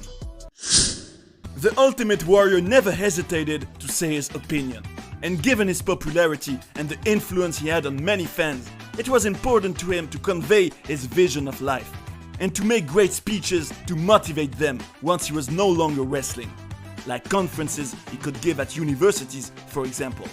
But the least we can say is that he didn't care about being politically correct when he expressed his opinion. For example, when Hurricane Katrina caused tragic damages on the Gulf Coast of the United States in 2005 and notably destroyed New Orleans in Louisiana, the Ultimate Warrior said that the inhabitants of the city were already living in miserable conditions because of the fact that they never cared about order and cleanliness, that they want the attention of other people to give them the responsibility to repair their lives that they have already ruined by themselves. He said about New Orleans that it has always been corrupt, and that it is, and I quote, a pornographic cesspool of decadence and depravity. It should be noted that in the end, this is the city in which he entered the WWE Hall of Fame, which is quite ironic when we know his opinion on it. And about Martin Luther King, the famous pastor, Warrior criticized the marches that King did, saying that it was only 40 miles of paved roads and that he was escorted by security guards, but also that the pastor preached virtue while he himself had committed adultery on numerous occasions, and that he had mistresses all over America. What's for sure is that the Warrior was never afraid to express his point of view. A major controversy that surrounds the Ultimate Warrior character is the issue of steroids. With his bodybuilder physique, we can obviously wonder if it was totally natural. And he himself confessed that he took steroids during his career. And this is what led to his dismissal from WWE in 1992, when the company was in the middle of the steroid scandal. According to the Wrestling Observer, his generation of wrestlers never took the potential danger of these products seriously. And after Chris Benoit's death in 2007, Warrior even said in an interview for Fox News that steroids were a good thing, that doctors are not well informed about it. He also confessed that it had indeed taken years out of his life, but that he didn't regret taking them, because without it, the character of the Ultimate Warrior would have never existed. This is an opinion that can be debated when we know that he died at the age of 54, leaving behind his wife and 2 daughters. We often hear that pro wrestlers put their lives on the line to entertain fans. It is indeed one of the most dangerous sports on the planet. Unfortunately, many tragedies have already taken place in it. Some superstars even died in the ring. This is what happened to Perro Aguayo Jr., a legend of Mexican wrestling. We are in March 2015, and he is about to undergo Rey Mysterio's famous move, the 619. Instead of staying on the ropes, he fell outside the ring. In his fall, his neck hit the rim of the ring, which injured his cervical vertebrae. Then he got a dropkick from the small luchador, a move that will be fatal for him. It will cause him a trauma to his neck, and he will be pronounced dead a few moments later at the Del Prado Hospital. This tragic accident shows us that it doesn't need much for a wrestling match to turn into a disaster. When we think of a professional wrestler who died in the ring, Owen Hart is often the first name that comes to mind. Last night, a tragic accident took the life of Owen Hart. The Canadian was one of the biggest stars of the WWE in the 90s when he died because of a terrible incident. We're at the Over the Edge show in May 1999 and Owen had to face The Godfather. On that day, he plays the superhero character Blue Blazer. He's going to have a special entrance where he gets to the ring from the top of the arena thanks to a harness system, a bit like Shawn Michaels had already done. But a technical problem will make him make a free fall of 78 feet. Owen will land violently in the ring and he will die of internal bleeding. He was only 34 years old, and Vince McMahon, the WWE boss, will take the controversial decision to continue the show, despite this tragedy. If I talk to you about the Inoue family, you will surely think of Roman Reigns, The Rock, or Yokozuna. But there is also Gary Albright, Hafa's stepson from the Wild Samoans. It's January 2000 and he had a match at World Extreme Wrestling. He will undergo the Bulldog move there, which will leave him unconscious in the ring. In fact, he suffered a fatal heart attack in part because of his diabetes and coronary artery history. He was only 36 years old, and his family will set up a show in his memory. Very special video for a very special man, Gary Albright, who is a friend. A female wrestler has already died in the ring, at an even more shocking age of only 18 years old. We are in the 50s and Jeanette Wolfe is starting to make a name for herself in the industry. She's going to work with the legendary Mae Young, and one day she was supposed to have 2 matches. In the first, against Ella Waldeck, she will take a final body slam that will do some damage. The next few hours, she will complain of headaches, but will do the second one as if nothing happened. Except that at that moment, she collapses in the middle of the match and will never wake up again. We will later learn that she suffered a cerebral hemorrhage when she was wrestling. Some will consider Waldeck to be responsible for her death, and the police will question her 3 colleagues who were there in the ring. They will finally let them go, and Waldeck will have a theory about Jeanette Wolfe's death. Apparently, the latter would have had a big hamburger and Coke shortly before her second match. She thinks she died because her stomach exploded. When we think of Brock Lesnar, we remember the devastating suplexes he does to his opponents. But this is a dangerous move that has already killed someone. It is June 2009 in the city of Hiroshima in Japan, and the legend Mitsuharu Misawa had a team match as he already had dozens of them. His popularity there was comparable to the one of Hulk Hogan in the United States. In this confrontation, he takes a suplex from Akitoshi Saito that will knock him out. Unfortunately, he will not regain consciousness, and it is apparently because of a spinal cord injury that he died. After learning that, we think back of the SummerSlam show in 2014 and imagine what state John Cena must have been in after taking 16 Brock Lesnar suplexes. It's 1987, and in pro wrestling, behemoths like Andre the Giant are hotter than ever. Look at the size of the Giant. 7. The Englishman King Kong Kirk was one of them, a former rugby player who worked in a coal mine. One day, he had just taken the finisher of the wrestler Big Daddy. The latter was celebrating his victory when he realized that Kirk was on the ground completely motionless and that he was turning purple. He will call for help. The rescuers will try to resuscitate him, but it won't work. His autopsy will reveal that he already had heart problems and that a final attack was too much to him. The King Kong Kurt case shows us that it is essential to have a perfect health to be able to wrestle on a high level. The Great Khali was one of the most impressive wrestlers, with a height of 7'1", but he also had a role in the death of one of his colleagues. It's 2001, and the Indian is training to soon become a massive star in this industry. In his school, there is also Brian Ong. He is a 27-year-old young man who is 18 inches shorter than the Colossus. One evening, the Great Khali and Brian Ong practice the flapjack move. That is when a drama is going to happen. When he was supposed to land on his stomach, Brian's skull hits the ring in his fall. Because of a poorly executed move, he can't get up. He starts to get dizzy, vomits, and then passes out. Someone in the room is calling for help, and the young wrestler will be pronounced dead when he arrived at the hospital. The Indian will feel terribly guilty, and Brian Ong's family will sue the school and Khali in court. They will receive compensation of $1 million.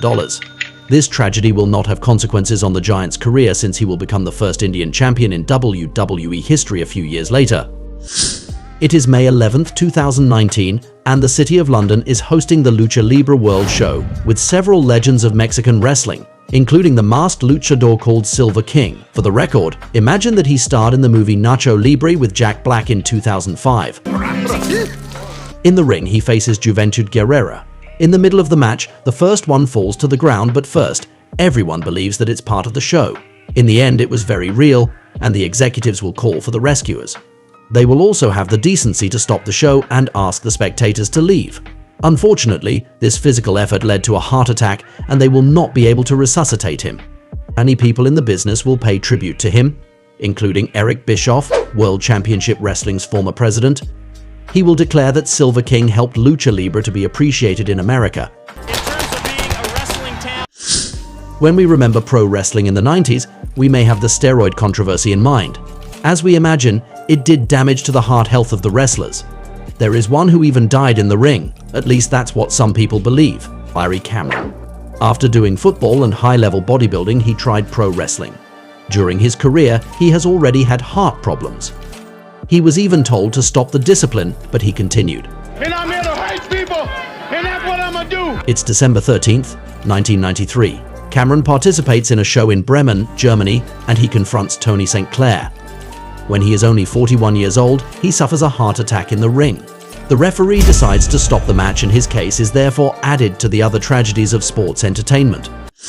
The $1 Million Man Ted DiBiase was a prominent character in the WWE in the early 90s. For him, everyone had a price. On the other hand, what is less known is that his father-in-law is one of the first wrestlers to have died in the ring. His name was Iron Mike DiBiase, and he was only 45 years old when he died on July 2nd, 1969, after facing Man Mountain Mike. What is surprising is that he was nevertheless renowned for his extraordinary physical condition. We think of a Texas death match that he had against the legend Dory Funk that lasted no less than 4 hours and 10 minutes. The legend Harley Race was the first person to realize that Iron Mike had a problem. He began to do first aid gestures to him, and he accompanied him to the hospital, where he will be pronounced dead. A heart attack took him away. According to the $1 Million Man, his death occurred as a result of cholesterol in his heart. He also pointed out that he had a propensity for future heart diseases because of his genetics. His example, like so many others, shows us how dangerous the pro wrestler job is and how much these athletes deserve to be respected. Pro wrestling. We often hear about this infamous plane ride from hell, a flight with WWE superstars that would have been chaotic and during which a lot of shocking things would have happened. It is a series of incidents that clearly had an impact on the image of some wrestlers, and that speaks volumes about all the vices that can exist in the sports entertainment industry. So here's what we are going to do. We'll dive back into this infernal flight to find out exactly what we're talking about, and above all, we'll look together at why this is much more than just another scandal in the wrestling business, but really something that raises many questions. You are on the wrestling paradise. Why the plane ride from hell is fascinating. Let's go. This is such good shit. First of all, let me start by asking you a question. Who can sit at my table and tell me I know what happened on the plane ride from hell? Except all those who were present on the plane, no one. But we still have information. Already this flight, what is it? What is the context? Why are we talking about it so much? In fact, in May 2002, The WWE has just finished a tour of Europe, which concluded with the Insurrection pay-per-view at the Wembley Arena in London, an exclusive show of Monday Night Raw, in which there was notably a Triple H against The Undertaker, a Stone Cold Steve Austin against The Big Show, and a certain Brock Lesnar, who had only been in the main roster for a few weeks for your information. For the record, Insurrection was even the very last show before the WWF officially became the WWE, as a symbol of a whole era of wrestling that ended. So this tour was coming to an end, and at the time the wrestlers were always happy to go and do shows in Europe because the crowds were really boiling and they were always very well paid.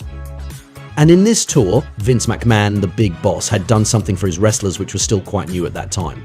We can say that, on this occasion, he took care of them. He had rented and privatized a Boeing 757 plane. It therefore meant that the employees of the Federation would not be on commercial flights, and that, in this European tour, they would travel from city to city on a plane, in which there would be only WWE staff, the wrestlers, the officials, the production team, the costume designers. The plane was entirely for them, with of course a crew at their service. And it was really a 5-star plane, since there were about 50 leather armchairs, sofas, a carpet floor, all the food they wanted, and there were no civilians on board. And no civilians means no witnesses, except the crew, an important detail for the rest, hang on tight. To have a really complete picture of this situation, it should also be noted that on this plane, there was in particular an open bar, which was loaded in terms of alcoholic beverages. Just after the Insurrection show, after a successful European tour, it was time to take the plane to cross the Atlantic Ocean and go back to the United States. So we imagine a group of tired wrestlers on a plane exclusively for them, with unlimited alcohol, knowing that many of these wrestlers were heavy drinkers. To illustrate how important the alcohol consumption had been during this flight, we learned, for example, that even before the plane took off, 3 trolleys filled with normal-sized bottles had already been completely consumed, also knowing that there had been a delay and that they remained on the tarmac for 7 hours, which left the passengers plenty of time to drink and be completely drunk for the long flight over the Atlantic Ocean. Imagine that this is something that Heidi Doyle, one of the flight attendants we will have the opportunity to talk about again, had never seen before in her career and has not seen again since. Can you only imagine a plane full of drunk wrestlers? And besides, they were mixing alcohol with pills. So initially it was fun. Mr. Perfect and Scott Hall were putting shaving foam on their colleagues' heads. Gerald Briscoe, one of the officials, wanted to give hugs and kisses to everyone. There was Stone Cold Steve Austin and his wife Deborah Marshall, who watched a movie and then slept during the entire flight. And yet it escalated, so prepare to be shocked, because the thing that makes this plane ride from hell so fascinating is the crazy stories we learned about this flight over the Atlantic Ocean. For example, we have the incredible story between Brock Lesnar and Mr. Perfect. At that time, Brock was only 24 years old, and he was still fairly new to the Stamford Federation. But that doesn't mean people should bother Lesnar, and the legend Mr. Perfect was able to realize it. In real life, the two men were friends since they were both from Minnesota and they were traveling together to go do the shows. And they had one thing in common in their personalities: they were two competitors. We could hear several explanations about the origin of this confrontation on the plane. Some claim that Mr. Perfect was telling Brock that he was a better wrestler than him, while the Conqueror had still been National University Wrestling Champion not so long ago, and that they therefore verified it. Others say that Mr. Perfect was making Brock angry by throwing alcohol in his face while he was trying to sleep. In any case, whatever the origin of this story was, Brock ended up running after the veteran in the corridor of the plane. While at first, they were grappling, as they say, from a purely athletic perspective, it became more and more intense and they got closer to the emergency exit. In this frenzy, Brock began to attack Mr. Perfect by ramming him against the emergency exit. They caused panic on board because Lesnar was putting a lot of energy into his attacks, and even if, in principle, the emergency exit was locked and therefore could not be opened, people were afraid that they would shrivel the door and fall into the void several miles above sea level, and other passengers could even have been sucked in. Fortunately, they ended up being separated by Triple H, Finlay, and Paul Heyman. In the end, Mr. Perfect will be considered responsible and he will be fired in the process. Another case, and the best is coming. On that plane, there was the man named Michael Hayes, an official that many wrestlers didn't like too much. And that day, Hayes had drunk too much.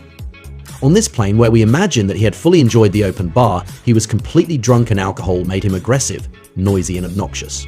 Apparently, according to witnesses at the scene, Michael Hayes even almost committed an absolutely mind-blowing act.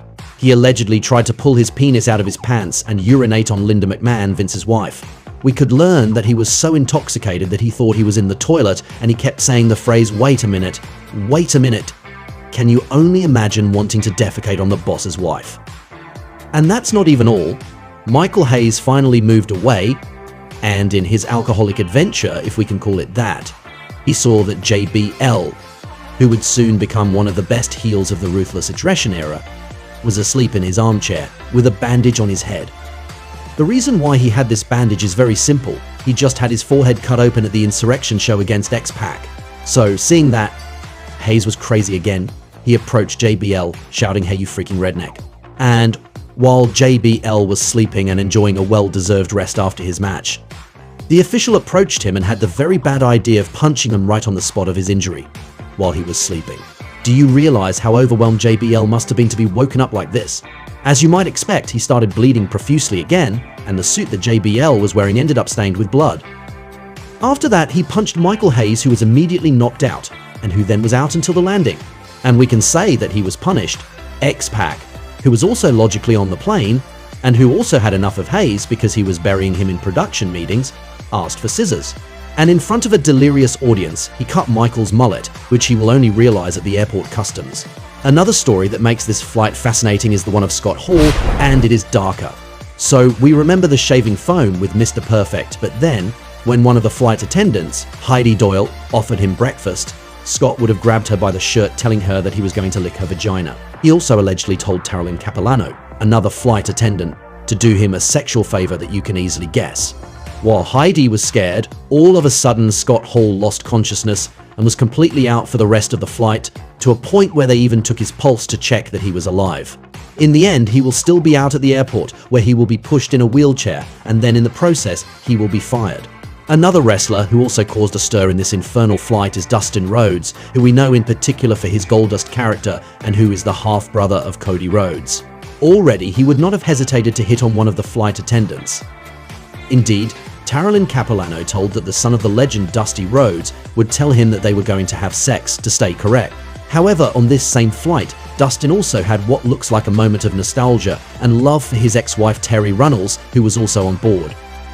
At one point, he managed to take control of the speakers on the plane, and he took the opportunity to sing a serenade for Terry, in this case the song Pledging My Love by country singer David Allan Coe. Quite naturally, this is something that woke up all the people who were sleeping, including Terry. She says she was really terrified when she heard this, knowing that they had been divorced for 3 years. At that moment, she met the gaze of Paul Heyman, who motioned to her not to react to Dustin's serenade. She then immediately went back to sleep, and Dustin Rhodes stopped when Jim Ross yelled at him. And finally, one last story about this fascinating flight where nothing but incredible things happened is the one about the Nature Boy Ric Flair. That day, on the plane, Rick was in a playful mood because he did something there that some of his colleagues said he used to do: walk around in the airplane corridor wearing a robe and being completely naked underneath. And at that moment, his little game was to open his robe in front of people by doing his iconic woo and proudly show off his penis, even going so far as to do the helicopter with it, and the stewardesses on the plane were entitled to it. And that's where Ric Flair would have gone too far. At the moment when the hostess Heidi was in the kitchen, Rick would have come to get a drink, but right after, he would have forced Heidi to touch his penis and licked her face while she asked him to stop. These incidents will push the two stewardesses to file a complaint against Flair for sexual assault. According to the Nature Boy himself, there would be no truth behind these accusations, although the Stamford Federation would eventually come to an agreement with them so that the case would not end in court.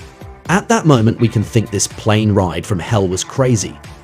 But it is by taking a step back on it, by asking ourselves certain questions, by knowing other information, that it becomes even more fascinating. Already a question: should Jim Ross, who was in charge of talent, have kept this situation under control more? Was it his responsibility to make sure that wrestlers didn't take pills and drank much less alcohol? And more generally, was it a good idea to have a plane just for them with a lot of alcohol? These are real questions that arise, and we come to take a step back even more. Many wrestlers at the time had addictions and fell into vices, also because the lifestyle was infernal. We are indeed talking about a global era when the treatment of injuries was different, when wrestlers were not yet surrounded by doctors, and where there were not concussion protocols yet, where internal competition was tough. We could say that addictions, which are actually loopholes, and their consequences were something inevitable for wrestlers at the time, because the life they had was difficult. Should they have had a less extreme schedule where they don't wrestle every day and been more taken care of in terms of health by their employers? Also remembering this is not specific to the WWE, since for several decades, all this was normal in the wrestling world. Would these scandals have happened with modern conditions, for example, where there is more emphasis on the safety and health of performers? In any case, just incredible. Who was on the plane says that Vince McMahon could have been in a lot more trouble with this infernal flight, that someone could have died on this plane. But who is to blame in this story? The wrestlers who can't manage themselves and who no longer realize the consequences of their actions, or the company who put them into a lifestyle that was already toxic just to make as much money as possible? But what is absolutely crazy is that there are wrestlers from that time who say that if we found this plane ride from hell shocking and wild, we should have seen other flights they were on. Apparently there would have been many other infernal flights and even worse than this one. As for X-Pac, he says that everything that happened on this plane is not even part of the 10 craziest flights he has experienced, which were in addition commercial flights, so with normal passengers. If a flight with several people who were out because of drugs and alcohol, with fights and especially sexual assaults apparently, is not even one of the craziest he has experienced, what were the other flights like? What other vices have been common in the wrestling world for years at a time when there were not yet smartphones and social media and where everything was not known? Clearly, this is a terrible idea. And that's why this plane ride from hell is fascinating. It's a bit of a symbol of a time when wrestling was full of depravity, perversity, addictions, and drugs. And let me ask you one last question, and it will make you think, if there had been social media and smartphones at the time of the plane ride from hell, which wrestlers would still have the same popularity? We've all watched wrestling wondering if the pain of the wrestlers was real in the ring. Of course, the answer is yes. They face significant risks on a regular basis.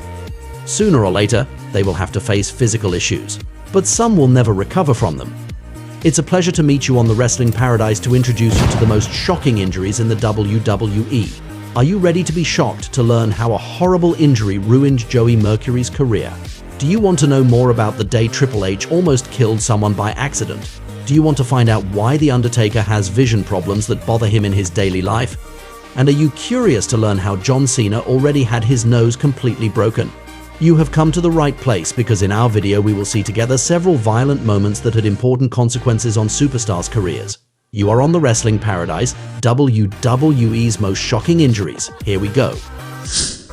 If there is one wrestler who is famous for his ability to come back quickly from an injury, it must be John Cena. We remember his miraculous return at the 2008 Royal Rumble, when he was supposed to be away for many months after it.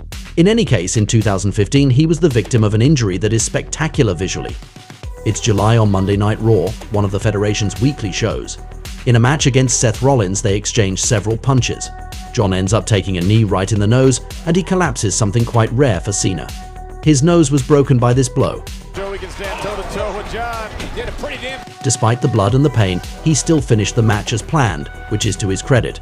A photo of him shows us how much his nose had been damaged.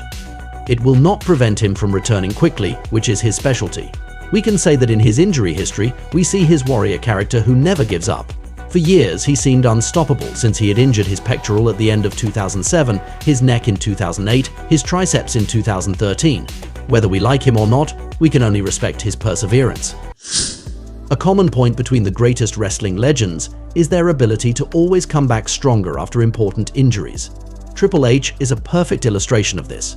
In his career, he had several very serious problems that could have stopped him forever. We have an example of this in the fall of 2002. At Survivor Series, there was the first Elimination Chamber match of all time. The Game defended his belt there against Rob Van Dam, Kane, Booker T, Chris Jericho, and Shawn Michaels. There will be a sequence between Triple H and Rob Van Dam, the King of Extreme. In a rather risky move, his knee touched the cerebral assassin's throat, who will no longer be able to breathe properly. He will have to spend the night in the hospital. He will later tell that, when he saw Rob preparing his spot, he was already worried. He noticed he could not stand up straight. This will not prevent him from continuing the match, which is really part of the wrestling mindset. No matter what happens, we never stop and we go to the end of what is planned. Yet he could no longer talk in the ring the following minutes. This injury could have destroyed his windpipe, according to the doctors. We can only respect the Game for this performance. Let's continue with a wrestler who is not very famous, but his injury is quite shocking. His name is Marty Garner, and his fate is linked to Triple H's. In the mid-90s, the latter was on the rise. with a sometimes destructive pedigree finisher that will become iconic. It's May 29, 1996, on the WWE Superstars show when the future legend faces Marty in a match. The execution of the pedigree will go completely wrong. At the moment of undergoing it, he threw himself too hard and will land directly on his head. His neck will be seriously damaged by this. Apparently, there would have been a misunderstanding between the two men. Marty expected that the young Triple H would rather do some kind of pile driver, which is a move where he would have rather went above him. In any case, right after that, the cerebral assassin will be very worried. He will ask him several times if he was sure he was okay. In reality, Marty had no idea what the pedigree was. This incident shows us how a lack of communication between wrestlers can have major consequences. Edge is a wrestler who knows injuries very well since they almost made him stop wrestling for good. You probably know he had to retire in 2011 because of a very serious neck problem. But he made a miraculous comeback at the 2020 Royal Rumble, one of the most memorable moments of the decade. However, the story of his return hasn't exactly been a fairy tale. A few months after this Royal Rumble, he was in the middle of a rivalry with Randy Orton when they had a big clash at the Backlash show. It was billed as the greatest wrestling match ever. However, Edge will remember this for other less positive reasons. On that day, barely 5 months after his return, he was injured again. During this match, he will tear his triceps, which will force him to step away from the ring until the next Royal Rumble. But like other legends, he always comes back better from these challenges. He will win the Battle Royale and participate in the main event of WrestleMania a few months later. A beautiful rebirth for the rated R superstar, whose 2021 year will be one of the best ones of his career. At the 2020 Royal Rumble, Edge's wife, wrestler Beth Phoenix, also showed impressive resilience. She participated in the Women's Battle Royal, entering there in 19th position. It was a significant event since she had not wrestled for several months, knowing that, about 10 years before, she was one of the most dominant competitors. Has locked eyes with the Queen Charlotte. In this match, she was in a ring corner with Bianca Belair. After a shot from Bianca, her head will go backwards and hit the post. The consequence is immediately visible. She gets a cut on her skull and bleeds a lot. Her hair will turn red with blood. Like the rated R superstar, she will be persevering and fighting. She will continue the match with the same intensity, even being one of the very last competitors in the ring. The match will finally be won by Charlotte Flair, but we will remember this awesome performance by Beth Phoenix. We are at the Backlash show in 2023. In this event that took place in Puerto Rico, Brock Lesnar faced Cody Rhodes. We can say this match started very strongly since the American Nightmare will jump on Brock while he was still doing his entrance. This beginning of the bout showed us that it would be a brutal confrontation. A little later, Cody will remove a pad in one of the ring corners, which is also surprising since he was a good guy who is not supposed to cheat. Lesnar will blow his head off on it, which will injure him. The Beast Incarnate will bleed profusely. At that moment, we can wonder if it was planned.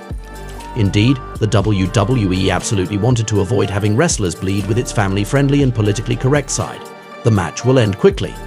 Then on Raw, we will see Brock Lesnar with a scar and staples. For a warrior like him, it's not much. We are talking about a man who fought in the UFC, who overcame a serious illness in his personal life. But his injuries in the ring are rare enough to be reported. It is obvious for everyone that women are just as brutal as men in modern wrestling. They regularly face injuries, and Bianca Belair showed us just that in 2022. At WrestleMania 38, she had an intense battle against Becky Lynch to win the Raw Women's title. It was the culmination of a rivalry that began at SummerSlam 2021, when the Irish woman made a tremendous comeback and won Bianca's title in just a few seconds. Belair will have her revenge, but not at any price. At one point, Becky Lynch does a jump from the top rope where her feet violently hit Bianca's face. It will leave a mark on her. When we see her again a few days later and she takes off her sunglasses, she will reveal a pretty impressive black eye. It was completely closed, which also disabled her in her match against Becky Lynch. This injury will eventually heal, but it shows us how Bianca Belair and her colleagues are real warriors in the ring. Another great wrestler who already had a nose injury is The Undertaker. The dead man is considered by many to be the greatest of all time. With a legendary career that lasted 30 years and many intense battles, it is only logical that he paid the price physically. It's 2010 at SmackDown. In a match against Rey Mysterio, the luchador hit his face after a failed springboard move. Following this, he was holding his nose and even bled. He told that at that moment, his nose broke twice. The first time, he was able to put his nose back in the center by squeezing it very tightly. But the second one left permanent damage. In an interview with Joe Rogan, he told that since that day, he has vision problems. Some nerves were crushed when his nose broke and they never returned to normal. It can bother him a lot in his daily life, to park a car, for example. So this is an incident that really had an impact on The Undertaker's life. It's 2013 at the Money in the Bank show. In this wind of change there was in the WWE at that time, Randy Orton won the briefcase. It will make him become an excellent villain during the following months. But on that day there was also an injury. It was his colleague Sheamus who was the victim of it. At some point, the Irishman will take a ladder shot from Daniel Bryan, the one who had a tremendous popularity at that time. While falling on another ladder outside the ring, Sheamus hurts his shoulder. There will be some damage. He will suffer from a torn labrum. This incident will force him to leave for several months until a surprise return at the 2014 Royal Rumble. It should be noted that in the same match, Rob Van Dam and CM Punk will also have physical repercussions from this battle. Anyway, ladder matches are among the most violent ones in wrestling, and this 2013 Money in the Bank proves it. As for Sheamus, he will finally have his revenge by winning this briefcase in 2015, which will enable him to win the main title a few months later. A horrible injury took place in the Armageddon show in December 2006. There was a ladder match for the tag team title between the Hardy Boys, Kendrick and London, Regal and Taylor, and finally Morrison and Mercury. It is the latter who will be the victim. There was a sequence during which Matt Hardy grabbed Mercury and Morrison's skulls while his brother Jeff performed a maneuver on a ladder. As you might expect, it ended badly. You can see it. Poor Joey Mercury gets the ladder right in the face, in a brutal shock. His nose will be broken in 4 places, his left eye would no longer open, and he had permanent internal bleeding in his nose and eye. He will say that he was never hit so hard in his life. It was as if he got hit with a baseball bat in the face by a professional player. He will be severely damaged by it, just as his career. While he was a promising young wrestler, he would fall into an addiction to painkillers, which added to his alcohol and drug problems. He will be fired 3 months later. For a long time, the pro wrestling world was like a mafia where there was the law of silence. No one had to reveal what was really going on in the fascinating world of sports entertainment. But with the explosion of the internet, the big manipulation has finally been exposed. Everything is predetermined, and there are a multitude of secret techniques to make sure that we realize it as less as possible. It is a pleasure to meet you on the Wrestling Paradise to reveal to you how wrestlers manage to suspend our disbelief. Are you ready to be shocked when you learn why microphones are put under the ring? Do you want to know more about the secret role of referees in a match? Do you want to discover how Triple H managed to wrestle for a very long time by being less exhausted? And are you curious to learn how people in the crowd can sometimes take shots from superstars without the WWE ending up with a lawsuit? You have come to the right place, because in our video we will see a lot of methods together that the wrestlers use to manipulate viewers, and they may surprise you. You are on the Wrestling Paradise, Pro Wrestling Secret Techniques. Let's go. You know it. In pro wrestling, there is always a nice guy and a bad guy. Traditionally, the goal of the one who plays the villain is to be absolutely hated by the spectators, to make himself despised as much as possible. This will make it possible to create even more support for the good guy, to make fans even more involved in the story that is being told. Eventually, they will follow the shows every week, buy tickets, buy the merchandise of their favorite wrestler. On the other hand, there is a little trick that we sometimes use in pro wrestling to easily make the villain hated. Fake fans, or at least when people we see on the screen are not really who they are supposed to be.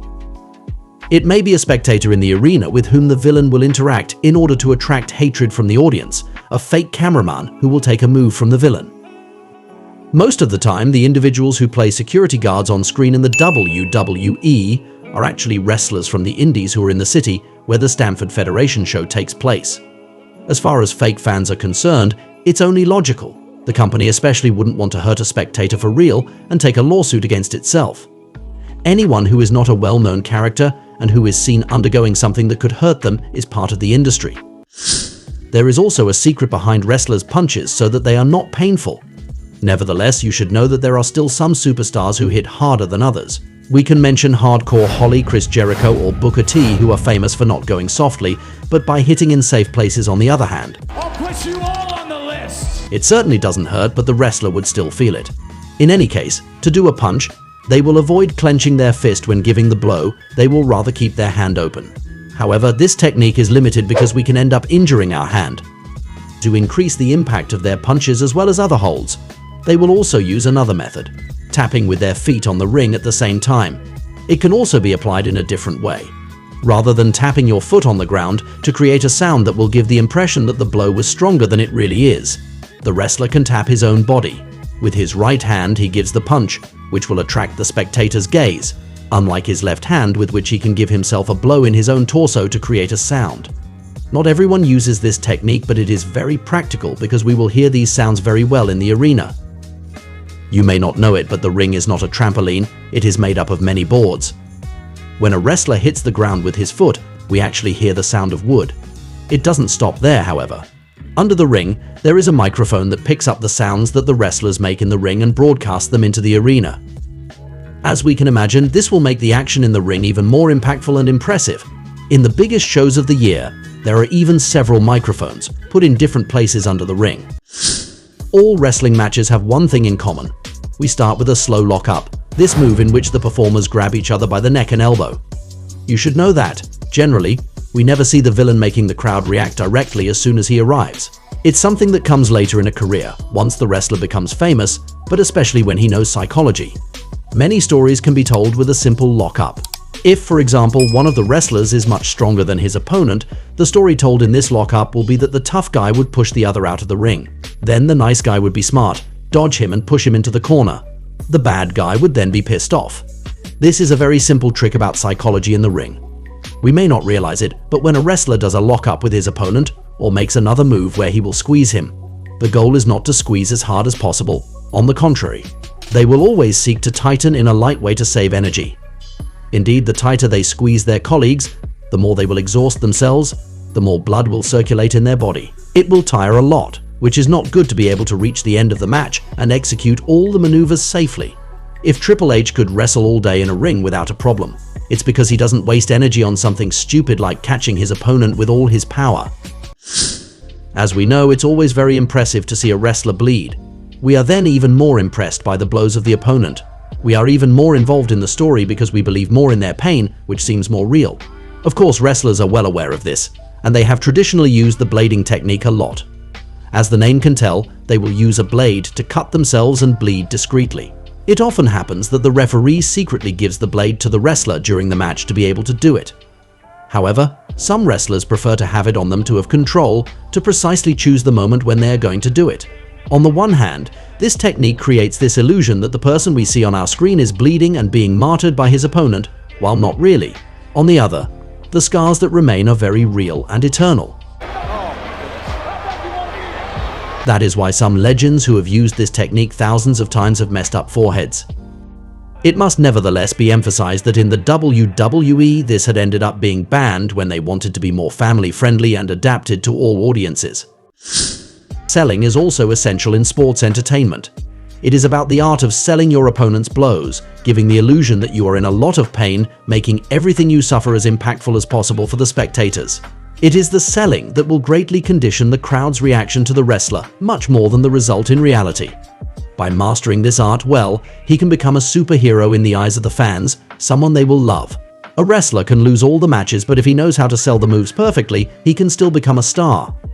Indeed, when they attend a match, the fans must have someone they encourage, whom they support. In movies or series, we very often want to see the persecutor get destroyed, which is what we find in pro wrestling too.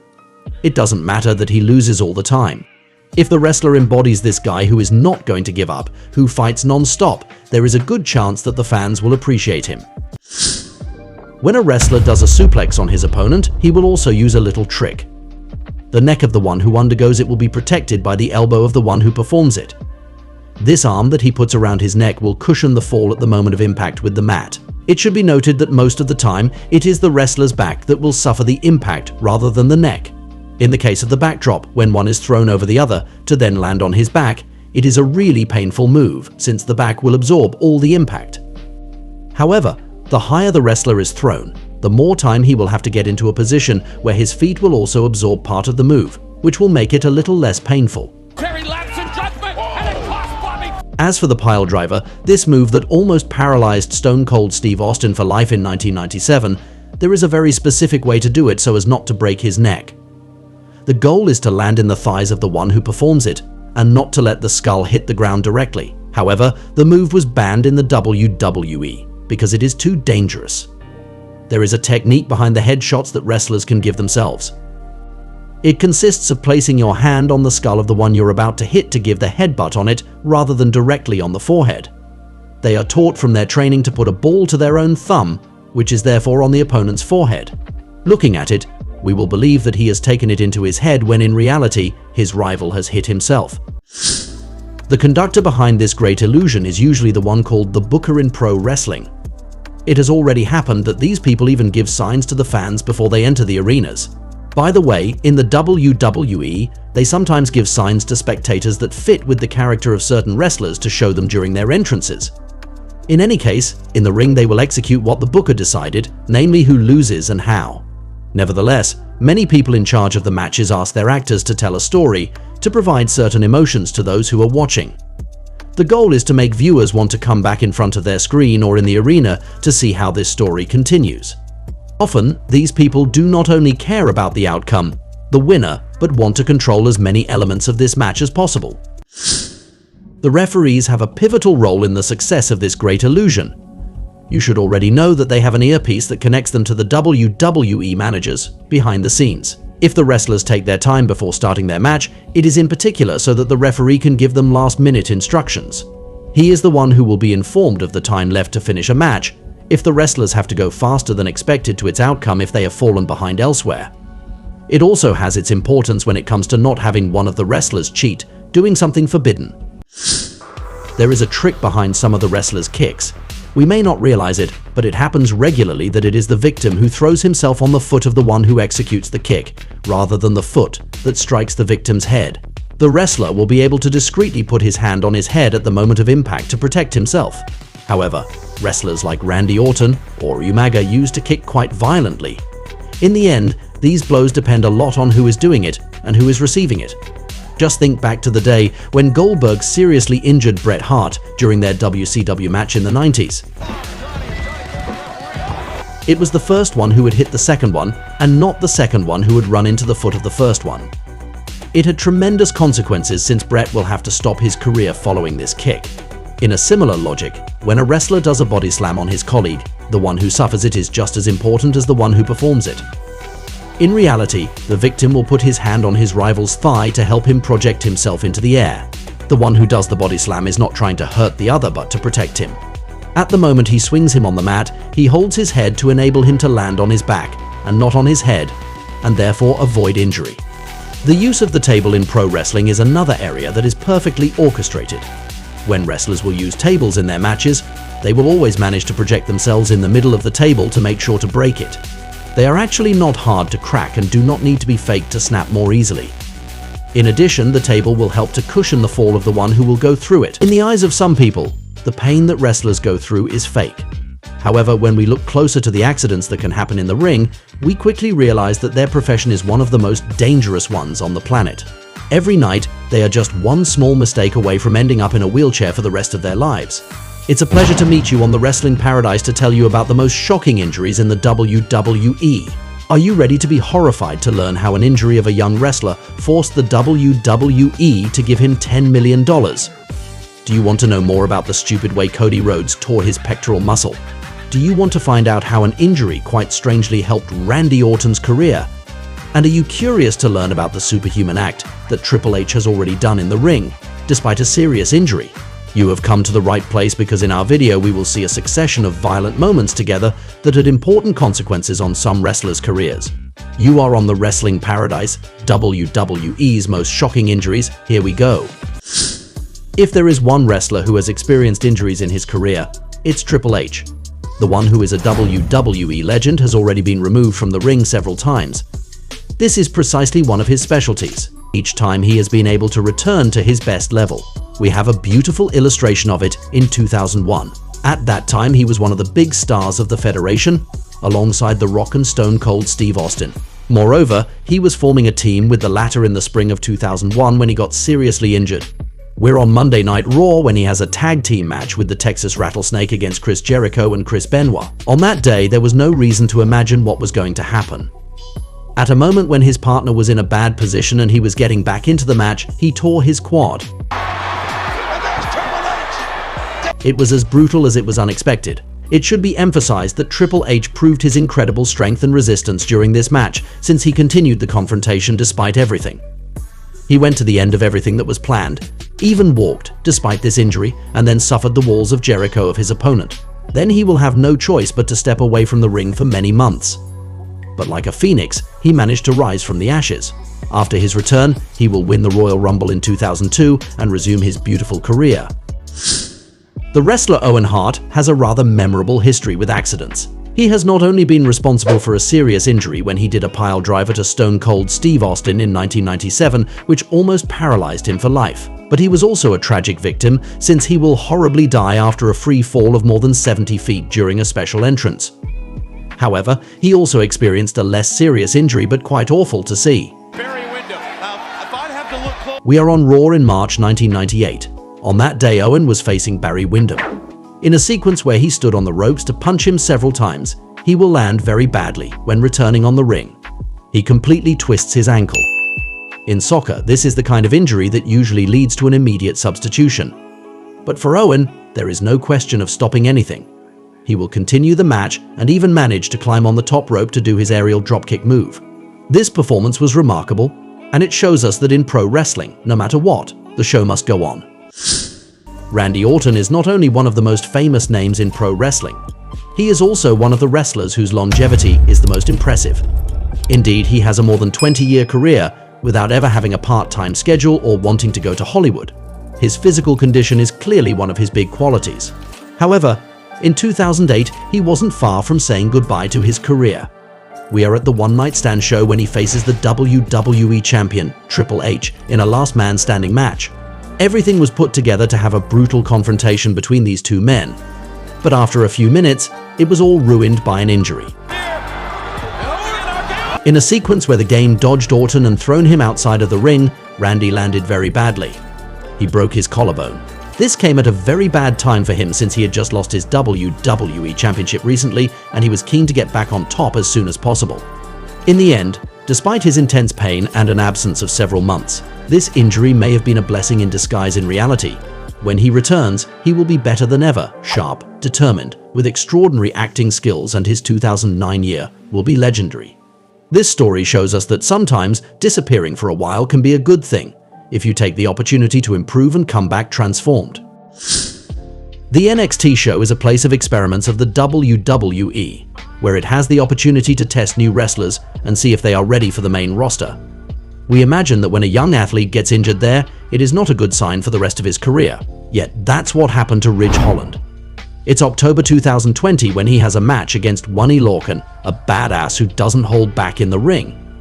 There was a moment during which Lorcan was going to jump on his colleague, and where the latter had to receive him. But when he catches him in his arms, it's a disaster. He can't receive him well because of his position. He bends his ankle completely, which causes him to fall immediately. The impact will be brutal. He fractured it and will need a long period to recover from it completely. Fortunately for him, this will not prevent Ridge Holland from returning and even managing to start in the main roster at the end of 2021. It's a great achievement by the Brit. We are at the Hell in a Cell show in 2022. In the main event, Seth Rollins is about to face the man who has just made a triumphant return to the WWE, Cody Rhodes. But when he takes off his coat after his entrance, it's shocking. We discover the serious injury he has just done to himself. You should know that the American Nightmare had torn his pectoral muscle. Unfortunately for him, it couldn't have come at a worse time. He was still new to the Federation in a certain way. They were testing him to see if he was capable of becoming one of the top guys in the next few years, especially since he was very keen to prove himself. But while training at the gym, we can say that he was a little too ambitious. During the bench press exercise, he tried to impress someone who seemed to look at him in a mean way, and he injured himself. However, he still wanted to keep his spot in this match, even if it meant lying about his pain. In addition, it was far from being an easy match since, in Hell in a Cell, everything is allowed. Despite this injury that will keep him away from the ring for several months, Cody was able to show his guts by wrestling with intense pain. We imagine that management must have liked it since he will win the Royal Rumble 2 years in a row and become champion at WrestleMania 40. In the 90s, Bret Hart was one of the biggest stars of the pro wrestling business. He was known for his technical qualities, the excellence of execution as he was called. However, he didn't have the career ending that he would have deserved because of a very serious injury, like many other wrestlers unfortunately. First, you should know that wrestling was his great passion, but that he had left WWE to join World Championship Wrestling to earn more money there. Given what happened afterwards, he could only regret this choice. Not only will he no longer be in the company when his brother Owen tragically dies there, but against Goldberg in 1999 he suffers a kick with disastrous consequences. At the Starrcade show against the man who had had an unbeaten streak of 173 matches, he therefore gets kicked without any protection by his colleague. However, in wrestling, the whole idea is to secretly protect your opponent while giving the impression you want to hurt him. In any case, he will have a concussion and will never recover in the following years. He said that because of this injury, his brain was no longer able to appreciate life's simple pleasures. His fate shows that in sports entertainment, you can go from heaven to hell in a very short time. In the final Raw of the year 2015, the luchador Sin Cara was the victim of an impressive injury. On that day, he was facing Big E in the ring. The sequence during which he hurts himself shows us how crucial it is to master your falls in wrestling. While the Mexican barely landed himself on the ring apron, his opponent has no mercy.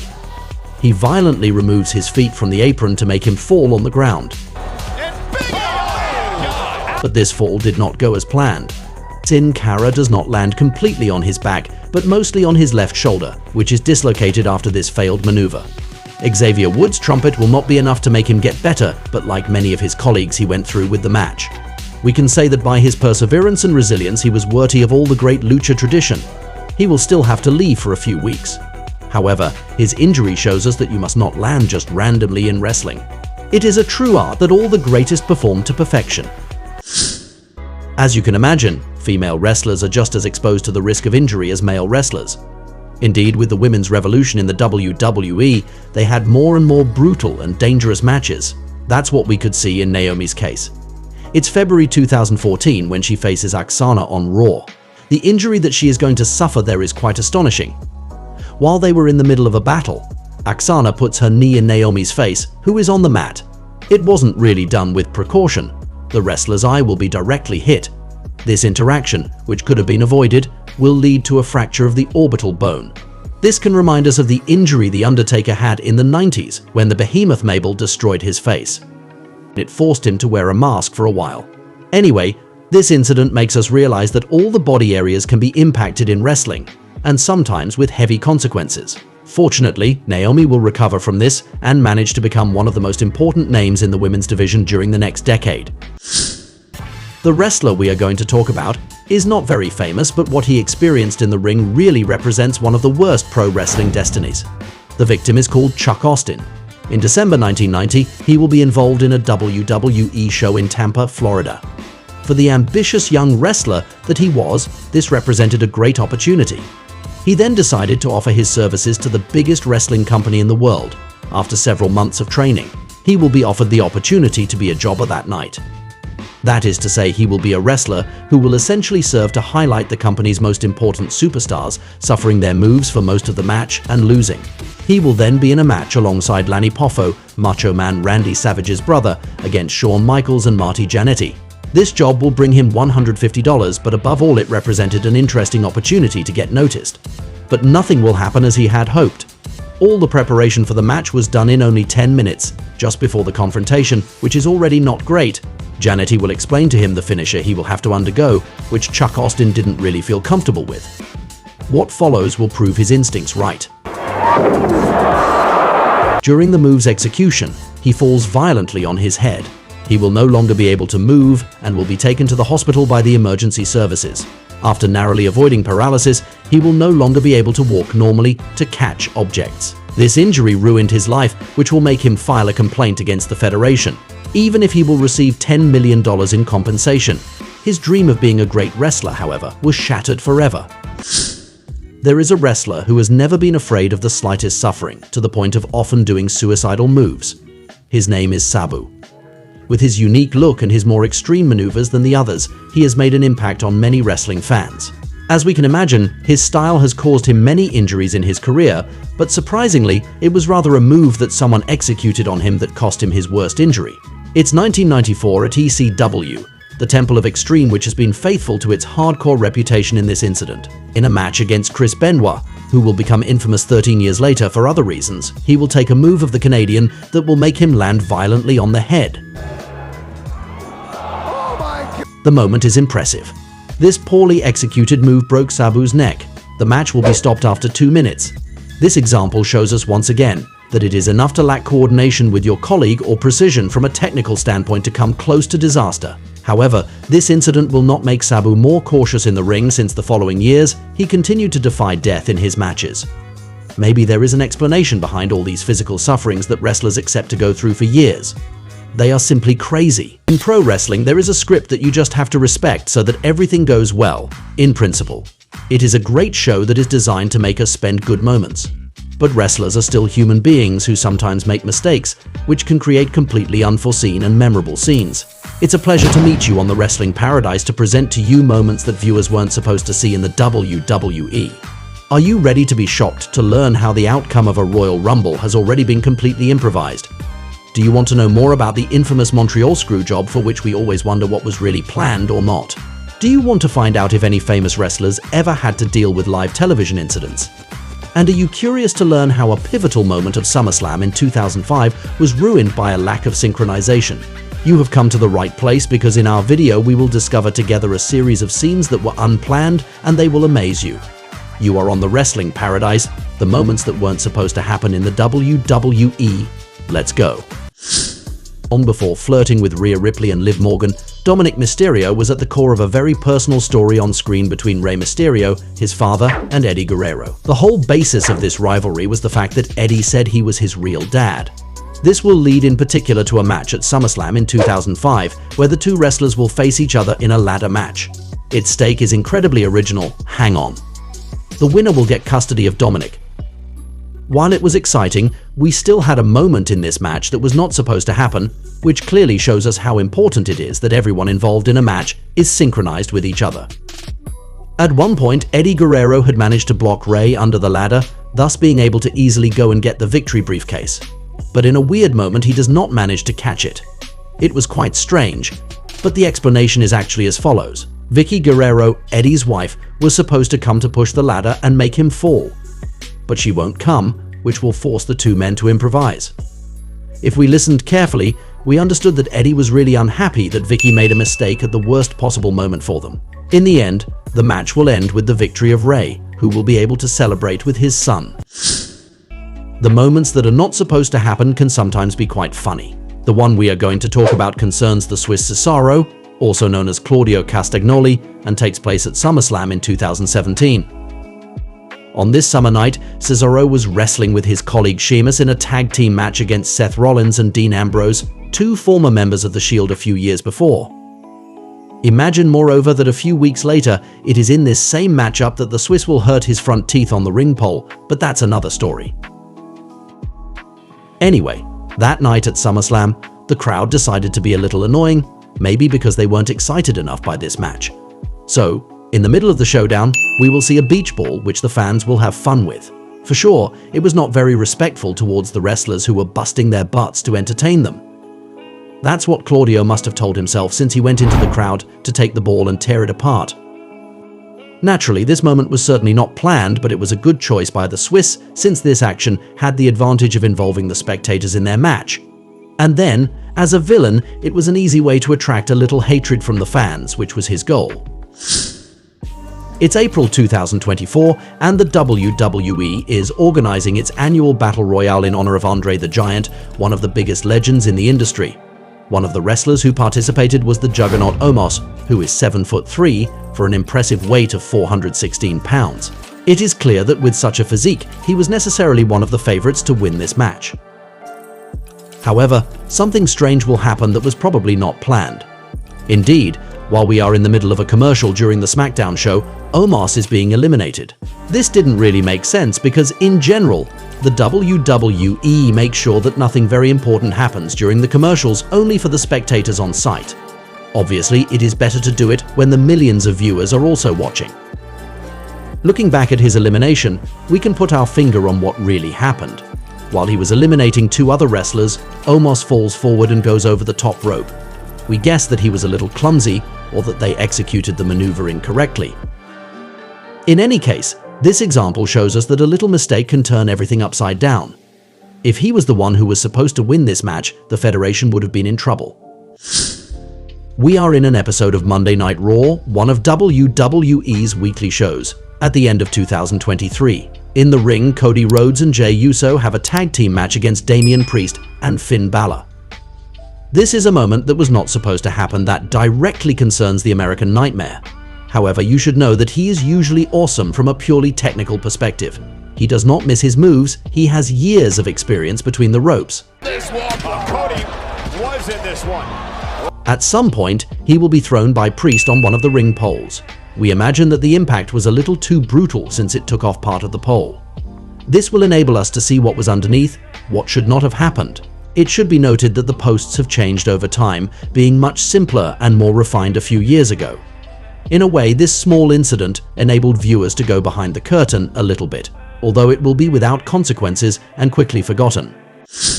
Now we're going to talk about a scene that you've probably already heard about. As you probably know, the Royal Rumble is one of the most important moments of the year in pro wrestling. This is where WWE chooses its new golden goose in a way, the one who will win the annual Battle Royale to challenge one of the champions at WrestleMania. In 2005, it is in this show that we will witness a rather funny scene that was not supposed to happen at all. We are almost at the end of a hard-fought war between Batista and John Cena. One of the two men, who both embody the company's future, must win, but they will have a little trouble respecting what was planned. Indeed, at the moment when the animal grabs the leader of the C Nation to hit him with his Batista bomb, there is a problem. Surely weakened by fatigue, the former bodybuilder does not manage to keep his balance and falls outside the ring, over the top rope obviously, at the same time as Cena. They manage to eliminate each other exactly at the same time, although one of the two must be designated the winner. In a surreal scene, the referees will lift the arm of one and then the other. Vince McMahon will arrive to fix the situation but tear both of his quads, and in the end we will resume the match that Big Dave will win. This is perhaps the biggest unforeseen event in wrestling history. In a pivotal moment, there was a major problem that forced everyone to improvise. But fortunately, everything worked out in the end. It's December 2006 when Booker T and the Animal Batista, him again, have to sign a contract in the ring. As you might expect, it ended badly, like all contract signings in WWE. Nevertheless, something did not go exactly according to plan. In fact, Big Dave is going to catch Booker to do a spinebuster on the table. While it didn't seem so complicated seeing how these moments usually happen, we are witnessing a little moment that wasn't supposed to happen. Booker T ended up on the table as planned, but it didn't break when it was supposed to. This is not the only time in wrestling history where this kind of awkward situation has happened. But this time it wasn't even a commentator's table that a technician might have forgotten to unscrew. However, the king had indeed been placed in the middle of the table, which is the right methodology to break it in theory. The reason why this table did not break remains a mystery to this day. We're on SmackDown in November 2016 for another moment that didn't exactly go the way it should have. Indeed, we were witnessing Randy Orton's betrayal of Kane, an action that will offer the opportunity to the late Bray Wyatt to win the match. What happened in the aftermath was quite amateurish and certainly not planned. In theory, since he was the winner, Wyatt should have heard his music in the arena. Nevertheless, it was Randy Orton's that was played, as if he had just won while not at all. Maybe a technician at the production pushed the wrong button, or maybe he forgot that Randy wasn't part of the match.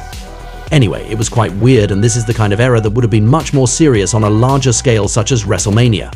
It could even potentially make some people think that a certain wrestler won, while he didn't.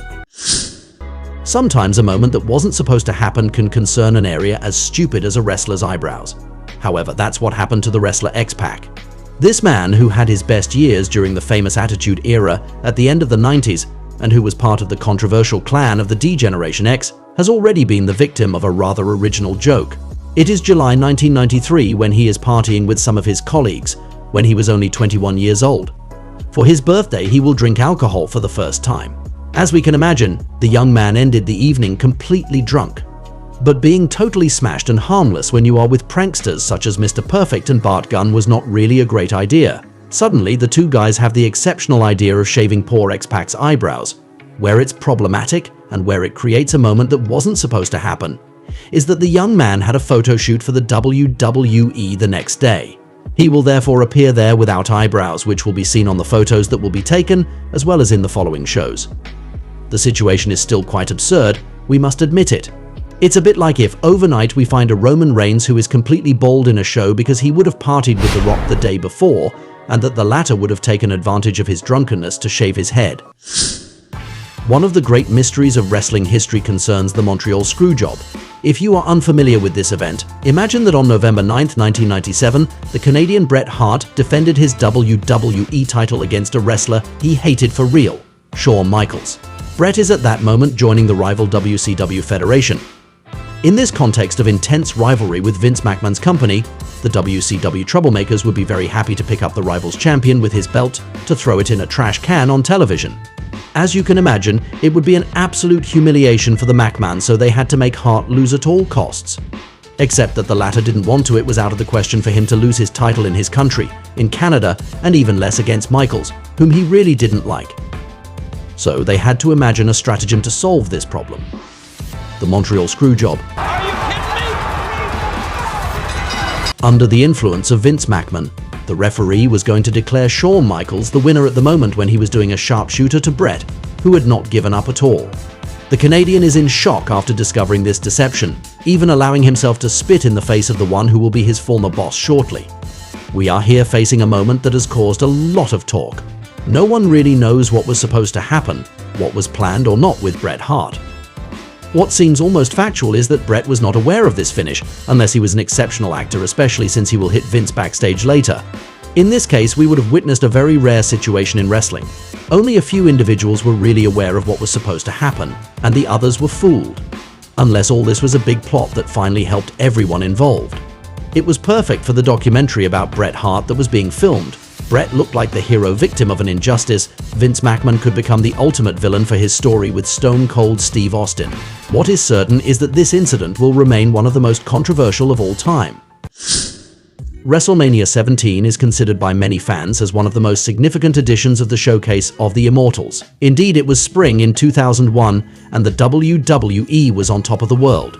The competing WCW Federation had just been bought out, the war had been won, Stone Cold Steve Austin and The Rock were facing off for the second time in the main event of the show, and to top it off, the event was taking place in a big stadium, which had not happened for a while. However, the madness and the festive side of this pay-per-view did not prevent some small unforeseen events.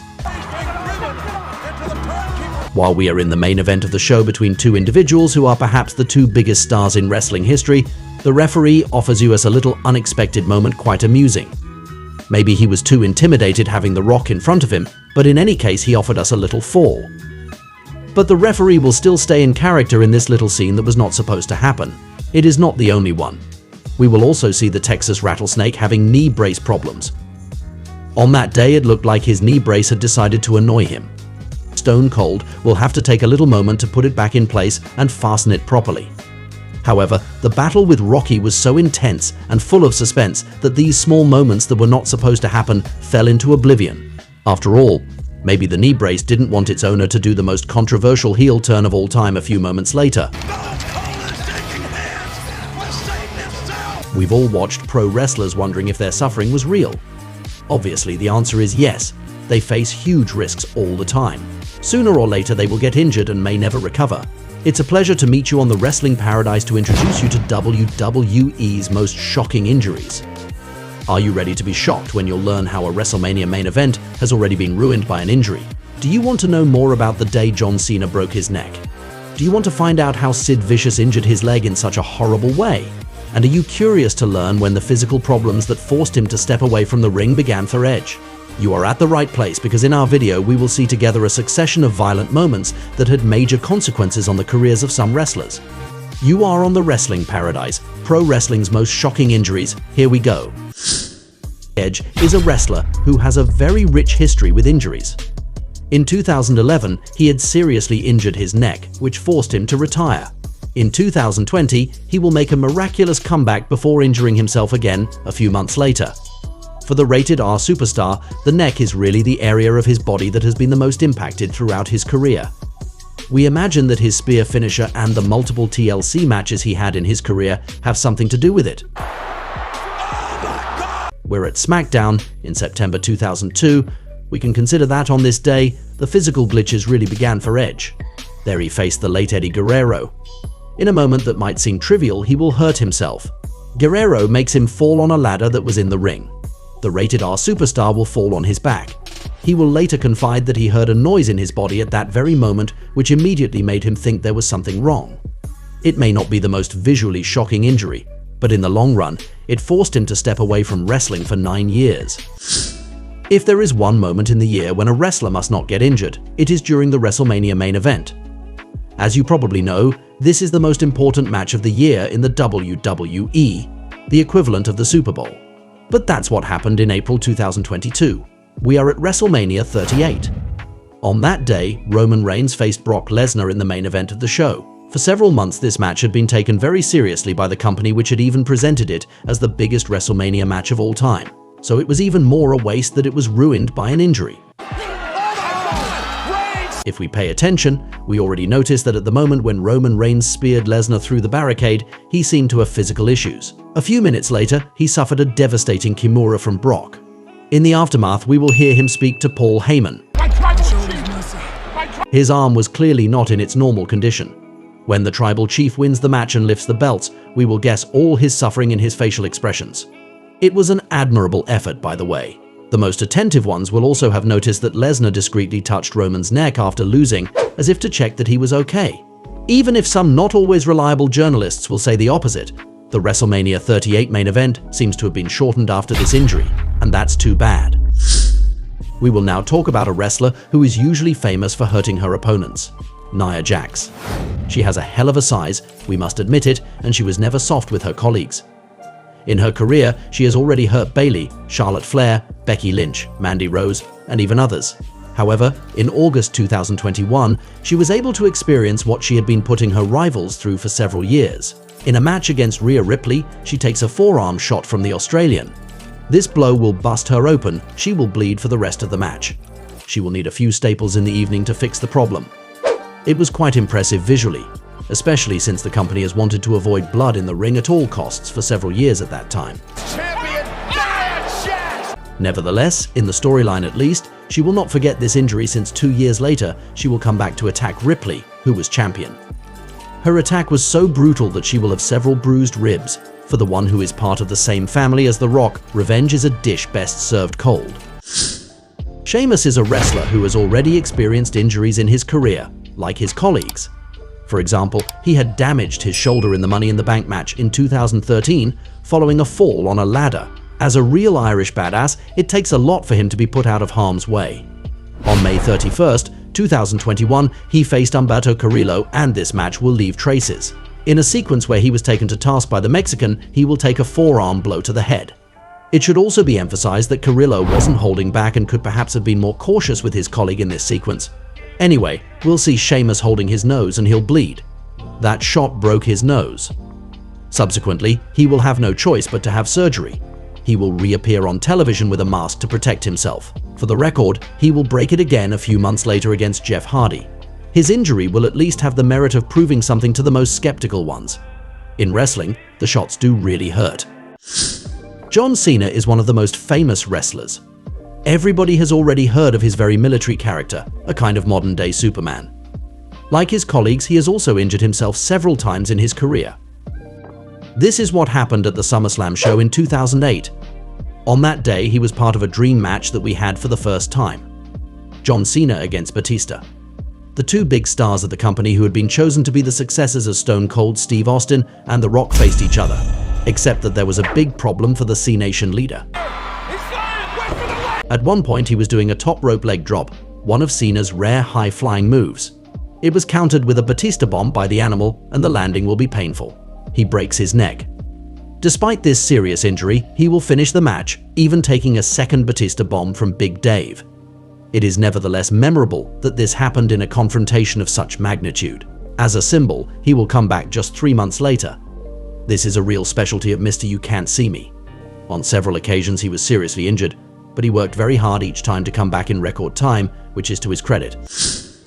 The next injury concerns Bubba Ray Dudley. He is a wrestler who had been in Extreme Championship Wrestling managed by Paul Heyman in the mid-90s. We know him in particular for his habit of always yelling at his colleague to go get the tables in the middle of a match. We're on Monday Night Raw, one of WWE's weekly shows, in 2002. There was a TLC match. A rather violent moment was planned. Chris Jericho had to seize Bubba Ray Dudley from the top of the ladder and do a bulldog on him. It consists essentially of catching his rival by the head and blowing his face on the ground, but they rather missed the execution of this dangerous maneuver. Bubba had his head way too far forward. He will fall violently on his skull, which will cause him a concussion. It is an injury that shows us that ladder matches are among the most dangerous ones in wrestling. What Bubba told afterwards about this accident is equally shocking. A few hours later, while he was undergoing medical tests, he told that he kept asking where his mother was and if his friends had reassured her. In reality, she had died 8 years before, but he no longer remembered. In the ring, when Jericho was telling him to give him his Bubba Bomb, he didn't even know what it was. This injury shows us the sometimes very serious consequences of wrestling on its actors. It's January 2001 for an injury that is one of the most shocking ones. Hang on tight because it's hard to look at. We are at World Championship Wrestling, the competing federation of the WWE, just a few months before Vince McMahon buys it. The wrestler with an impressive physique, Sid Vicious, faced Scott Steiner and Jeff Jarrett for the heavyweight title. At some point, he will jump off the second rope to try a kick in the air on one of his rivals, but he completely misses his landing and breaks his leg. It was really horrible to see. We can imagine his intense pain. Get in there! We're gonna even the sides up here! While he was still a big name in wrestling at that time, with a period in the WWE a few years before where he had even been champion, his career will never be the same again. This story will even go to trial. Sid blamed John Laurinaitis, a WCW official at the time who would work for the Stamford Federation a few years later, for pushing him to do this move. Sid was hesitant about doing it because he was afraid of putting himself in danger and being unsafe for his co-workers. In the end, he was right. Moreover, Laurinaitis is also the one who pushed Brock Lesnar to do a shooting star press from the top rope in 2003, which almost killed the Beast incarnate. In general, when we think of injuries in sports entertainment, we tell ourselves that wrestlers are the ones who put themselves in danger and who destroy their bodies. It's not wrong, but there are other people to whom it can also happen. Managers. The case of the one who is now known for his podcasts, Jim Cornette, is a good illustration of this. We're at the Starrcade show in 1986. At that time, he accompanied some wrestlers to the ring and had a rather funny gimmick. He always had a racket, which he used to hit his boys' rivals without the referee seeing it in general. On that evening, while trying to hit a wrestler with his racket as he used to, he slips and falls to the ground. As a result, his knee is damaged, but it doesn't end there. Afterwards, he was participating in a special match in which he had to climb on a structure several feet high. As you might expect, being already in a bad state, he will not control his fall. This will seriously injure his leg. His example shows us that in a wrestling match, we are never really safe. We are at the One Night Stand show in June 2008. The concept of this event was great. For one night, all the matches had extreme stipulations. It promised us a violent and brutal evening, with unforgettable moments such as Jeff Hardy jumping from the top of a truck, or the incredible fall of The Undertaker on a mountain of tables. A match that we don't always remember when we think of One Night Stand 2008 is the Singapore Cane match to determine the #1 contender for the ECW title. In this very entertaining confrontation, we had kendo shots everywhere. The Big Show will remember this battle for another reason. At one moment he was holding a big staircase, but John Morrison will give him a blow, which will make him fall head first on the staircase. When we see the Giant's face again, the visual will be very impressive. As you can see, he was busted open. With a bloody face, he will get up again. It's as if this scene enraged him because he will start killing everyone. The least we can say is that a gorilla like the Big Show full of blood and unleashed, it's a hell of a spectacle. For this final injury, we're going to talk about the man who was once the highest paid athlete in SmackDown history, Montel Vontavious Porter, MVP. In the 2000s, he was a villain character in the Blue brand before disappearing for a few years. We will see him again in 2020, where he will mostly be remembered for being the manager of Bobby Lashley, the WWE champion for a good part of 2021. With his eloquence, his suits and his cane, MVP was classy, but precisely his cane was not only there for the look. On February 15, 2021, he will participate in a tag team match with his buddies Cedric Alexander and Shelton Benjamin against Matt Riddle and the Lucha House Party. Just after delivering a blow to Riddle, he begins to limp and seems to have hurt his leg. In fact, he tore his meniscus. It won't prevent him from finishing the match, which is really a thing among wrestlers. Even if you're in pain, you always continue what is planned until the end. After that, he won't wrestle for 5 months. But this will not really be a problem for MVP. He will have the opportunity to shine as the manager of the almighty Bobby Lashley, which will remain one of the best times of his career. Did I come through for you or what, huh? We've all watched a WWE show before, wondering how the wrestlers were able to survive certain things, how some spectacular scenes were made. It is a fascinating universe that is full of mysteries. In this video, we are going to take a look at the other side of the mirror to answer all the questions you might have. One question we may ask ourselves when we watch a WWE show is how they make a wrestler like The Undertaker appear in the ring after a few seconds in the dark.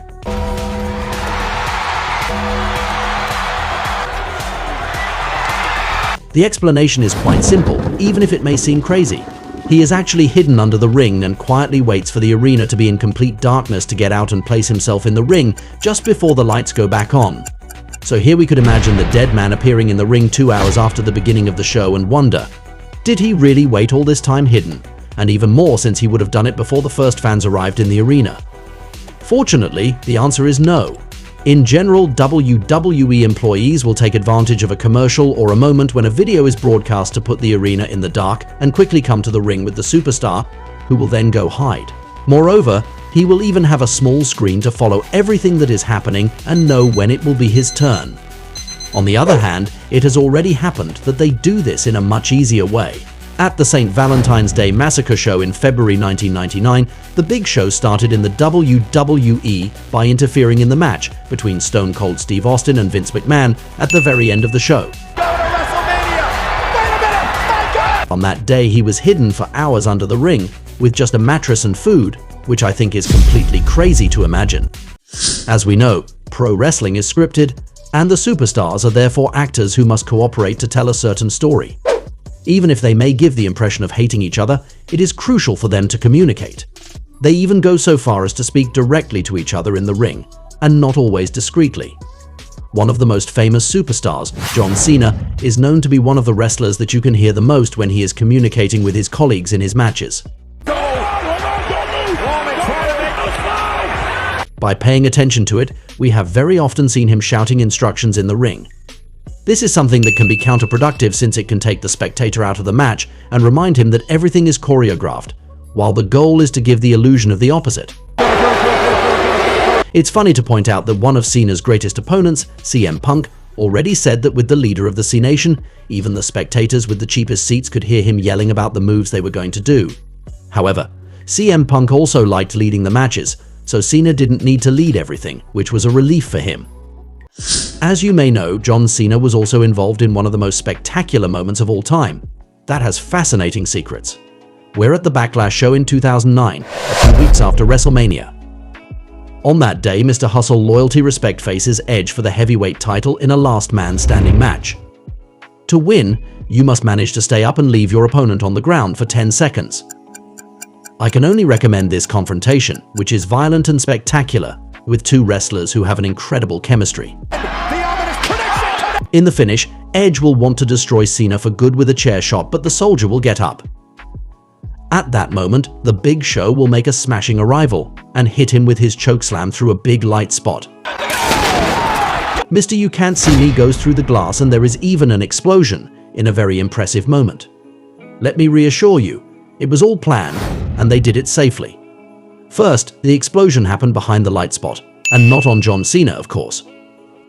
As for the glass, it was actually a special material that looks like it, and that breaks easily. Sugar glass. There is also not the slightest risk of cutting yourself and bleeding. Finally, they also put small carpets inside the spot to cushion John Cena's fall. That's it, you know all the secrets behind this iconic moment, which has been meticulously prepared. But it is nevertheless true that it was epic, a nice way to conclude one of the great rivalries of the early 2000s. Welcome to Monday Night Raw! The two big WWE weekly shows, Monday Night Raw and SmackDown, are television shows. Like all other TV content in the United States, there are a lot of commercials, sometimes even very short ones. So we can wonder what the wrestlers do during these interruptions, whether it's during a match or a moment when they have to speak on the microphone. First, you should know that the referee receives the indication in his ear when it is time for a commercial. He warns the wrestlers himself. Sometimes a commercial cut can offer a surprise. On November 12, 2015, during a SmackDown recording in Manchester, England, The Undertaker appeared during a commercial to destroy Wade Barrett. We imagine that the fans on site must have been happy because the viewers will not have the chance to see this scene. We will have an illustration of how WWE works with commercials at the end of 2023. Roman Reigns was in the ring and Randy Orton was arriving to do a promo. But during the Viper's entrance, there was a commercial break, and at the end of this interruption, Randy will still be doing his entrance. In fact, we could see on a video filmed by a fan that the legend was waiting next to the ring during the commercial. It might look weird, but he wasn't doing anything. For a few minutes, Orton had to wait, and yet the viewers won't know anything about it. As you will have noticed, the WWE is like a movie studio. There are special effects, stunts, production secrets. One area where we could notice it was the use of fire, with wrestlers who sometimes burned. It reminds me of a memorable scene that happened at the Unforgiven show in 1998. The Undertaker had a match against Kane, and not just any one. The Inferno match. For the first time, we saw this stipulation where the ring is surrounded by flames and where the goal is to set your opponent on fire. If you have never seen this confrontation, go watch it because it is mind-blowing, with this moment for example. The end of this match is just as crazy. The Undertaker will push Kane towards the flames and his right arm will catch fire. When we see this, we think it must have been horrible to burn like this. Kane is really superhuman. Well, he is a monster indeed, but there is an exciting secret behind this scene. First, Taker made his rival go down, which would enable him to discreetly put his right arm under the ring. Meanwhile, the Phenom was diverting everyone's attention by going after Paul Bearer. At that moment, Kane was able to get some stunt gel on him, a cream that stuntmen use. It enables you to set yourself on fire without being burned. After that, the big red monster goes backstage, where WWE employees will put out the fire on his arm with a fire extinguisher. On June 28, 2021, on Monday Night Raw, there was an absolutely spectacular sequence with fascinating secrets. On that day, there was a match between John Morrison and Ricochet. It was the time when the WWE shows took place in the Thunderdome without a crowd because of the global context. At one point, the first one was on the barrier and then the high flyer will jump from the ring on him. Morrison really got destroyed during this spot since he had Ricochet arriving at full speed on him. A little later, we'll see them both smashed on the ground. Yet they didn't really land on the ground, as one might think. Obviously, it was still an admirable feat, but in the frame we can see some piece of a gym mat. It was on that thing that the wrestlers landed and WWE employees immediately put it away afterwards. Because of the cameraman, their trick was revealed in the open, but that doesn't change the fact that this stunt was crazy to watch. I had something to say! You just made the list! In the WWE, all the actors must manage to bring the viewers into a story. But they absolutely have to communicate with each other in a secret way, if there is an unforeseen event, for example. There is a coded gesture that has already been used several times, and its explanation is very interesting. As you can imagine, it is a very physical discipline, where accidents and injuries are common. However, it is necessary for the actors to know when a wrestler really has a problem that prevents him from continuing the match. This is what led to the coded gesture of the X. If you look closely at a match, you will notice that the referee always comes close to a wrestler after a big move or a dangerous spot. At that moment, if he tells him that he has a problem, or that the wrestler does not respond, the referee will do the X sign. This is a coded message to WWE officials to eventually end the match sooner than planned and to call for the medical team. This is what happened at the One Night Stand show in 2008, for example. In his match against Triple H, Randy Orton landed badly when he was thrown out of the ring and he broke his collarbone. We could see the referee doing the X sign. They had to improvise a finish that was not planned, obviously. The game won thanks to a sledgehammer shot. All this shows us how wrestlers must always be reactive and adapt to any situation without going out of character. In return, he shows his disdain. The Great Khali was a 7'1" giant with an impressive power. At the Unforgiven show in 2007, he had the opportunity to show it. While he was going to face Batista and Rey Mysterio, he had a scene earlier in the evening where he was given a watermelon. Seeing him explode the fruit suggested how terrifying his vice grip move was. There we go! Again! There we go! Even if Khali is a colossus with superhuman strength, there was still a little trick behind this. To make it easier for the Indian, there was a gash on the watermelon. It was not shown to the camera, of course, and it made it easier to crush it. But hey, seeing the hands of the Great Khali, we imagine that he would have destroyed it anyway. You may have already realized it. The WWE broadcasts most of its shows live. With wrestling's dangerous side and the many actors involved, problems can easily happen. In this video, we will see several moments together that have been broadcast by mistake, and they may surprise you. It's October 23rd, 2020, right after the weekly SmackDown show, and it's time for Talking Smack. The concept was to discuss the Blue Show with guests. The great Paul Heyman was there to help us prepare for Hell in a Cell, where his protege Roman Reigns faced Jey Uso. Although he has the reputation of being very clever, Paul is going to do something stupid. While he is speaking, he takes a sheet in his hands. But there is a problem. Since it was thin, you could read through it. At that moment, we already understand that he isn't really reading the sheet, given that there is very little text on it. When doing a manipulation, we can even read what is noted there. Check this out. Identify all consequences if Roman loses per Vince. Vince McMahon, the boss, therefore transmitted this directive to Heyman to evoke the consequences of a defeat of the tribal chief at Hell in a Cell.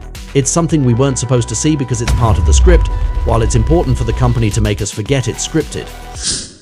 This moment happened in 2002 and concerns The Rock, one of the most famous actors today.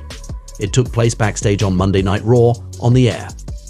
The Rock was talking to Ric Flair in the locker room. When it's time to end the scene, the People's Champion turns to Flair, who has just left, and we hear an employee say "cut" to indicate the shooting is over. Except that the camera was still recording. We then saw The Rock asking if the take was good, no longer being in character.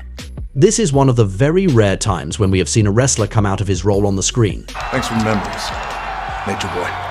It was even more memorable because at that time there were fewer people who knew they were all acting and that everything was scripted.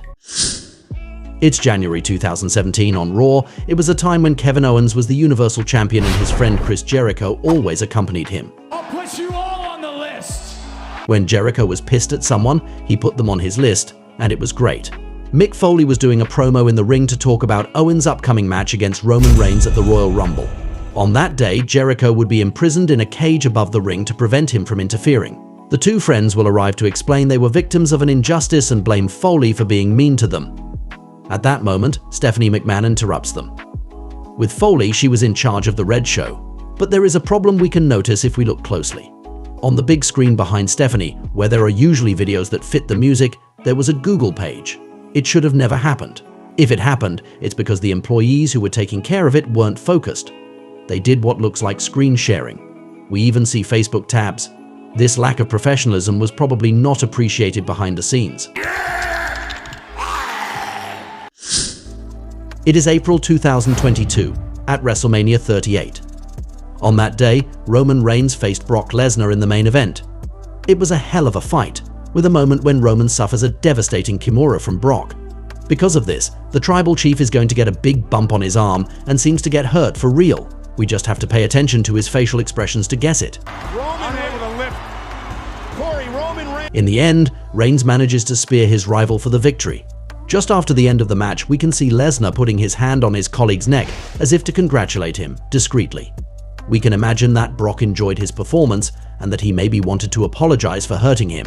It is a scene that is cool to see when we know the rich history between the two men.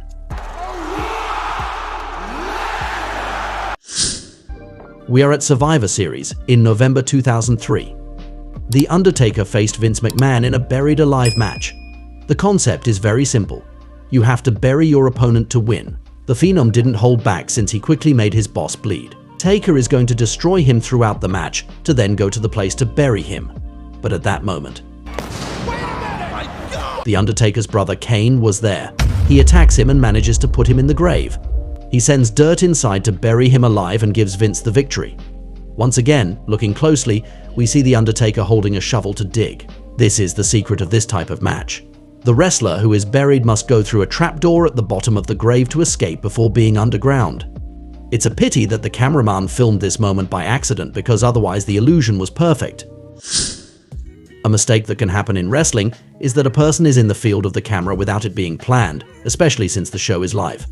We are on Raw in November 2023, and the Viking character Ivar faced The Miz. Obviously, he was in the locker room to get ready. But during a scene where Cody Rhodes and Seth Rollins were talking backstage, a moment is going to be filmed by accident. During their discussion, we can see Ivar in the background appearing in the field of the camera. An employee quickly tells him to back off. We are at the Evolution show on October 28, 2018. It's an important day. For the first time, the company is doing a 100% female event. There are only matches between women, with a Beck Lynch against Charlotte Flair. It was a last woman standing match where everything was allowed, even weapons. At one point, Charlotte does her figure 8 leg lock using a ladder. The idea was that Becky would get out of this hold by taking a chair to hit Charlotte. But they did it wrong. The chair was too far away for Becky to catch it. Referee Mike Chioda, one of the best in the business, discreetly pushes the chair to help Becky. On this occasion, we can congratulate the referee for being reactive and enabling the wrestlers not to be stuck. We are at Night of Champions in 2015. Seth Rollins defended his belt there against the Icon Sting. Something happened there that wasn't supposed to be filmed. The match was intense, with Sting, who gave everything despite his age. But at one point, Seth throws his colleague in the corner of the ring with his powerbomb, and it's a disaster. Sting collapses, he has electric shocks all over his body because of it, and is really not well. He manages to resume the match, but is sent a second time in the corner. This time, Sting collapses again, and is even worse off. A doctor comes into the ring to help him. We will learn that the officials backstage were talking non-stop in the referee's earpiece, being very worried about Sting. They were asking a lot of questions, and the referee ended up activating the button on his microphone to tell them that Sting wasn't okay. We very rarely see the referee communicating with the officials during a match. Despite everything, Sting will continue the confrontation, which was impressive considering how badly he was doing. He persevered and finished the match, and we can only respect him for that. This neck injury will force the legend to retire, but Sting will still manage to go to All Elite Wrestling a few years later to finish his career there. It's April 2021 on Raw. It was a period when there was a program between Bad Bunny and Damian Priest on the one hand, The Miz and John Morrison on the other. It will lead to a tag team match at WrestleMania 37, where the singer will be impressive. I said it before. On Raw, Priest had a match against The Miz and Morrison. At one point, he throws himself at his opponents outside the ring. His leg brutally hits John Morrison's head. A few seconds later, we see the wrestler patting his colleague's shoulder. It was a way of indicating to him everything was fine and that he hadn't hurt him. It shouldn't have been filmed, but we can see that the wrestlers care about the condition of their colleagues. It's November 2019 at NXT UK, a branch of the Federation at the time. A major technical error has taken place there, and it is shocking. By accident, the company is going to broadcast live on its YouTube channel the rehearsal of the show that took place in the evening. Without fans, of course, every moment of the show was prepared. It enabled the cameraman to know where to put himself, for example. The whole choreographed aspect of wrestling was obvious. In fact, it was a live stream that was mistakenly placed in a playlist on YouTube to which everyone had access.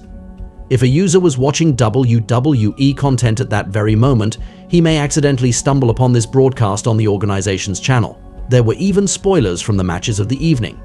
The amateurism didn't stop there. This video will stay accessible even after the beginning of the show, and we will hear employees talking live to each other. It's still crazy that a mistake like this happens while WWE production is usually at a very high level. We've all wondered before if wrestlers really hurt each other in the ring. The answer is yes. It is one of the most dangerous disciplines that exist. WWE superstars take huge risks to offer us a show, but sometimes it can have very serious consequences. It's a pleasure to meet you on the Wrestling Paradise to introduce you to the most shocking injuries in pro wrestling. Are you ready to be shocked to learn how Goldberg has already hurt himself on his own several times? Do you want to know more about Mick Foley's impressive injuries in his iconic Hell in a Cell match against The Undertaker? Do you want to find out why Alberto Del Rio went berserk on Sin Cara when he was injured? And are you curious to learn how Triple H already got a piece of wood in his leg in the middle of a match? You have come to the right place, because in our video we will see together some horrible moments that had huge repercussions on some wrestlers' careers. You are on the Wrestling Paradise, WWE's most shocking injuries. Let's go. At the beginning of the year 2000, we can remember an iconic rivalry. Crazy Mick Foley against Triple H. They really didn't hold back with this hardcore moment at the Royal Rumble, among others. I could lose an eye, but think of the pop. Only Mick Foley can be foolish enough to get thumbtacks on his face. At No Way Out, they did it again in a Hell in a Cell that was insane too. There was a good chance that it would happen. One of the two men got injured on this occasion. At the Royal Rumble, Triple H had an excruciating injury. His rival grabbed a pallet and threw him violently on it with a suplex. Except that during the landing, the cerebral assassin takes a piece of wood in his leg. We can imagine his intense pain having such an object sink deep into his calf. When we see the state in which the game ended that day, we can only respect him. It was one of the matches that definitely made him cross a milestone, and later he will become one of the biggest stars in wrestling history. We're at WrestleMania 39. On this day in 2023, there was a Hell in a Cell match between Edge, in one of his last big matches before leaving the company, and Finn Balor, with his special entrance to say the least. As so often in this type of match, there was an injury. Despite the precautions of the modern WWE to make this match much less violent than in the past, the two men are going to have a problem. The moment Edge threw the ladder on him, Finn Balor got it on his head. In the aftermath, he was bleeding and his skull was cut open, while the Federation was trying at all costs to avoid blood in matches. This will lead to a sequence where we will mainly see Edge on the screen, while they will take care of Balor. People simply came in the cage to help him. That's a little weird, since the rule of a Hell in a Cell match is that no one should enter the cage once the match starts. Finn will get some staples and then the match will resume. We can imagine that it was less easy to do all the moves for Balor, but they will manage to finish the match. When we see his skull a few hours later, we realize that it was still a hell of an injury. To continue a match having a lot to think about while having painful injuries, that's really an admirable ability of wrestlers. We're at WrestleMania 30. That year, it was Daniel Bryan's triumph. After months and months in which he had to face adversity, the little bearded man realized his dream and became champion. The company was betting on a wrestler who was not a charismatic bodybuilder, but a passionate and brilliant man in the ring. Unfortunately, they will regret this decision because Daniel Bryan got injured at the worst moment. On Monday Night Raw on April 21, 2014, Bryan was violently attacked by Kane, which would cause damage to his neck. Even if this attack was staged, these physical problems at that precise moment forced the Federation to take the title away from him. In the following years, he will be forced to step away from the ring for a while. That's the cruelty of wrestling. A superstar can work hard for a dream for years, but get injured at the moment of truth and see his success go up in smoke. We're on Raw in August 2013. In this great wind of change, with Randy Orton becoming a villain again and Brock Lesnar on the rise, there was a 100% Mexican match between Sin Cara and Alberto Del Rio. From the very beginning of the match, Alberto wasn't holding back and landed a big kick in his opponent's hand. After that, his fingers weren't doing good, but it will get worse when he throws himself out of the ring. When you look closely, you can clearly see that his finger is crooked. A doctor will come to take care of him. The match will be stopped at Sin Cara's request, who thought he couldn't continue with a dislocated finger. That won't please Del Rio, who clearly didn't like his compatriot. Despite this injury, he will give some very rough kicks to his rival. Even if we imagine his pain well, we can find it much less serious than other injuries in wrestling that hadn't prevented his colleagues from continuing. We remember the 2020 Royal Rumble and the miraculous return of Edge after 9 years of absence. It was one of the most beautiful moments of the decade. But not everything had been idyllic that night. While the rated R superstar had just arrived in the ring, AJ Styles wanted to fight. The two men will exchange blows until the Canadian spear. We notice it immediately. AJ Styles landed badly and the shock was brutal. It's going to dislocate his shoulder.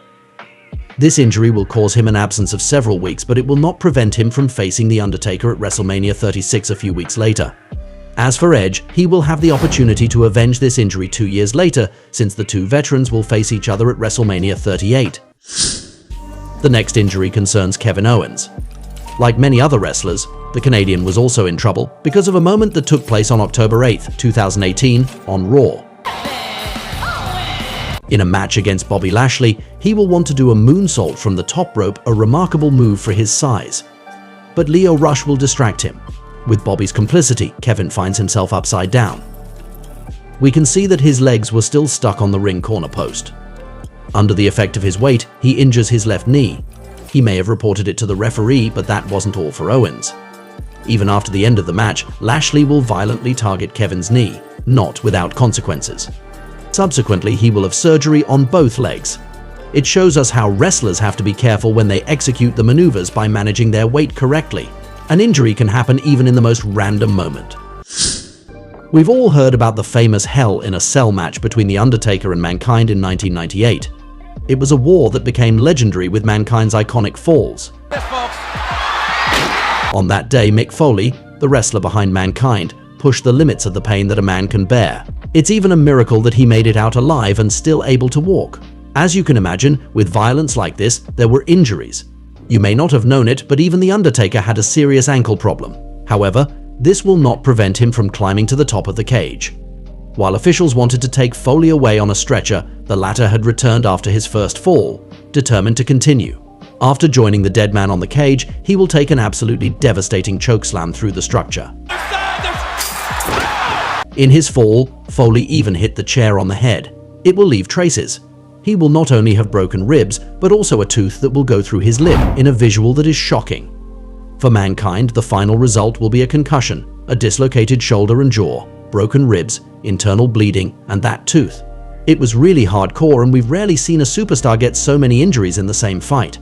Once again, we can only be filled with admiration for Foley, who sacrificed himself physically for the fans. It is a match that impacted millions of people around the world. In wrestling, you have to know how to master the art of giving the impression you are hurting your opponent while secretly ensuring his safety. When a wrestler is not careful, he becomes a danger to his colleagues and problems can happen.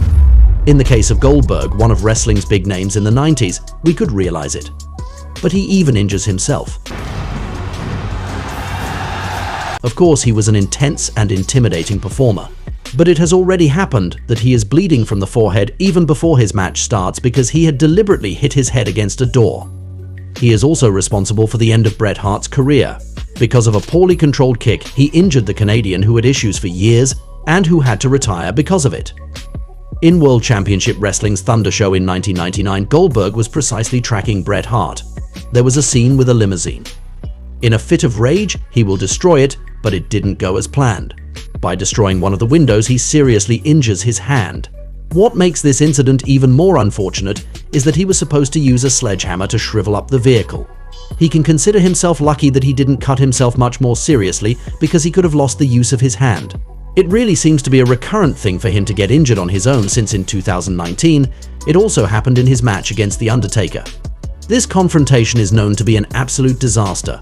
On that day, Goldberg went too hard into the ring post, which opened his skull and caused him a concussion. He even almost killed The Undertaker. Working with Goldberg was definitely complicated. We can talk about an injury that is a little different from the others.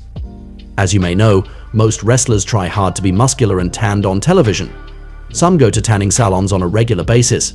It is obviously not in the ring, but the wrestlers can still have problems there. That's what happened to Alexa Bliss. It's 2023, and she had a spot on her face that was getting worse and worse. She will find out that it was actually skin cancer. The reason is directly related to this routine that wrestlers have of sunbathing in salons. Alexa will eventually get away with it, but her example shows us how wrestlers endanger their health even in the smallest details to entertain us. The New Day team is one of the funniest tag teams. Their very exotic universe offered fans many hilarious moments. In the wake of Big E's birthday gift. In March 2022, Big E, one of the members, will laugh much less on the other hand. We were on an episode of SmackDown. That night, he was associated with his friend Kofi Kingston, and they faced Sheamus and Ridge Holland. A very precise maneuver will have disastrous consequences on Big E's career. This belly-to-belly suplex from Holland on Big E will seriously injure his neck after a bad landing. In this move, he fractured 2 vertebrae, and in April 2024, he still couldn't resume his career. It's crazy to think that just 3 months before this serious injury, he was WWE champion in the peak of his career. It enables us to realize even more how hard it is to be a wrestler, physically and emotionally. There was only one legendary rivalry to pick in pro wrestling. It would be the one between Stone Cold Steve Austin and Vince McMahon. There were so many iconic moments and millions of people watching. It's probably the most famous storyline ever, but it's still full of fascinating secrets. Are you curious to find out what backstage story convinced Vince McMahon to give Steve Austin a chance to get over? Do you want to discover why the boss had to do a crisis meeting in the middle of the night about Stone Cold at the end of 1998? How this rivalry was originally supposed to take place in the Federation's plans? And can you only imagine the exchange between Vince and the main writer of this rivalry that led to the latter's departure from the company? You will get the answers to all of these questions and more in this video. You are on the Wrestling Paradise, 7 things you didn't know about the rivalry between Stone Cold Steve Austin and Mr. McMahon. Let's go. Long before the golden age of the rivalry between Stone Cold and Mr. McMahon, and before it fascinated millions of fans for several years, Steve Austin had to fight with the former boss for this storyline to simply exist. Indeed, even when he created his own Stone Cold character, after having to be the ringmaster when he arrived in the Federation, which was Vince's idea, his rise, which would lead him to give a stunner to the boss in September 1997 and to have a real serious rivalry with him from April 1998, was compromised at times. Did you know, for example, that Austin harassed the writer Vince Russo to create even very short moments in the shows for him, so that he would have the opportunity to do promos? It's still crazy to think that the one who is considered today as one of the best on the microphone of all time had to fight to express himself. It's even crazier if you know that when he did his debut in the company, Vince had directly put Ted DiBiase Sr. with him as manager, and had decided that Steve shouldn't say a single word. In the end, he will eventually manage to be on commentary of some matches where he was finally able to speak. But even there, he realized that some of his sentences had been cut during the editing, which angered him, to a point where he went to Vince McMahon in his office. He told him he was 6'1", 240 pounds, bald, that he had a goatee, black boots and trunk. He said that if Vince took away his personality, he couldn't compete. But if he let him, he could put him against anyone. The boss liked that attitude, and that's when he started to push the Texas rattlesnake, and the reason is unbelievable. Vince simply recognized himself in him, as an individual who is alone against all, who had to fight for everything. And it's even more interesting to note that McMahon explained the future success of their feud by saying that he grew up in a trailer not even 10 feet wide, even with a lot more money now. Vince said he was still the same guy. He understands ordinary people, because that's who he was too. When he was a kid and people acted like they were better than him, it pissed him off so much. The character of Stone Cold is who Vince was inside. That's amazing. For the record, at the same time, just after Stone Cold's famous Austin 316 promo, Vince Russo put the expression Austin 316 on the cover of the Raw magazine since he was convinced it would be a hit. But when McMahon saw it, he didn't even understand what it was, and said he didn't like this expression, that this cover had to be changed. Fortunately, all of this time, Austin fought to impose his character, because if it had only been for Vince McMahon's vision, their rivalry might not have even existed. One of the highlights of the legendary feud between Austin and McMahon is the one-on-one cage match they had on February 14th, 1999 at St. Valentine's Day Massacre. Having their first real confrontation in the ring after more than a year of build-up on the celebration of Love Day, when they had been hating each other for months, is already incredible.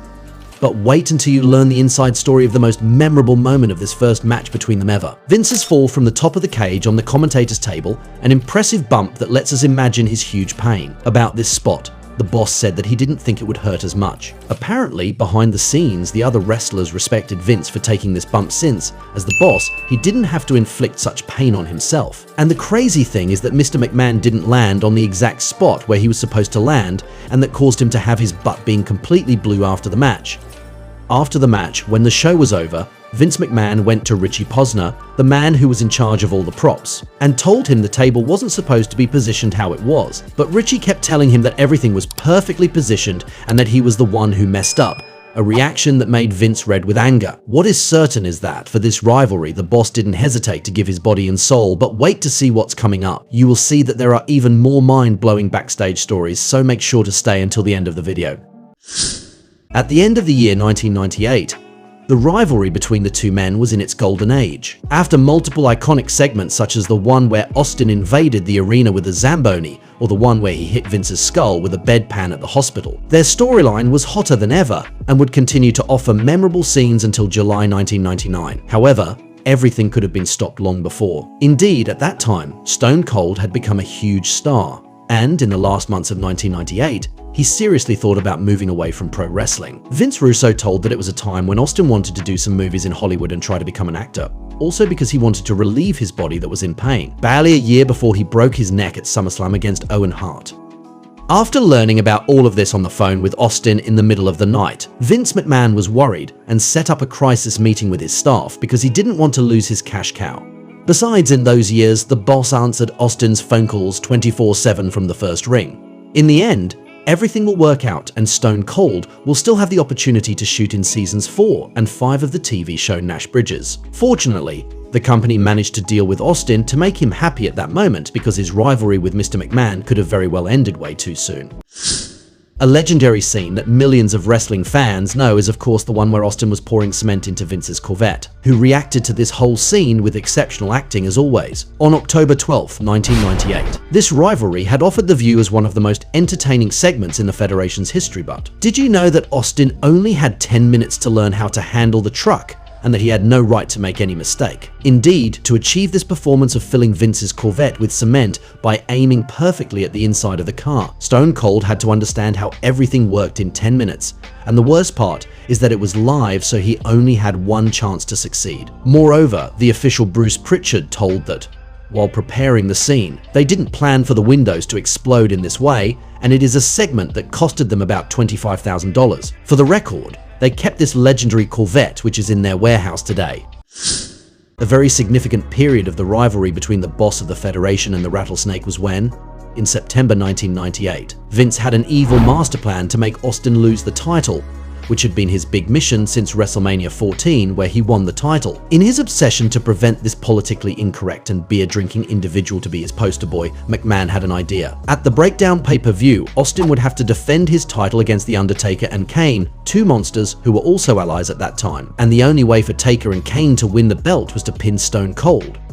So in fact, it was a handicap match, and the plan was going to work since, in the end, the Dead Man and his brother pinned Steve at the same time. And interestingly enough, this final double pinfall is something that the boss had rehearsed a few days before with writers Vince Russo and Ed Ferrara at his house. The three men practiced it in the living room to make sure it was technically possible to do. And the funny thing is, Ferrara revealed that he no longer knew which one of them was in the position to be pinned, but he knows for sure it wasn't McMahon. In the end, in the storyline, as well as in the execution of this maneuver, it's a plan that worked perfectly. One of the craziest things about the rivalry between Stone Cold and Mr. McMahon is that it wasn't planned at all, initially. Can you imagine that? When it officially started in April 1998, it was only a way to fill some shows to wait for Mick Foley to come back from his injury and face Austin. It seems crazy today, but indeed, this story between them was supposed to last for a very short time, but they will have a pleasant surprise that questioned everything they had planned. The Raw show on April 13th, where Stone Cold wanted to face Vince in the main event, will attract 4.6 million people, and for the first time in almost 2 years, they will beat WCW in the ratings. The message was clear. The viewers liked this angle between the tyrannical boss and his rebellious employer, and as a result, they decided not to make it a short-term rivalry as it was planned. It's also interesting to know that, at the time of this Raw, Vince had never wrestled in the ring, and that this match didn't even take place because Foley, in his Dude Love character, came to ruin everything. For the record, this idea of doing a match and then having Dude Love stop everything came from interviewer Kevin Kelly, who was having lunch one time with writer Vince Russo. The latter wanted to talk because he was out of inspiration, and Kelly was the one who visualized this whole scene. Can you imagine that? Without this idea from Kevin Kelly and without this good rating, the most iconic rivalry in pro wrestling history might have never continued. Obviously, the greatest successes in pro wrestling can be completely unexpected sometimes. A central element of the rivalry between Austin and McMahon that we hear very little about in general, but which nevertheless had a major influence, is the role of writers Vince Russo and Ed Ferrara in this storyline. What you should know is that, from the beginning of 1997 for Russo and the spring of 1998 for Ferrara, these two individuals wrote all the shows and of course the rivalry between Stone Cold and Mr. McMahon. During the entire period when they were writing, the rivalry had its finest hours. For example, I'm thinking of the first stunner on Vince in September 1997. The spectacular scenes such as the ones with the Corvette and the Zamboni in the fall of 1998, the 1999 Royal Rumble that McMahon won, the period when Austin was the new CEO a few months later. All of that was awesome, but an event that took place behind the scenes and which should absolutely not be overlooked was the departure in October 1999 of Vince Russo and Ed Ferrara from the company. The two left for the rival WCW Federation because they simply couldn't take the life that their leader imposed on them anymore.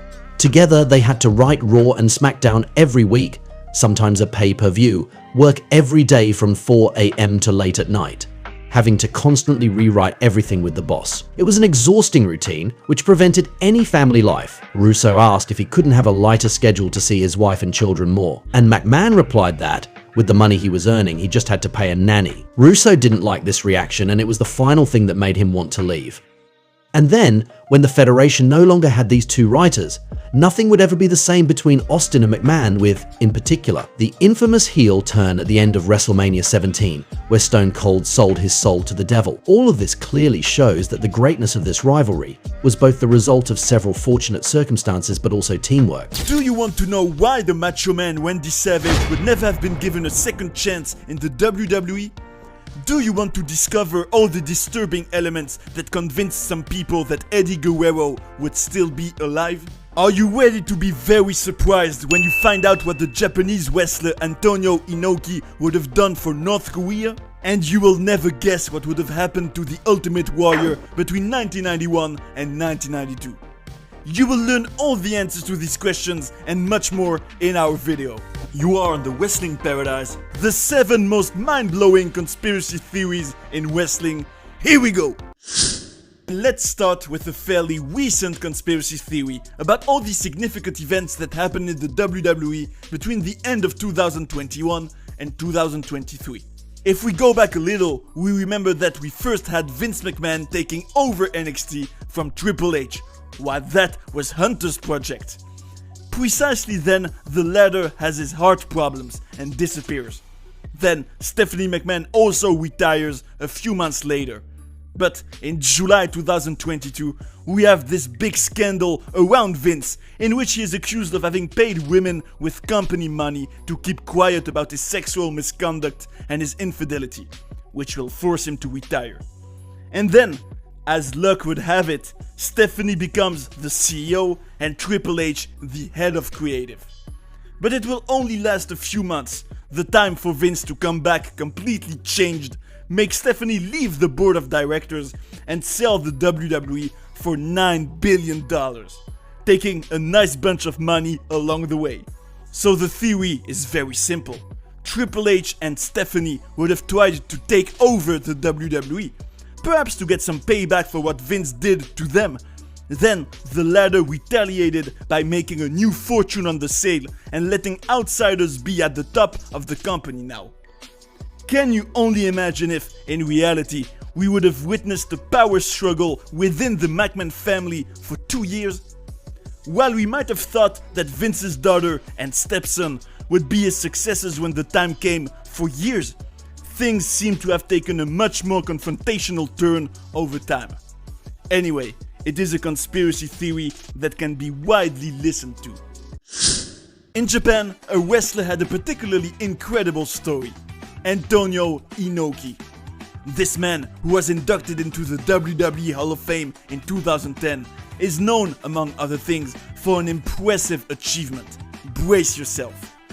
He is the one behind the wrestling show with the most spectators of all time.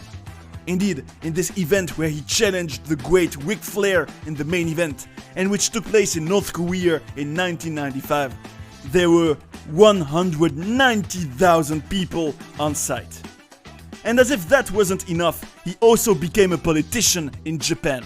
For example, he negotiated the release of Japanese hostages in Iraq. He is really an amazing character, and the conspiracy theory that exists about him is as crazy as the rest of his life. He would have helped North Korean spies to come to Japan, and even to the United States. This could explain why he was in good terms with North Korea, where he was able to set up this legendary show. We will probably never know if it was true, but what is certain is that it would make his character even more unique. And believe me, we have even more shocking conspiracy theories coming up, so make sure to stay until the end of our video, and hold on to your seat. On November 9th, 1997, one of the most famous incidents in the history of WWE happened: the Montreal Screwjob. To put it simply, the champion Bret Hart had already signed with the rival WCW company and was about to leave, but he refused to lose to Shawn Michaels, whom he hated for real, and even more so in Montreal, in his home country. But to prevent Bret from leaving WWE with the title and taking it with him to WCW, where this title could be thrown in the trash, which would have been humiliating, he was put in a finish he was not aware of to make him lose, whereas normally in wrestling, that is something that never happens.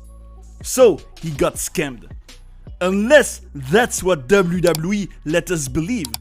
Indeed, according to some people, this whole incident would be a great work that everyone was actually aware of, including Bret Hart. And there are several arguments that consolidate this theory. Each actor benefited from it.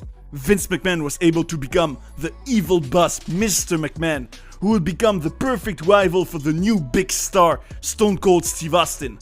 Shawn Michaels became champion again, and Bret Hart went to WCW as a hero who suffered an injustice and generating more buzz than ever in his career.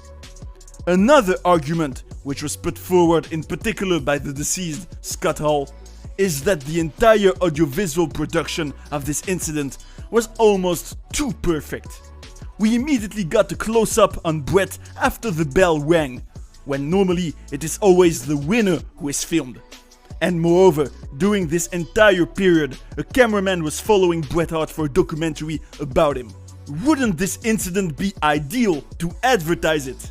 And finally, a much less known idea that was said by Sonny, who was backstage at the time, is that there were only 30 seconds between the moment when Bret Hart went into Vince McMahon's office after the match and the moment when Vince came out with a black eye after supposedly getting punched by Bret.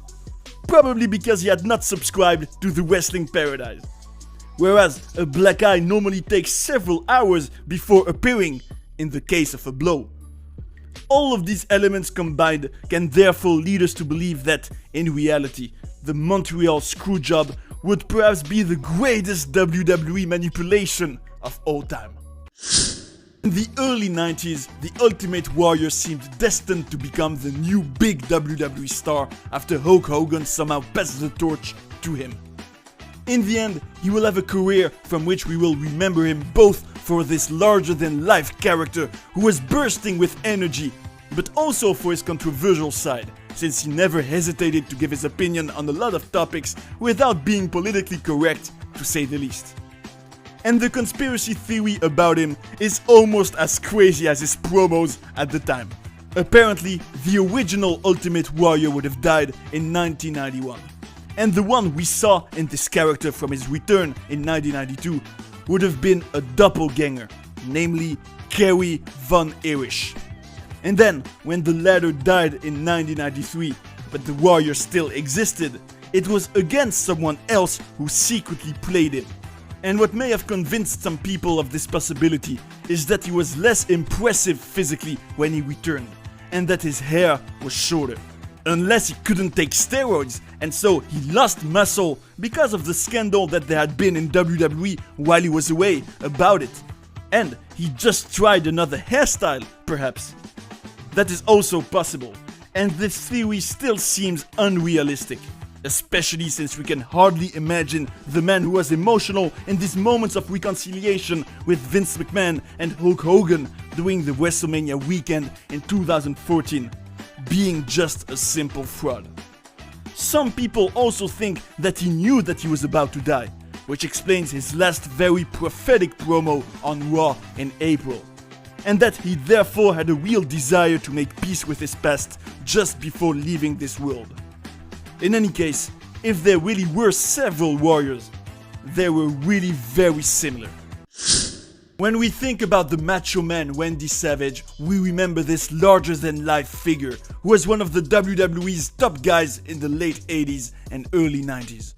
But when he signed with the rival WCW Federation, after having fewer and fewer matches in Vince McMahon's company, his career will take a very surprising turn. Whereas at the time when WWE had managed to buy out its competitor in 2001, we could have thought that he would end up making his return there, just like Hulk Hogan for example. Especially since Vince seemed to have no problem forgiving the boys for betraying him by going to the enemy and giving them a second chance. But Savage never had that second chance, despite his desire to return, and in the end he will not appear there again until his death in 2011. He will be inducted into the Hall of Fame of the company posthumously a few years later. So, for what reason has the WWE never welcomed him back? In fact, the explanation would be absolutely crazy. The Macho Man would have had an affair with the boss's daughter, Stephanie McMahon, in the months before he left. And you should realize that this is a relationship they would have hidden from Vince, who had nevertheless made it clear to the wrestlers that they should not touch his daughter. It should also be noted that at the time this case would have happened, Stephanie was only 16 years old, which is just the age of sexual majority in the state of Connecticut, where she lived. And Randy Savage was 40, only 7 years younger than her father. An ex-girlfriend of the Macho Man later confirmed that he liked girls much younger than him, and that he had even told her everything that happened with Stephanie McMahon during a night at the beach where they had taken ecstasy. As for Stephanie, she apparently was a big fan of the Macho Man and had an attraction for older and muscular men. Several years later, when Triple H, who had married Stephanie in the meantime, had called Savage a dinosaur, the latter said that he would steal his wife from him and that he might not give her back. The fact of the matter is, we will probably never know the bottom line of this story. But what is certain is that this theory, if it were real, would have deeply impacted the career of the Macho Man. Are you ready for one of the most unlikely conspiracy theories that exist in wrestling? Hang in there. The McMahon family, perhaps the most powerful in wrestling, would not be the one we believe. These people that we were able to see on the screen for years, Vince, Stephanie, Shane, or Linda, would not be the real McMahon family, but actors would have been hired to play their roles in front of the cameras. Do you realize how shocking it would be to discover that the man we know as Vince McMahon, for example, would actually be an actor? It's true that it's very hard to believe it, but taking a step back, we could understand why the real McMahons didn't want to be in the spotlight, and that they preferred to remain anonymous so that they could live their lives quietly. Let's not forget they are very exposed to the media, and that working in this empire is already so intense, as we can imagine, that they could very well not have wanted to appear regularly on screen. Without the shadow of a doubt, to learn that they were indeed actors all along would be a tremendous shock. And finally, we're going to discuss a rather shocking conspiracy theory that would make the whole history of wrestling look very different. You will have understood it. I am talking about the death of the one who was loved by the fans in the early 2000s, whose character was lying, cheating, and stealing, the one and only Eddie Guerrero. In November 2005, he tragically passed away. Unless it is a huge work. In any case, this is what some people believe. Indeed, they think that he would still be alive, and that the main reason why he could not come back is because of the Chris Benoit case, this wrestler who killed his wife and son before committing suicide in 2007, and who had been deeply affected by the death of Eddie, his best friend. The most notable elements on which this theory is based would be the following. Merchandise that paid tribute to Guerrero could already be purchased the day after his death on the WWE website, while usually the company needs at least 1 week to prepare the products and put them on sale. Even after his death, Eddie was mentioned a lot on screen by other superstars, including disrespectfully in storylines. Normally, we talk very little about the people who died on screen in WWE. But besides, it seems pretty crazy that Eddie's family accepted all of this while he was a very religious man. Before his death in November 2005, he already had a fake heart attack in the ring, which could have been a first attempt to stage his death, but not convincing enough. The book and the DVD about his life, and which were released before his death, are called Cheating Death, Stealing Life. And finally, we could also point out the fact that the music band LA Lungs claims that they met someone in a hotel in 2010 who said he was Eddie Guerrero, with whom they spent the evening and for whom they even wrote a song. So of course, we could wonder why WWE would have staged his death if this theory were real, given how much his colleagues and the fans were affected by this tragedy. But it is nevertheless true that all of these elements are disturbing, to say the least. When you do live TV, you risk all kinds of problems. As you know, pro wrestling is a sport where accidents can easily happen. By offering many live shows, WWE has unintentionally created scenes that we weren't supposed to see. It is a delight to meet you on the Wrestling Paradise to present you moments that were shown by mistake in the American Federation. Are you ready to be shocked when you learn how an error has already been used in an original way in a story with Roman Reigns? Do you want to know more about the secrets behind Jeff Hardy's iconic Swanton Bomb on Randy Orton? Do you want to discover what's inside the Money in the Bank briefcase? And are you curious to learn how a cameraman has already made a serious mistake in 2021 that ruined the end of a match? You have come to the right place, because in our video we will see several scenes together that were filmed by accident, and they may surprise you. You are on the Wrestling Paradise, WWE moments you were not supposed to see. Let's go. Let's start with a moment that took place in July 2021 on Night Raw. A special confrontation was set between Elias, the WWE guitar player, and Jackson Ryker. It was a symphony of destruction match. The concept was fun. There were multiple musical instruments around the ring that could serve as weapons for the wrestlers. It was a rather brutal confrontation, but there was a small detail that should not have been filmed. At the very end of the match, we saw an impressive superplex of Ryker on Elias that made them go through a table outside the ring. That led to the referee's 3 count, which gave Jackson the win. If we look closely, we can guess something strange. A hand discreetly grabs Ryker's hand to put it on Elias. Please end this now! It was actually the referee's hand. We can say that he helped the wrestlers so that the match could end. On the other hand, it was quite amateurish to see this on the screen. This is the kind of little details that can break the viewer's immersion in a match and brutally remind us that everything is staged. It shows us the important role of the cameraman. In just a few millimeters, their framing can ruin the viewer's experience. As you may know, Roman Reigns is one of wrestling's biggest stars today. He did multiple WrestleMania main events, his reign of several years shattered all records, and his tribal chief character seems to have entertained a lot of fans. Acknowledge me! However, a few years ago, he was the big dog character. His entrance was a little different, and there was a little secret behind it that was shown by accident. At that time, when he arrived in the arena, he would hit the ground with his fist, which usually set off fireworks. It was a badass move, which made it even more impressive. On the other hand, by hitting the ground with his fist so often, he weakened his wrist. Then the company did something nice for its star. He ended up having a small cushion on the floor where he put his fist. On several occasions, viewers will be able to see it. Of course, it's good that Roman Reigns didn't destroy his wrist, but some might think it broke the magic of this beautiful entrance a little. The next one is about the New Day team. Together they embodied positivity and always brought a touch of comedy to the shows. Nevertheless, during WrestleMania 32 in 2016, they were involved in a somewhat problematic moment. For the showcase of the Immortals, they were entitled to a unique and spectacular entrance.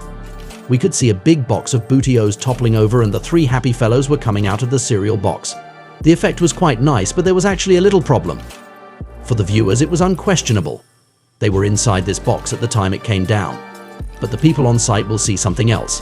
They will see two technicians inside completely rocking it. Then the New Day members will arrive just afterwards to go inside and do their entrance. Although it is not a moment broadcast by mistake, we can consider that this great manipulation should not have been so apparent for all the fans on site. This is a too obvious deception strategy that perhaps should have been done otherwise. This new moment happened at the Crown Jewel show in October 2021. There was the final point of the memorable rivalry between Edge and Seth Rollins, which had been going on since the summer.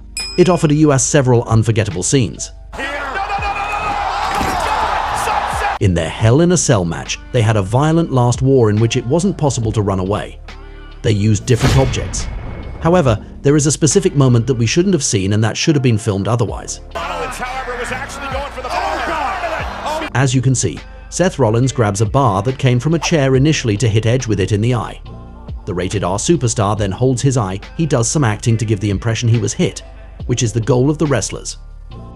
But if we pay attention, we notice that Seth Rollins put his thumb on the end of the bar to make sure not to hurt his colleague. Of course, it was professional and respectable of Rollins to want to protect his co-worker. However, because of this camera angle which showed us his hand very closely, we could easily see all the manipulation. This is a detail that can break the illusion we are in when we watch a wrestling match. It is necessary that the wrestlers bring us into a story where we believe in their suffering and their emotions. Because of a moment that could have been executed better, the effect of this shot was still a little bit ruined, and it's too bad. As you might know, wrestlers are forced to secretly communicate with each other so that everything goes perfectly. If they don't exchange with codes, their moves may not be synchronized and lead to disaster. On the other hand, we are not supposed to see these signals as viewers. However, this is what happened on an episode of SmackDown on April 4, 2008. In this show, there was a tremendous clash. The Undertaker faced his brother Kane. This is a time when the dead man was the heavyweight champion, while his brother was ECW champion. In this confrontation, there was going to be a sequence that was the Phenom's trademark. A famous moment when he suddenly gets up after having been lying on the mat, as if he came back from the dead. Except that on that day, Kane would be lying next to him and he would also do it exactly at the same time. The two men had to be perfectly synchronized for it to look good. As you can imagine, they communicated secretly so that everything went well. By looking closely, we can see this precise moment on the screen, which should not have been shown. If you pay attention, you can see the Undertaker touching Kane's hand to indicate to him he had to get up. For the record, they will manage to be perfectly synchronized at the very end of this show, when they will turn around at the same time to look towards the ring and then lift their belts. It was one of the most memorable scenes of this legendary team of the Brothers of Destruction. It's November 23rd, 2020 on Raw, one of the weekly shows. On that day, a moment was filmed that should not have been. It concerns the terrifying character of The Fiend, who was played by the late Bray Wyatt. He's here! Randy Orton faced AJ Styles in a match with an important stake, since it allowed the winner to get closer to Drew McIntyre's title at that time. Except that the first one was in a story with The Fiend, which will lead to an incredible Inferno match, and then to a clash at WrestleMania 37. But on that evening, he will be surprised to see the demon appear right behind him at a moment when he was leaning against the barrier. However, something didn't exactly go according to plan. The whole idea with the appearances of The Fiend was to give the impression that he was teleporting and that he appeared as if by magic. Nevertheless, a few seconds before his second appearance, where he was going to terrorize Randy, the cameraman filmed him by mistake, so we could see him discreetly coming out of his hiding place and getting ready for his moment, which was a bit amateurish. When he finally shows up next to the Viper, attentive viewers won't be surprised to see him because of this error. This is a clumsiness on the production team part. They simply should have thought of filming from another angle when The Fiend was about to appear. It's the summer of 2019. At that time, Roman Reigns, who was not yet the Tribal Chief character, was targeted by a mysterious person. In a SmackDown episode, he was walking quietly to be interviewed when a scaffolding suddenly falls on him. It was quite an impressive scene. As viewers, we wondered who could be behind this assault. However, there is going to be a moment filmed by mistake which is quite funny. As Roman was leaving, we could see the wrestler Buddy Murphy in the background. Where it gets funny is that he wasn't supposed to appear in this scene at all. He was simply hanging around backstage at the arena and probably didn't know Roman Reigns was going to be there while being filmed. When he realized he was going to be in the camera shot, he moved in a rather absurd way, hoping that no one would notice him. The great thing is that this mistake was used in the story later. We will see Roman Reigns take Buddy Murphy to task to find out if he was the culprit of this assault. It's a rather original way of embedding yourself in a story. Imagine that in the end, all this will lead to a scene where the culprit was supposed to be revealed. It was quite surreal and almost made the wrestlers burst into laughter. We continue with a little scene that happened in 2024 on the way to WrestleMania 40. The New Day, DIY and Awesome Truth teams are talking together backstage. On the other hand, we can see something in the background. Drew McIntyre is in the middle of a discussion with Paul Heyman, Roman Reigns' special counsel. We could choose to be a little naive by telling ourselves it was surely a mistake. Maybe they were just chatting without knowing they were being filmed. Or it was a well-intended staging, as a little hidden clue about the future. After all, he would face Seth Rollins at WrestleMania, to whom The Rock promised that he would make his heavyweight title disappear. The Rock is gonna take that title, disappear. In any case, we are facing a new interesting scenario that modern WWE seems to like. The false broadcast by mistake moment. We create what looks like a scene filmed by accident that is not really one. Internet users will have fun observing all the details in the background and will talk even more about the shows. A smart strategy. We're going to talk about one of the most famous moments of the year 2008 in the Federation. Chances are you've already seen it on TV or in some kind of compilation. Jeff Hardy's famous Swanton Bomb on Randy Orton from the top of a scaffold. It was Jeff's madness in all its glory who risked his life to offer us a mind-blowing jump that many will never forget. It was legendary and incredibly brave of him. However, new images a few years later will show us that his fall had been cushioned and that he had actually landed next to his opponent. Obviously, we suspected it since the company hadn't explicitly filmed the moment of the impact. Despite everything, it remains a moment that captivated millions of people, which is the most important thing. Finally, we end with a moment broadcast by mistake which concerns the famous Money in the Bank briefcase. If you are a little familiar with the WWE, you may know that it is an important object. Whoever manages to win it in a ladder match wins a title opportunity at any time for a whole year. We have always been presented with this concept as a contract that would be inside the suitcase, which would therefore give the wrestler the legal possibility to do this. Except that one scene accidentally revealed that it wasn't exactly true. We go back to 2010 to a period when The Miz was Mr. Money in the Bank. This briefcase will enable him to realize his dream in November and become champion. On the other hand, in September, he had a somewhat awkward interaction with Daniel Bryan. The latter will attack him while he was presenting the cover of the company's magazine on which he appeared. Leaving the stage, while his buddy Alex Riley was being destroyed, he picks up his briefcase. It had been thrown during the assault, which unclipped it. By accident, it opens up as The Miz grabs it. The truth explodes. It is empty. No sign of a contract anywhere. Of course, this is not a revelation that completely changes our Money in the Bank perception. However, it remains a moment that should not have been shown on the air. And that was it for these WWE moments you were not supposed to see. Whether it was scenes where the viewers were completely manipulated or production errors, we were able to realize how important the production is in a wrestling show. With small mistakes, the suspension of disbelief of the fans can be broken, or the effect of a moment can be ruined. In the end, cameramen have a crucial role that we might forget in sports entertainment. This is an opportunity to salute their work, since these mistakes do not represent at all their breathtaking work for many years. This makes me offer you a debate. In your eyes, does the current WWE production makes its shows more pleasant to watch compared to the early 2000s, for example? We invite you to come and give your opinion. It will be interesting to talk about it together in the comments and to share our points of view. We can say that sports entertainment really is a fascinating world. I hope you had a good time watching this video, and I invite you to stay on the paradise of wrestling to look at some other ones. See you right away. And that's the bottom line, 'cause Stone Cold said so. What?